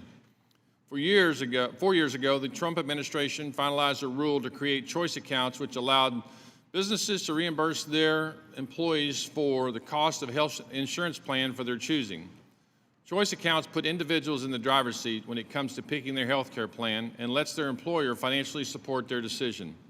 This bill would codify this rule into law, benefiting all involved and overall increasing the amount of people who have health insurance. It is important to note that the rule and this bill only permits employees to use the contributions to purchase coverage that satisfies all of the Affordable Care Act rules. First, health insurance plans offered with the choice accounts cannot have annual or lifetime limits and must cover all of the ACA's required essential health benefits. Second, the bill allows coverage for all categories of employees, including part-time employees, hourly coverage, seasonal employees, among others. The high cost of a small group health plans is a huge barrier for small businesses faces when weighing the decision to offer all the employees health insurance. This bill gives them a chance to offer health insurance benefits without being crippled by the cost and administrative burdens that come along with group plans. In fact, the National Association of Women's Business Owners said that 75% of their small business members already send employees off to the marketplace to find their own plan due to cost. The demand for individual choice plans is already there. This bill goes further to help employers provide financial support for these plans. Under the status quo, businesses must select one or two plans for all their workers at the company. But workers have different needs and preferences. This bill would codify a regulation that would permit employers to give their employees much greater choices of the plans that best meet their needs. We've already seen the success of this rule. Over 64% of businesses offering choice accounts have less than 5 employees, and 85% of the companies offering choice accounts provide health insurance for the first time, giving working Americans their first chance to access health insurance. All in all, this bill is about giving working Americans more health care options to choose from while relieving employers from the administrative burden of annual renewals and selecting 1 or 2 plans for all their workers. Choice accounts provide patients choice and businesses flexibility. Codifying these provisions in law will provide businesses certainty to switch to this model that is saving Americans money on their health insurance plan. Thank you, Mr. Chairman. I reserve the balance of my time. I'm pleased to recognize the acting ranking member, Ms. Chu, for her opening statement. I have big concerns about this bill, starting with the fact that 36 hours ago, it had never been mentioned in this committee. This bill would codify a Trump administration rule on individual coverage health reimbursement accounts, or ICHRAs, renaming them as choice accounts. And it certainly allows employers to make choices. By codifying this rule, employers would be allowed to discriminate against certain classes of workers. I suppose we shouldn't be surprised in the 13 years since Democrats stood up for the millions of Americans with pre-existing conditions, Republicans have tried time and time again to strike down the Affordable Care Act. The bill before us today seems like yet another Republican attempt to undermine the consumer protections the ACA provides. Employers could offer less coverage through ICHRAs to lower-income workers, hourly workers, or seasonal workers, reserving better coverage for their C-suite executives. Employers can also single out only the high-cost workers to get marketplace coverage, leaving a cheaper, healthier pool for the employer's group coverage. We've seen this playbook from the Republicans before, using policies to make the marketplace risk pool sicker instead of robust. Once again, putting wealth before health. Republicans are so intent on serving big pharma and their wealthy donors that they want to build a sicker, poorer, and more segmented version of our country. For many low-wage workers, they may be better off with no ICHRA and using the marketplace premium tax credits strengthened by Democrats last Congress for more generous and affordable coverage. Unfortunately, even being offered an ICHRA could cause employees to lose subsidized marketplace coverage under this arrangement, leaving workers and their families worse off. If we worked together, we could have mitigated these issues and included important safeguards that protect employees from discrimination and ensure that they have the information to make the best healthcare choices for their families. Sadly, Republicans are doubling down on leaving America's workers and their families behind. Thank you, and I yield back. Thank you. The committee will now proceed to consideration of H.R. 3799, the Choice Arrangement Act. Without objection, the measure will be considered as read and open for amendment at any point. At this time, I offer an amendment in the nature of a substitute, which was distributed in advance, along with a green sheet explaining it. And without objection, the amendment in the nature of a substitute shall be considered as read, open for amendment at any point, and considered base text for purpose of the amendment. I will now turn to Tom Bartold, Chief of Staff for the Joint Committee on Taxation, to provide the technical description of the amendment in the nature of a substitute with an emphasis on the changes made since introduction. I ask the members hold their questions until after his presentation. Thank you, Mr. Chairman. The members have before them two joint committee documents, JCX 17 and JCX 24, which describe the underlying legislation and the chairman's amendment, the nature of a substitute. The legislation deals with individual coverage health reimbursement accounts. Treasury regulations permit employers contributing to health reimbursement accounts to purchase individual coverage in the individual markets, satisfying group health plan arrangements. There's a number of detailed requirements under these regulations, and this legislation would codify all of those requirements. It renames the individual coverage health reimbursement account a choice account. The chairman's amendment, the nature of substitute, also makes a couple of clerical corrections in the underlying legislation. The legislation would be effective for years after the present year, after 2023, and as a codification of current regulatory practice, it's estimated to have no budgetary effect. Be happy to answer any questions that the members might have.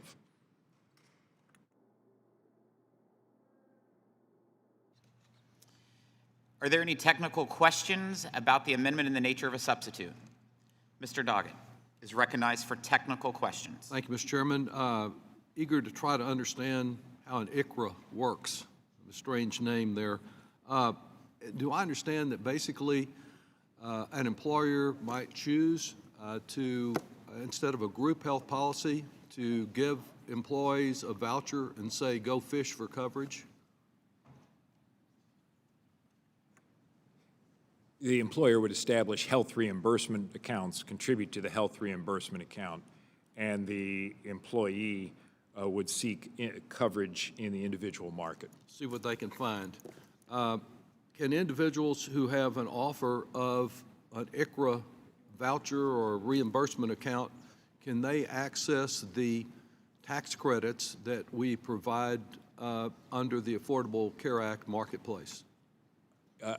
They'd be eligible for tax credit only to the extent that the coverage is deemed unaffordable. Under this legislation, will employees be able to choose plans that provide no protection for pre-existing conditions? The requirement under the current regulatory framework is that you have to meet all the requirements of the Affordable Care Act, and that would include not excluding individuals for reason of pre-existing conditions. Under this legislation, will that change? No, because it codifies the current regulatory framework and all the details therein. And for low-wage workers, do they all have to be provided the same? Say an employer has one location in Missouri and one location in Texas. Do they have to provide the same thing under this legislation for everyone? The framework that would be codified does allow the employer to have different classes of individuals. In your example, classes of some employees located in different geographic locations would be permissible. Can they have different classes within the same location? You can have different classes by full-time employee versus part-time employee, for example. So the short answer is yes, sir. Is it possible from the analysis joint taxes done that some employees will be in a worse position under an ICRA than getting a zero premium plan that they'd be eligible for under the marketplace? Mr. Doggett, I think what you're asking is what happens if you don't have a qualifying offer as opposed to what happens if you do have a qualifying offer of insurance.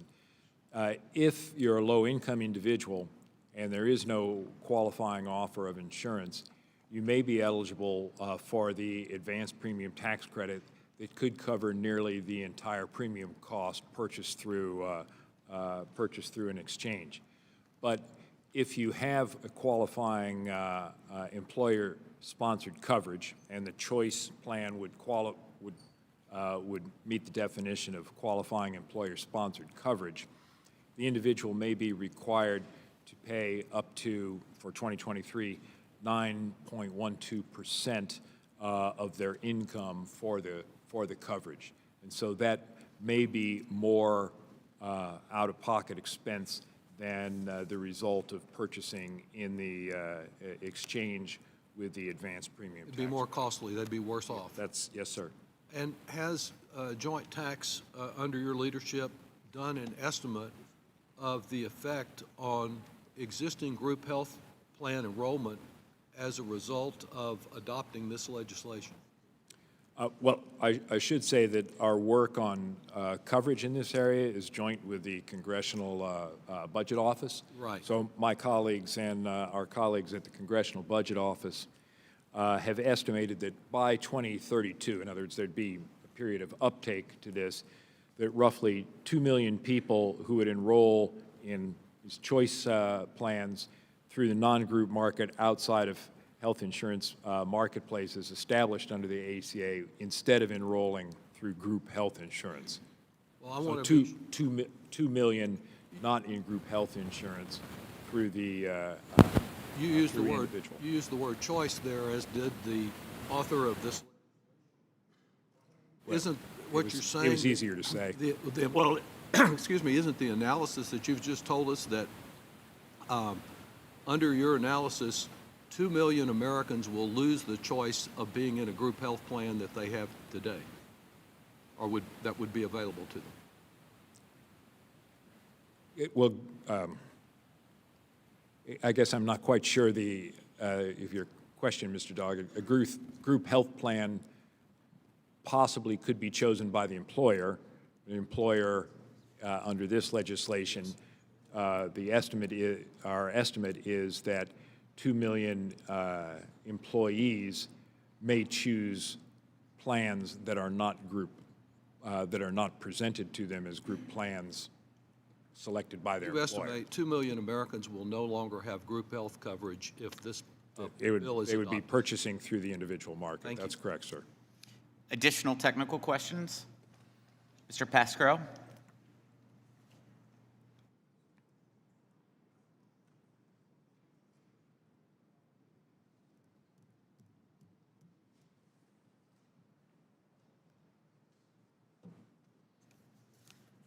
Thank you, Mr. Chairman.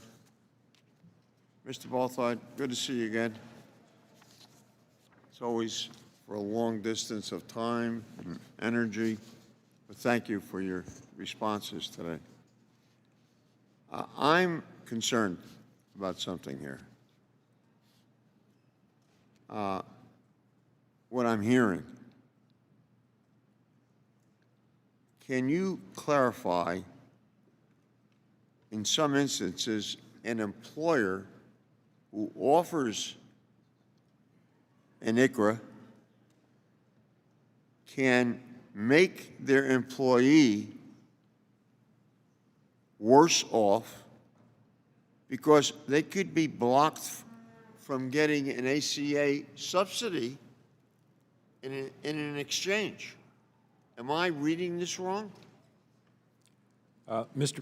Pascrell, you're reiterating the point that Mr. Doggett was raising, and that's that, as noted, if an employee does not have qualifying coverage offered to them, they may be able to, they're eligible to purchase insurance through the exchanges and potentially have the advanced premium tax credit pay the entirety of that premium. Whereas with employer-sponsored insurance, an employee, even a low-income employee, may have to pay up to roughly 9% of their income for coverage. So it is possible, because of the affordability test, that an employee could be worse off by being offered this qualifying employer-provided insurance than if they were not offered insurance. Well, then am I incorrect in stating that, listening to you very carefully and listening to some of the other folks who've been talking here today about expanding possibilities in the health area, this does not expand opportunities in plans or otherwise for anybody in the ACA? Is that correct or incorrect? Now, that's a pretty simple question. When you say plans within the ACA, you mean within the exchanges? Yes. It doesn't, the individual insurance purchased under an individual coverage health reimbursement account is outside of the exchanges. It's in the individual market. So it's separate from the exchanges. Well, we're limiting opportunities, as we've been talking about today, then. If this thing becomes law, if this bill becomes law, we're limiting opportunities for certain people in ACA. True or false? If an employer offers the individual coverage health reimbursement account and it meets the detailed criteria, it's a qualifying employer-sponsored plan, and the employee is not eligible to purchase through the exchanges. If the employer did not offer any coverage, right, then the employee would be able to acquire coverage through the exchanges.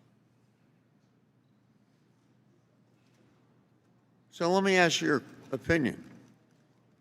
If you were such an employee, as we defined it, what would you do? Well, Mr. Pasquale, you know that in general the members don't ask my opinion of anything, so. How did I know you were going to say that? Thank you. I shouldn't break that rule now. Thank you. Would the gentleman yield? Do you mind? Will the gentleman yield? Sure. Your last 20 seconds. No business owner that is going to go create a plan that all their employees are out on the ACA. If you've got a group plan, the choice plan gives your employee more flexibility than they had, but they're still not qualifying to get on ACA if there's a qualified plan inside the business.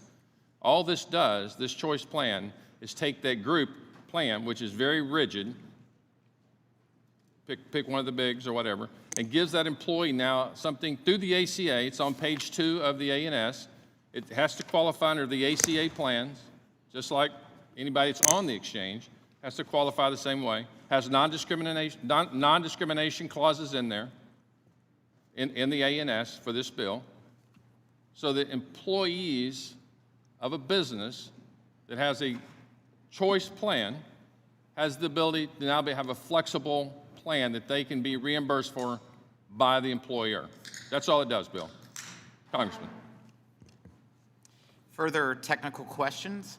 Dr. Ferguson. Thank you, Mr. Chairman. Mr. Barthold, I heard one of my colleagues, the ranking member, acting ranking member right now, make a comment that I welcome clarity if I misstate this. But I believe she said that Republicans with this had been colluding with pharmaceutical companies to create a less healthy population, basically implying that pharmaceutical companies would sell more drugs to line their pockets. Is there anything in this piece of legislation to suggest that that would be the case? This legislation's about... Yes or no? Well, it's about general purchase of health insurance, so it's whatever drug coverage is offered through the plan that's chosen. And I said that we had been colluding with the pharmaceutical companies to create a less healthy population. Is there any part of this that would suggest that this was a collusion with Big Pharma in order to create a less healthy population?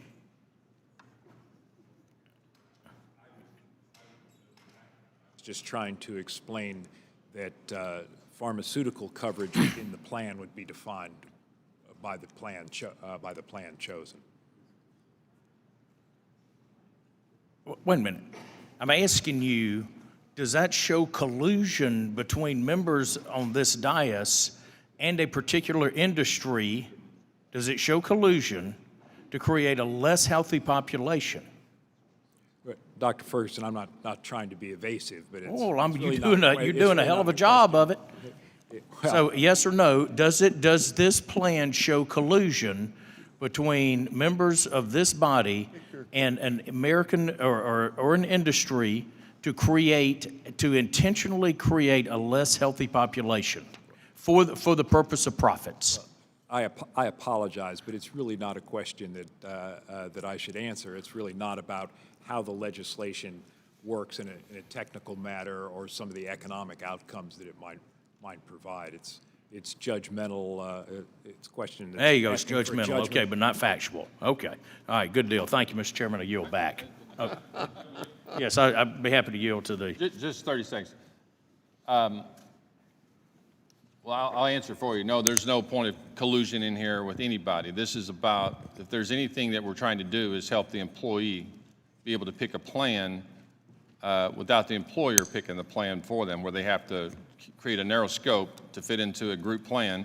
It's to give every individual to go to the marketplace and pick what matters to them and have the employer reimburse them for their plan. That's why it's called the choice plan, for the employee to make a choice on which plan they want. And that's all this does. And so if there's currently anything in the ACA that's colluding with Big Pharma, then it would be hidden in this as well. But that would have to be if the ACA had it in there. What? Yield back. Any further technical questions? We'll move to strike the last word.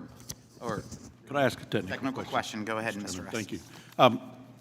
Earlier, it was mentioned that potentially 2 million people would lose coverage, go into a choice plan and have to go into individual coverage.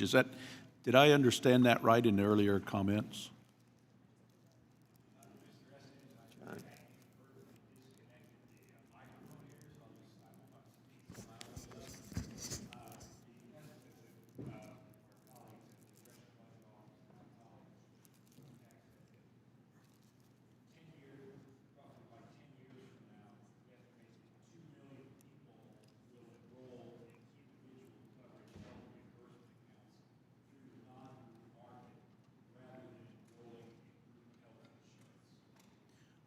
And that change would be because you anticipate employers would convert over to some choice accounts? Is that the basis of that?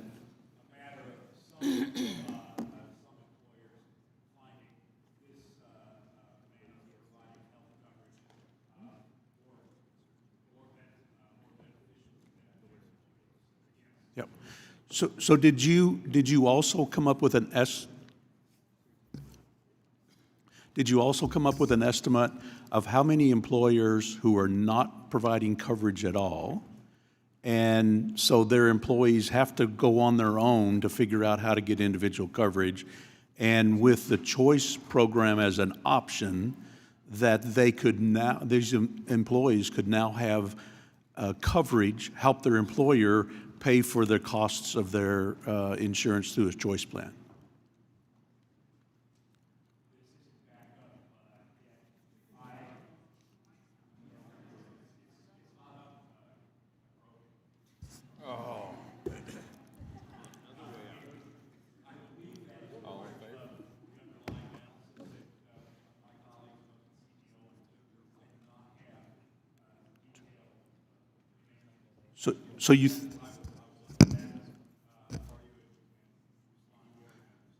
So the 2 million people that are getting individual plans under choice could be new enrollees that are getting an opportunity that their employer provides them assistance for their insurance as an individual plan?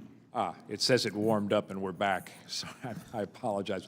I will check on that and respond to you and the members of the committee to clarify the 2 million employee figure that I cited to the committee. And if there's another number if there's more to additional, it, I'll let everyone know. Because I think when I look at this plan, that's going to be an option. A lot of businesses, small businesses in particular, want to provide coverage, but because of the cost of providing a plan that matches what came through with the Patient Protection Affordable Care Act, is just an administrative cost is too expensive to do that. And so I anticipate that a lot of employers would look for options to provide their employees coverage, and Choice may be an option that they could now provide that service.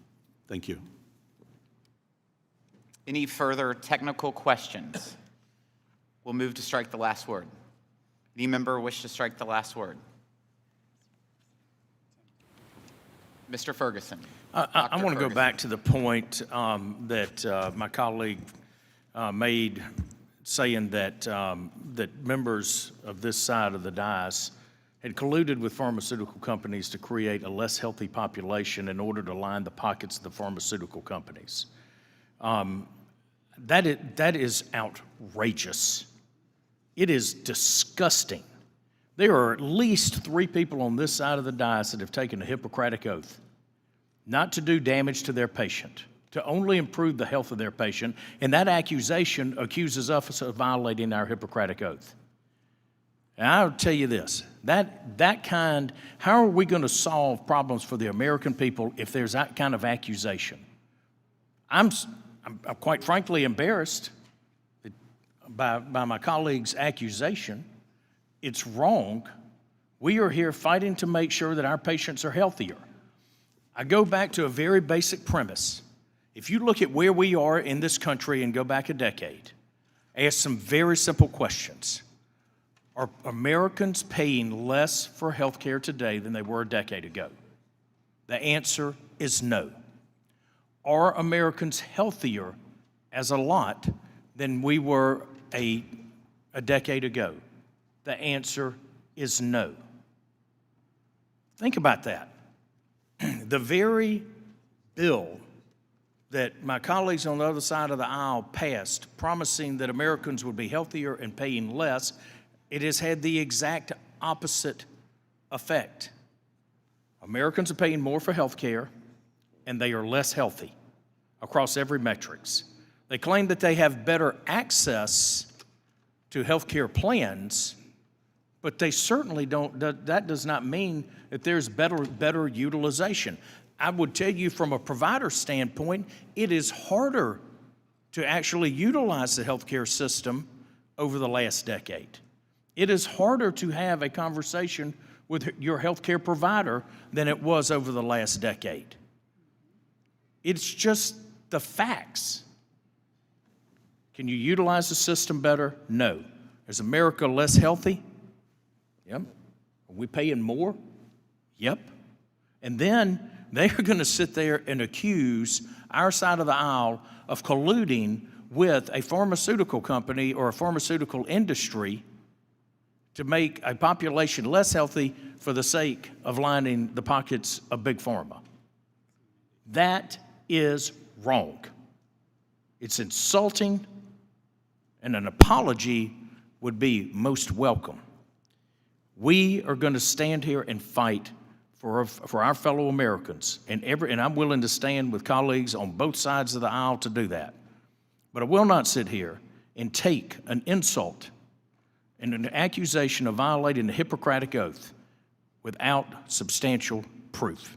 With that, Mr. Chairman, I yield back. Thank you. Additional members that would like to strike the last word? Mr. Doggett.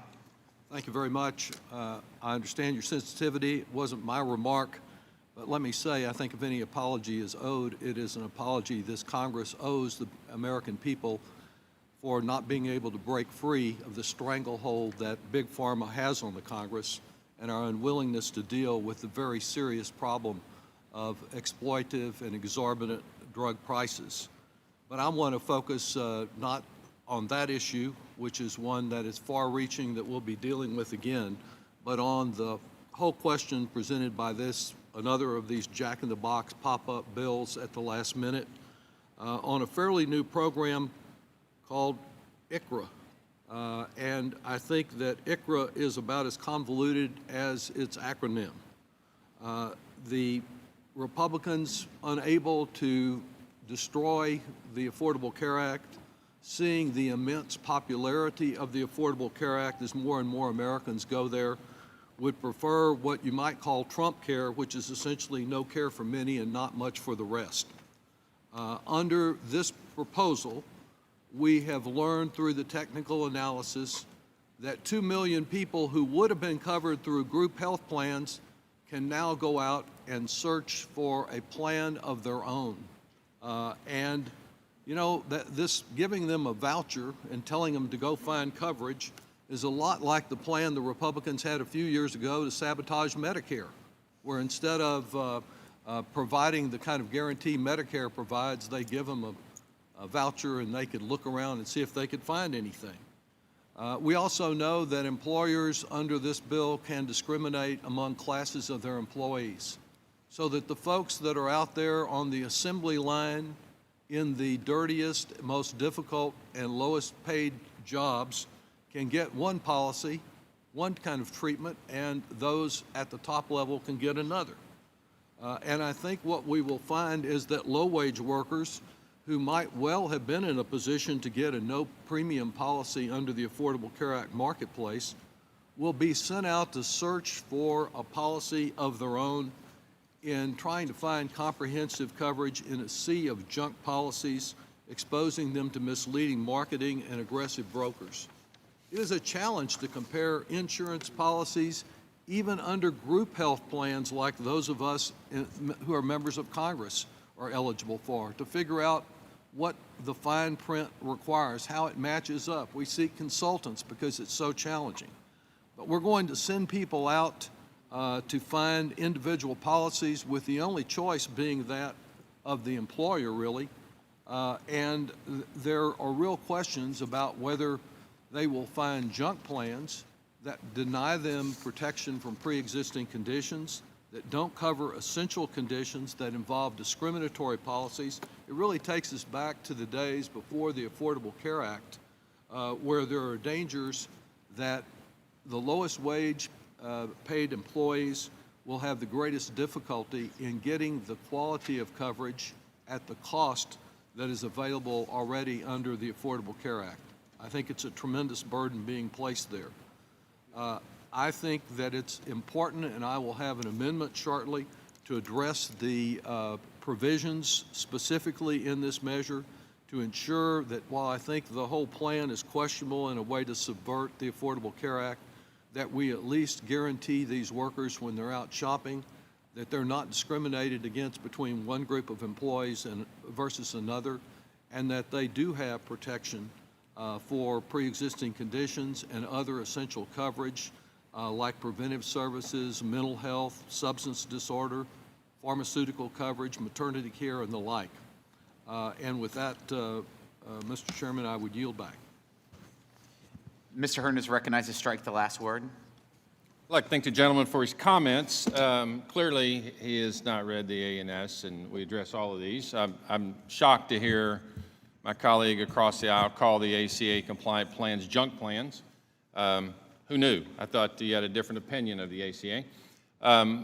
Everything you talked about the essential benefits are included in there. There's non-discrimination language in the bill. I always find it interesting, and I've said this a few times, how many people that have never created a single job, never fought the regulations coming out of Congress, how they know so much about what it takes to be successful in business. Somehow people think that you just go treat people badly and they're going to continue to come to work. They're going to continue to make you competitive.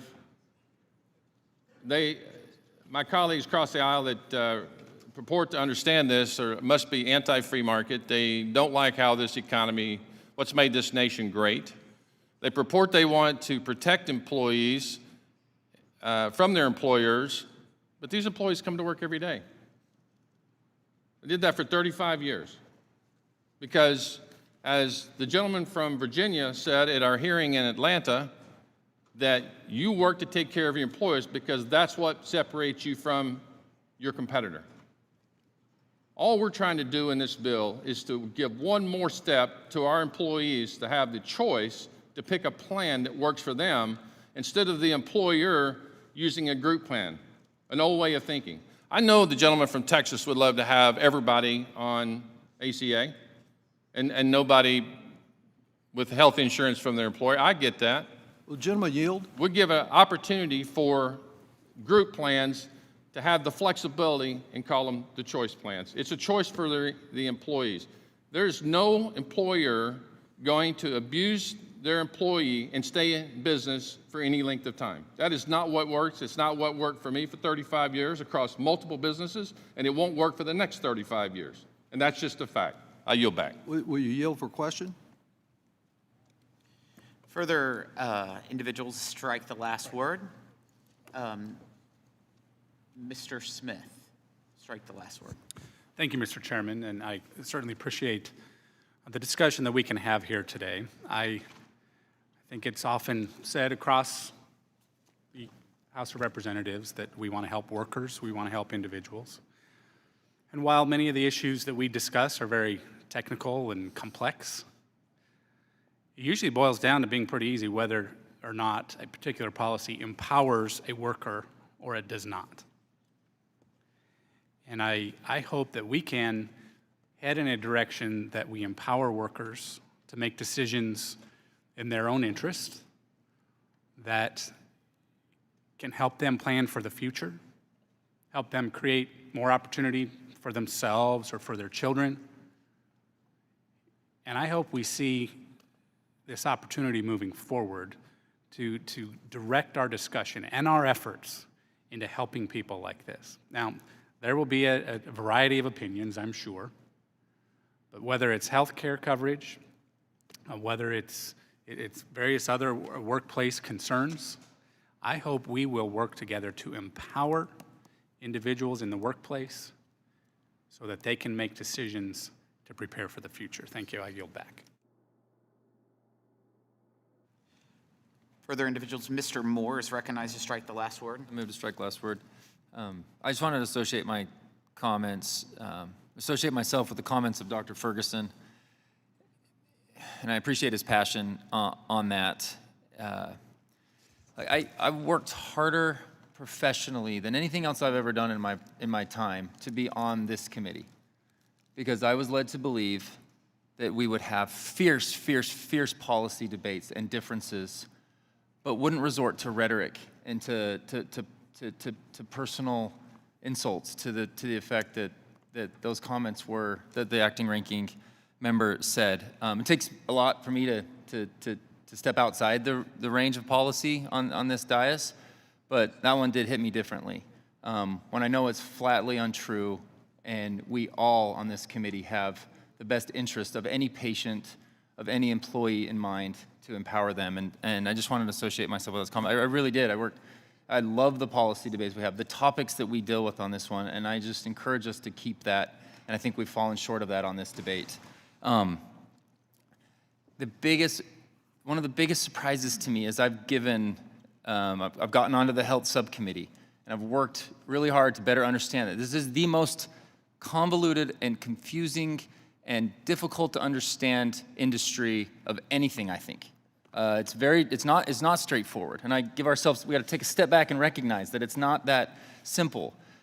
The thing that has stuck out to me the most, though, as we talk about pharma and pharmaceutical industry, is we can't get to the point where when we need to lead the world in developing a vaccine in record time and to implement that in record time, that no other nation in the world could do it. We can't praise that industry and push that product and be so grateful for it, and at the same exact time, also constantly badmouth it. We cannot do this double speak thing, and I feel like we've entered into that particularly quite a bit, given the fact that we've just recently gone through the pandemic and saw that example right then. We constrain them so they don't have the ability to go out and get cures and just want to do the price control, which my colleague from Arizona always talks about so eloquently, how we're just kind of passing the costs around. We're not really reducing costs, we're passing that around. I want to focus on that. We cannot continue to double speak on this, but have sincere debate, and I will commit to doing that consistently on this committee, because I do value the topic and the ability to be able to have true policy debate and not resort to rhetoric, and I yield back. Mr. Buchanan is recognized. Yeah, I want to associate my words with Mr. Hearn, or anybody that's been in business. He made the point. I've been in it for 40 years, 20, 30 years before I got here, and my kids are in it now. Created 5,000 jobs. The harsh reality, if you look back over 40 years when we started, first 20 years, we paid for everything and everybody, no deductibles, anything. So what's happened in the last 20 years or 15 years? A lot of that cost, and a lot of people don't bring it up, is being pushed to the employees. For a lot of these companies, there are 100 million that provide insurance to employees, but the harsh reality is it's going up for everybody. So the employer now is used to pay maybe $600 for a whole family. Now they're paying $700, $800 themselves. They can't afford to pay it all, small business. So a lot of it gets pushed to the working class family or workers. And they're picking up $500 or $600. So that's why when you talk about working paycheck to paycheck, that is a harsh reality. And that's why we need more choices and more options. The second thing is, and this is what we should really be talking about, we're spending $4.3 trillion on health care, and people are sicker than they've ever been. 40%, 35%, pick a number, of the country is obese. Many of our children, the numbers skyrocket in terms of obesity. All this needs to be looked at. That's what we need to be focused on today, and we need to get more choice to ideally bring down the cost. Because it is, when you think about the middle class, it's bankrupting the middle class, a lot of those families, because a lot of that cost is getting pushed to them. And you can go talk to anybody. I see it in our own business. I hate to say it, where we might pay $1,400 for a family of 4. We still have quite a few employees, but $600, a lot of it's getting pushed to the employees because the companies just can't afford the total bill. And it's gone up, tripled maybe in the last, just take a number, but it's a big number in the last 10 years or so. So the more choice, the better.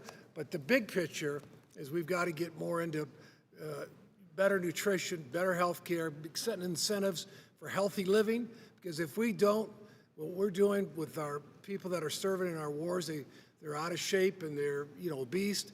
The same thing with a lot of our, as you look around. It's tragic and it's sad when you think about it. But $4.3 trillion, what we're spending on health care, and it's going to continue to go up. We've got to figure out a way to make people healthier, not less healthy.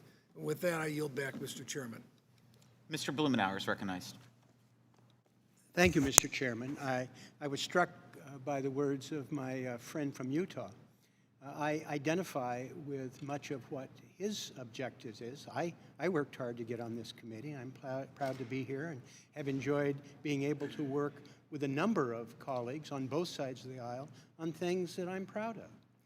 Part of the concern I have is that the generalizations obscure the basic reality. I am sure that my colleagues here who pride themselves with their performance in the private sector are honorable people, and they've done that. But that's not the entire range of people in the private sector.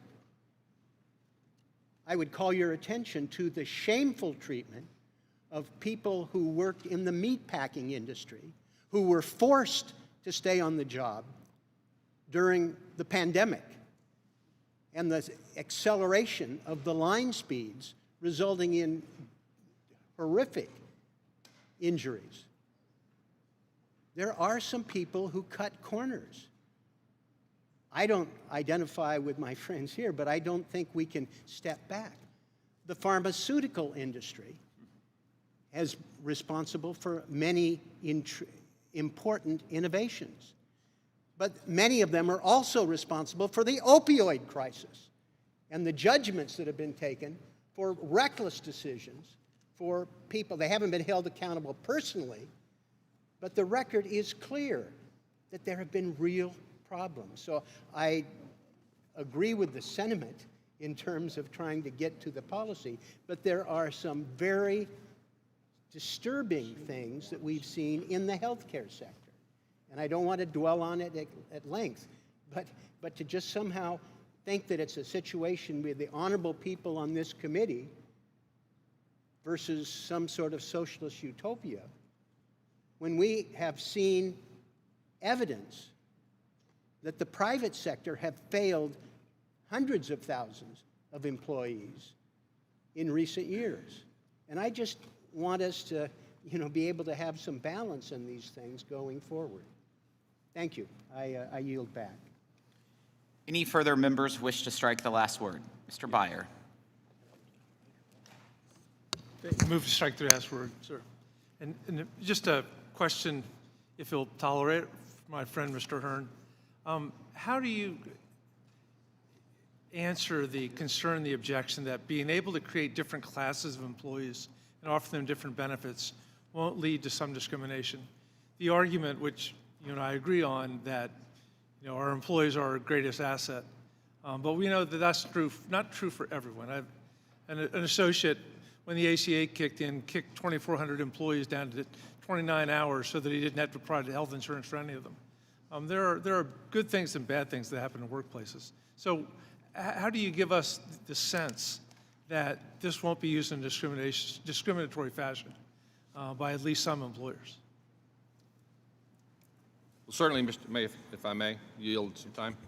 If I may, you've been in business a long time. You and I have had much discussion around this, and I appreciate that. As you know, there is no 100% certainty in a free market environment, and that's why regulations have been created. But as you also know, in a group plan, you can pay 100% of your president, and you can pay 50% of a person working on the car lot. Nothing precludes you already from not how you participate in paying for that plan. That's correct? I mean, you can choose to pay 100%, or you can currently choose to do that as well, and people do it all the time. The argument here is nothing different than that. The argument here is giving that employee the ability to actually have a plan that matches his or her needs instead of being stuck in one or two plans. Generally speaking, it's one plan. A small business under 50 employees wants to offer a health insurance program that is very cumbersome. Having been across multiple small businesses in my lifetime, and obviously larger later on before I came here, you lose the ability to accurately and I would say passionately manage those benefit programs. And if you have the ability for the same or even more cost to you and your health insurance program as a benefit to reward great employees, to have them have the ability to select their own plan using the ACA rules, the non-discriminatory rules in the ACA, and the rules that are put forth as you've done in your group plan that have been okay prior to, then you're not violating any laws. You're doing what employees look at benefit plans all the time. What we did were there were no group plans involved and there was no qualified plan, as Mr. Barthold talked about. The ACA coverage is available for those employees. No employer is going to go offer a plan to get somebody off an ACA plan. This is just about taking a group plan and making it more flexible, giving the choice to the employees. That's it. There's nothing else. There's nothing hidden in there. It's really about the employees to make sure there are more people insured in the country as we go forward. I thank you for the question, though. Mr. Kelly is recognized to strike the last word. Thank you, Mr. Chairman. Strike the last word. So I think days like this, when we're all together and we're discussing policy, the American people understand that one group believes that individuals on their own can't even get out of bed in the morning. They have to have some kind of a government program that helps them do that. The other side believes that, on our own, we can determine what's best for us, what's best for our families. And I got to tell you, from being in the private sector, there is nobody running a business that looks at any member of his or her team and says, I don't care about their health. It doesn't matter if they're sick and they can't show up tomorrow. Please understand, individuals on their own can determine what is in their best interest, in their family's best interest. Employers on their own understand that they have to have a healthy team in order to be successful. Choice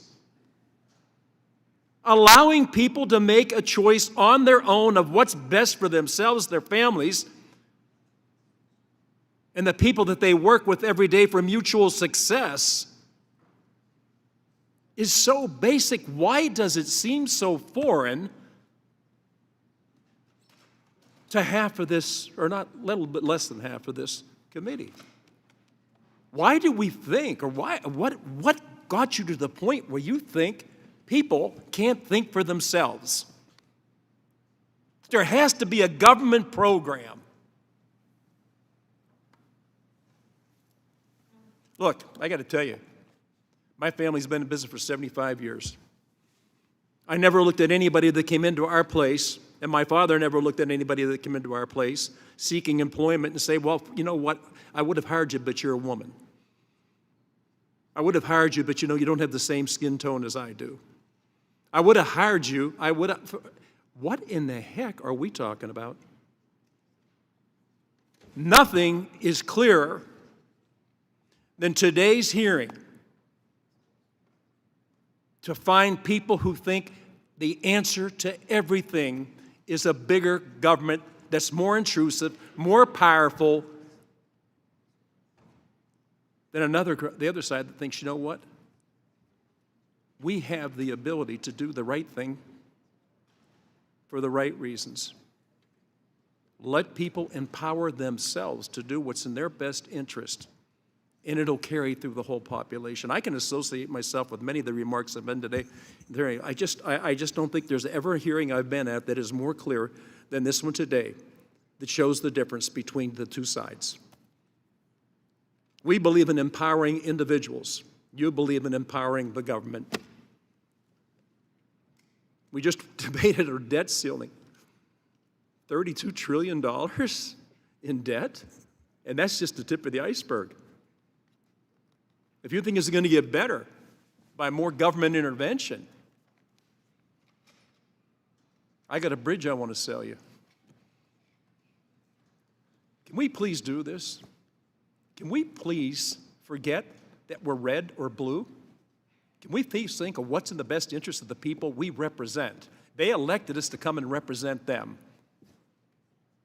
Sometimes I wonder, did they make the right decision? I've watched for 2 years as a country go in a tailspin, and the President of the United States comes up and says, geez, we're doing so well. Okay, fine. You know what, Mr. Hearn, thank you for your position on this and for talking about what's best for your employees. Please understand that I mean this sincerely. If it ever gets to the day that I don't think the people who elected me to come and serve them, they're so stupid that they can't do anything on their own. I've watched them. They are so good at what they do. They are so good at taking care of their families. They are so good at doing the right thing all the time for their family after they've decided on their own and without government intervention of what's best for them and their family. Mr. Chairman, thank you. This is a great hearing. And I think if anybody, I would hope that people watched this and said, okay, I see the difference. It's not the color, the red or the blue. It's the policy. We want to empower individuals. The other side wants to empower the bigger government. Thank you, Mr. Chairman. Any additional members wish to strike the last word? Ms. Sanchez. Yeah, Mr. Chairman, we have had an incredibly long markup this morning, and I am shocked at some of the things that I hear from the other side of the aisle. And I want to just kind of correct the record, because my life experiences inform what I do as a member of Congress. And many of my life experiences in working for other people have not been great experiences, because I haven't had benevolent employers that are looking out for my best interests. And I think it's morally bankrupt to say that this side of the aisle doesn't want to empower people. We are all about empowering people. We're all about giving them tools to succeed and opportunities that have been denied to them many times by employers or others. And I would just remind this committee that we held hearings in the last Congress, for example, about the fact that 2/3 of Latina workers in this country, even if they wanted to save for retirement, can't, because they work for employers that don't provide any kind of retirement plan. So somehow this notion that all employers are really looking out for the best interest of their employees That doesn't ring true. And this overly broad, assertion that, we don't want to empower people is just patently false. It's dishonest. That might be your opinion, but I will tell you that factually it's incorrect. And while I would love to go on rhetorically talking about, these issues and these broad brushstrokes, it's been a long day, and I would like to get to votes on the legislation before us. But I couldn't let that slide because I get so tired of being lectured about what I want to do or what I want to think by people who have never put themselves in my shoes and have not lived my life experiences. And with that, I will yield back. I recognize the ranking member, Mr. Neal. Strike the last word. Thank you, Mr. Chairman. Quickly, I want to pick up on what Ms. Sanchez had to say. Astounding that half the people that get up and go to work every day in America are not in a qualified retirement plan. It's an astounding statistic. And despite all the progress we made here with Secure 2.0 and the things we've done over the years, there's still this opportunity for the auto IRA, which has been well met by liberal and conservative think tanks. We could use a little bit of a boost from some of our Republican colleagues on the bill, but I think it would go some of the ways to addressing the issue that Ms. Sanchez has just described. Any further members wish to strike the last word? Seeing none, we will move to amendments. Mr. Doggett? I have an amendment at the desk, Mr. Chairman. Right. Mr. Buchanan? Yeah, Mr. Chairman, I reserve a point of order. Thank you. A point of order has been reserved. The clerk will distribute the amendment, and I ask the gentleman to suspend while the clerk distributes. Thank you.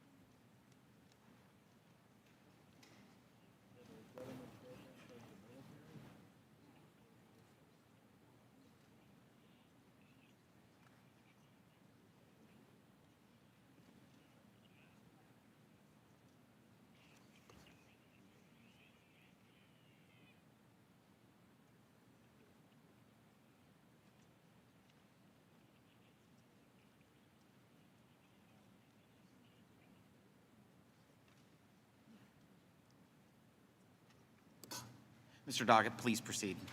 Thank you very much. This amendment is but a little more than one page, and it only does two things. And if you are the pro-choice Republican that you say you are on this matter, I would think both would be acceptable.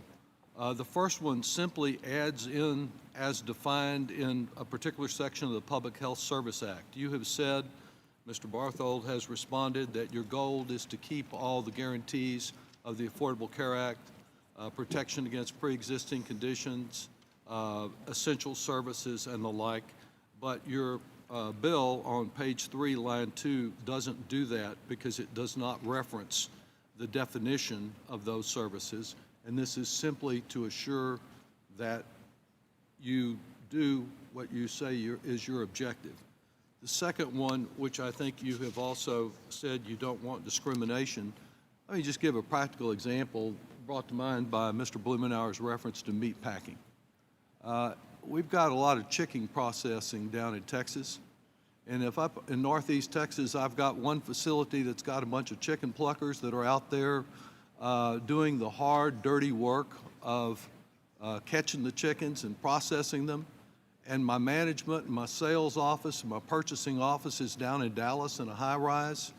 Under this bill, without any discrimination provisions, I can keep a very generous group health policy for for all my sales force and my management.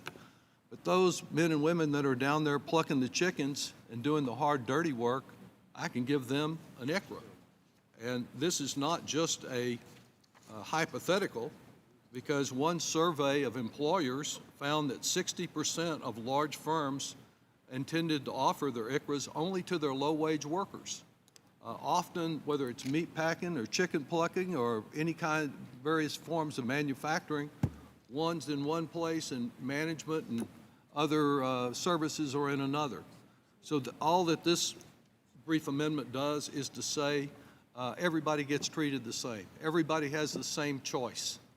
They either have the group health plan or they'll all have the same kind of Go Fish voucher policy that Mr. Hearn has advocated. I do want to emphasize the importance of the first reference to the Public Health Service Act. It's not any game or attempt to change things. It is to ensure that we don't go back to the days before the Affordable Care Act. There was a time in this country, and it wasn't very long ago, when pre-existing conditions were interpreted to cover things like domestic violence.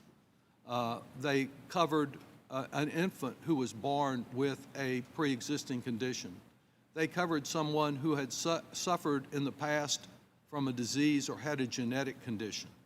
They covered a wide range of excuses for not providing coverage, and it is essential that we assure protection for pre-existing conditions in these policies. As I understand Mr. Hearn's answer previously, it's what I was going to question him about. That is his goal, to cover pre-existing conditions, to cover the essential services that the Affordable Care Act for the first time provided. I just know that there were some really horrible situations that consumers faced before the Affordable Care Act guarantees, particularly the protection against pre-existing conditions. And by adopting this simple one-page amendment, we assure we don't have that problem here, and we assure that the chicken pluckers get treated the same as the people in the thick carpet offices with management. And I yield back. Any further to speak on the amendment? Mr. Hearn is recognized. I thank the gentleman from Texas for offering his amendment. As I've said many times today, we believe the bill already covers all these. And I know I said this in jest, and it is getting late in the day, but I know you didn't intend to mean or imply that the ACA plans were junk plans, but it's very explicit inside the ACA plans what you can and cannot do. And, you know, it's just to point out a few of those. It must cover pre-existing conditions. It must have a cap out-of-pocket expenses, guarantee issues during open enrollment, among other key health benefits. And then secondly, on the second part, we believe also, I believe in this bill that provides equal contributions to all employees with the same employee status and only adjust contribution amount for age and family size in accordance with the ACA's pricing provisions. So I believe all these are in there. I appreciate you. Would you yield on that point? Yes. Particularly on the... Reluctantly, I'll yield. Well, I appreciate it, and I'm not here to ask trick questions or anything, but particularly on the first point, reference to the specific provisions of the Public Health Service Act are the only thing that ensure that all the things you just described that you say you want in here are there. And my concern is that some future administration, perhaps not as concerned with guaranteeing protection against pre-existing conditions as you say you are, will try to interpret around the language, because there's none of that in your bill or any cross-reference. It simply says health insurance coverage. And that's why I would urge you to accept the amendment to just simply add in those 4 or 5 words to make that clear.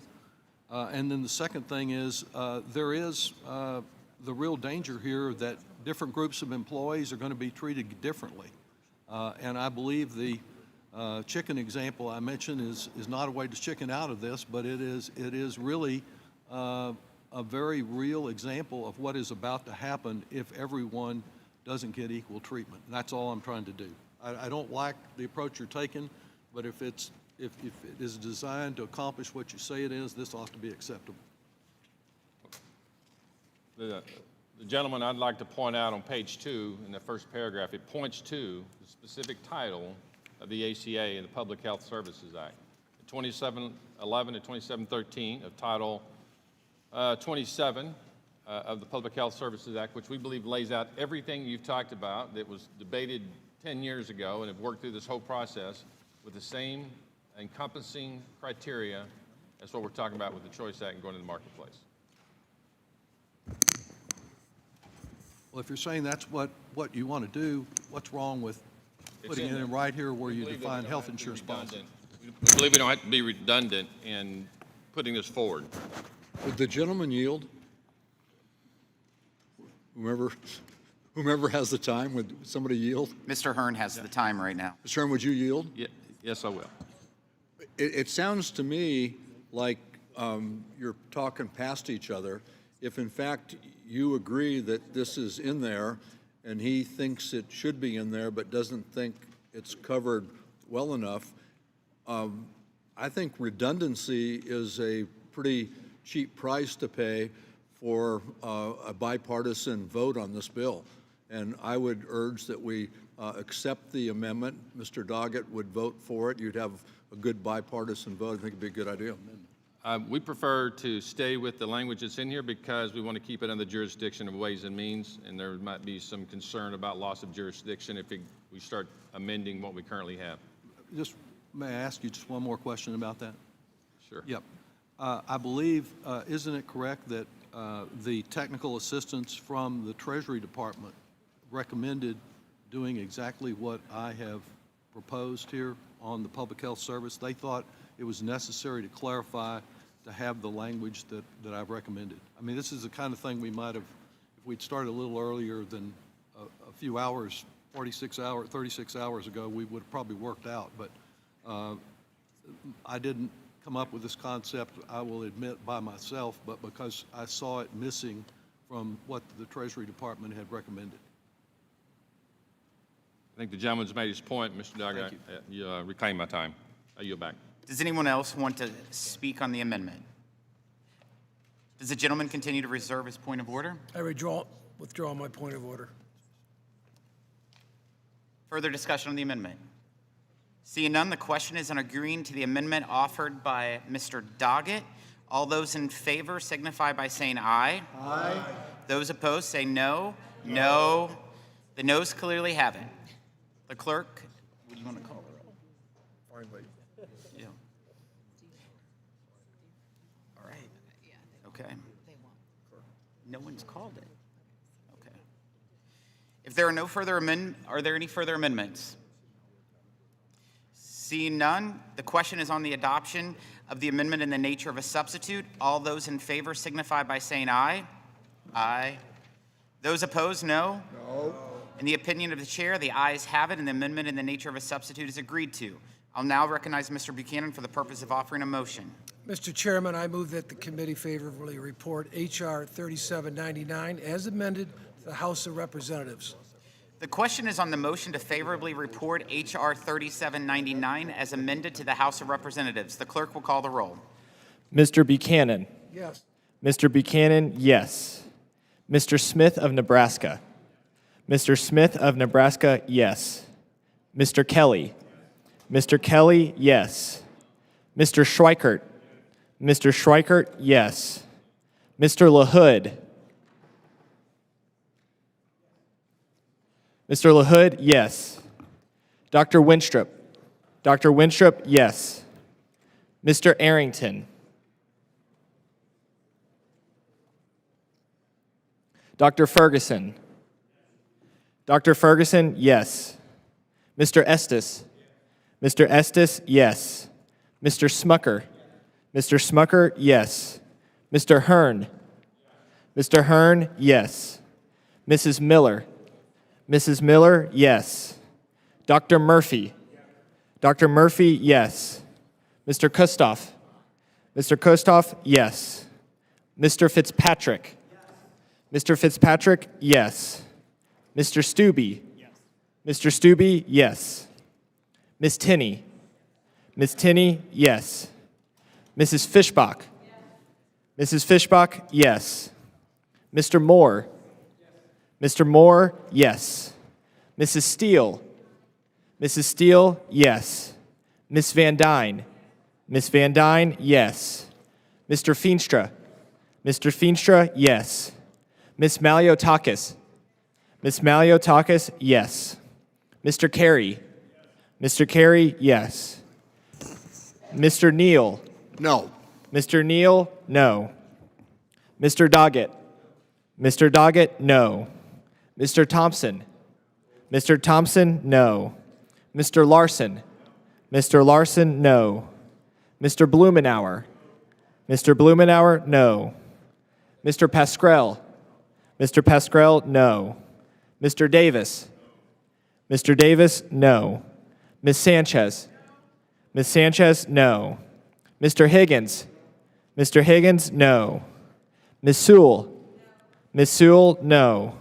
Ms. Delbene. Ms. Delbene, no. Ms. Chu. Ms. Chu, no. Ms. Moore. Ms. Moore, no. Mr. Kildee. No. Mr. Kildee, no. Mr. Byer. No. Mr. Byer, no. Mr. Evans. No. Mr. Evans, no. Mr. Schneider. Mr. Schneider, no. Mr. Panetta. Mr. Panetta, no.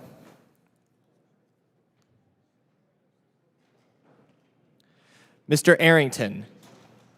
Yes. Mr. Arrington, yes.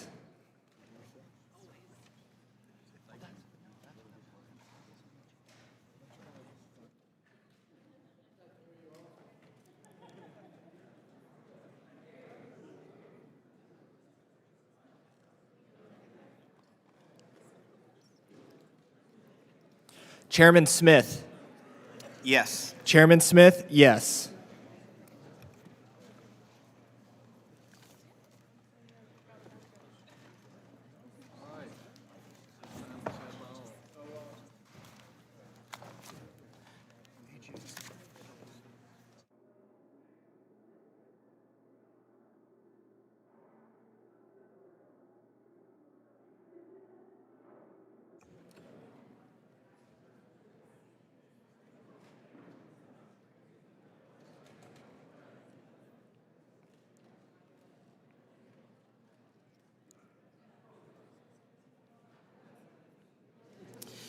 The clerk will report the vote. The ayes are 25, the noes are 18. There being 25 yeses and 18 noes, the motion is agreed to, and H.R. 3799 as amended is ordered favorably reported to the House. Without objection, I ask that the staff be authorized to make technical and conforming changes to H.R. 3799 and that members have 2 additional days to file with the committee clerk supplemental additional dissenting or minority views. There being no further business before the committee stands adjourned.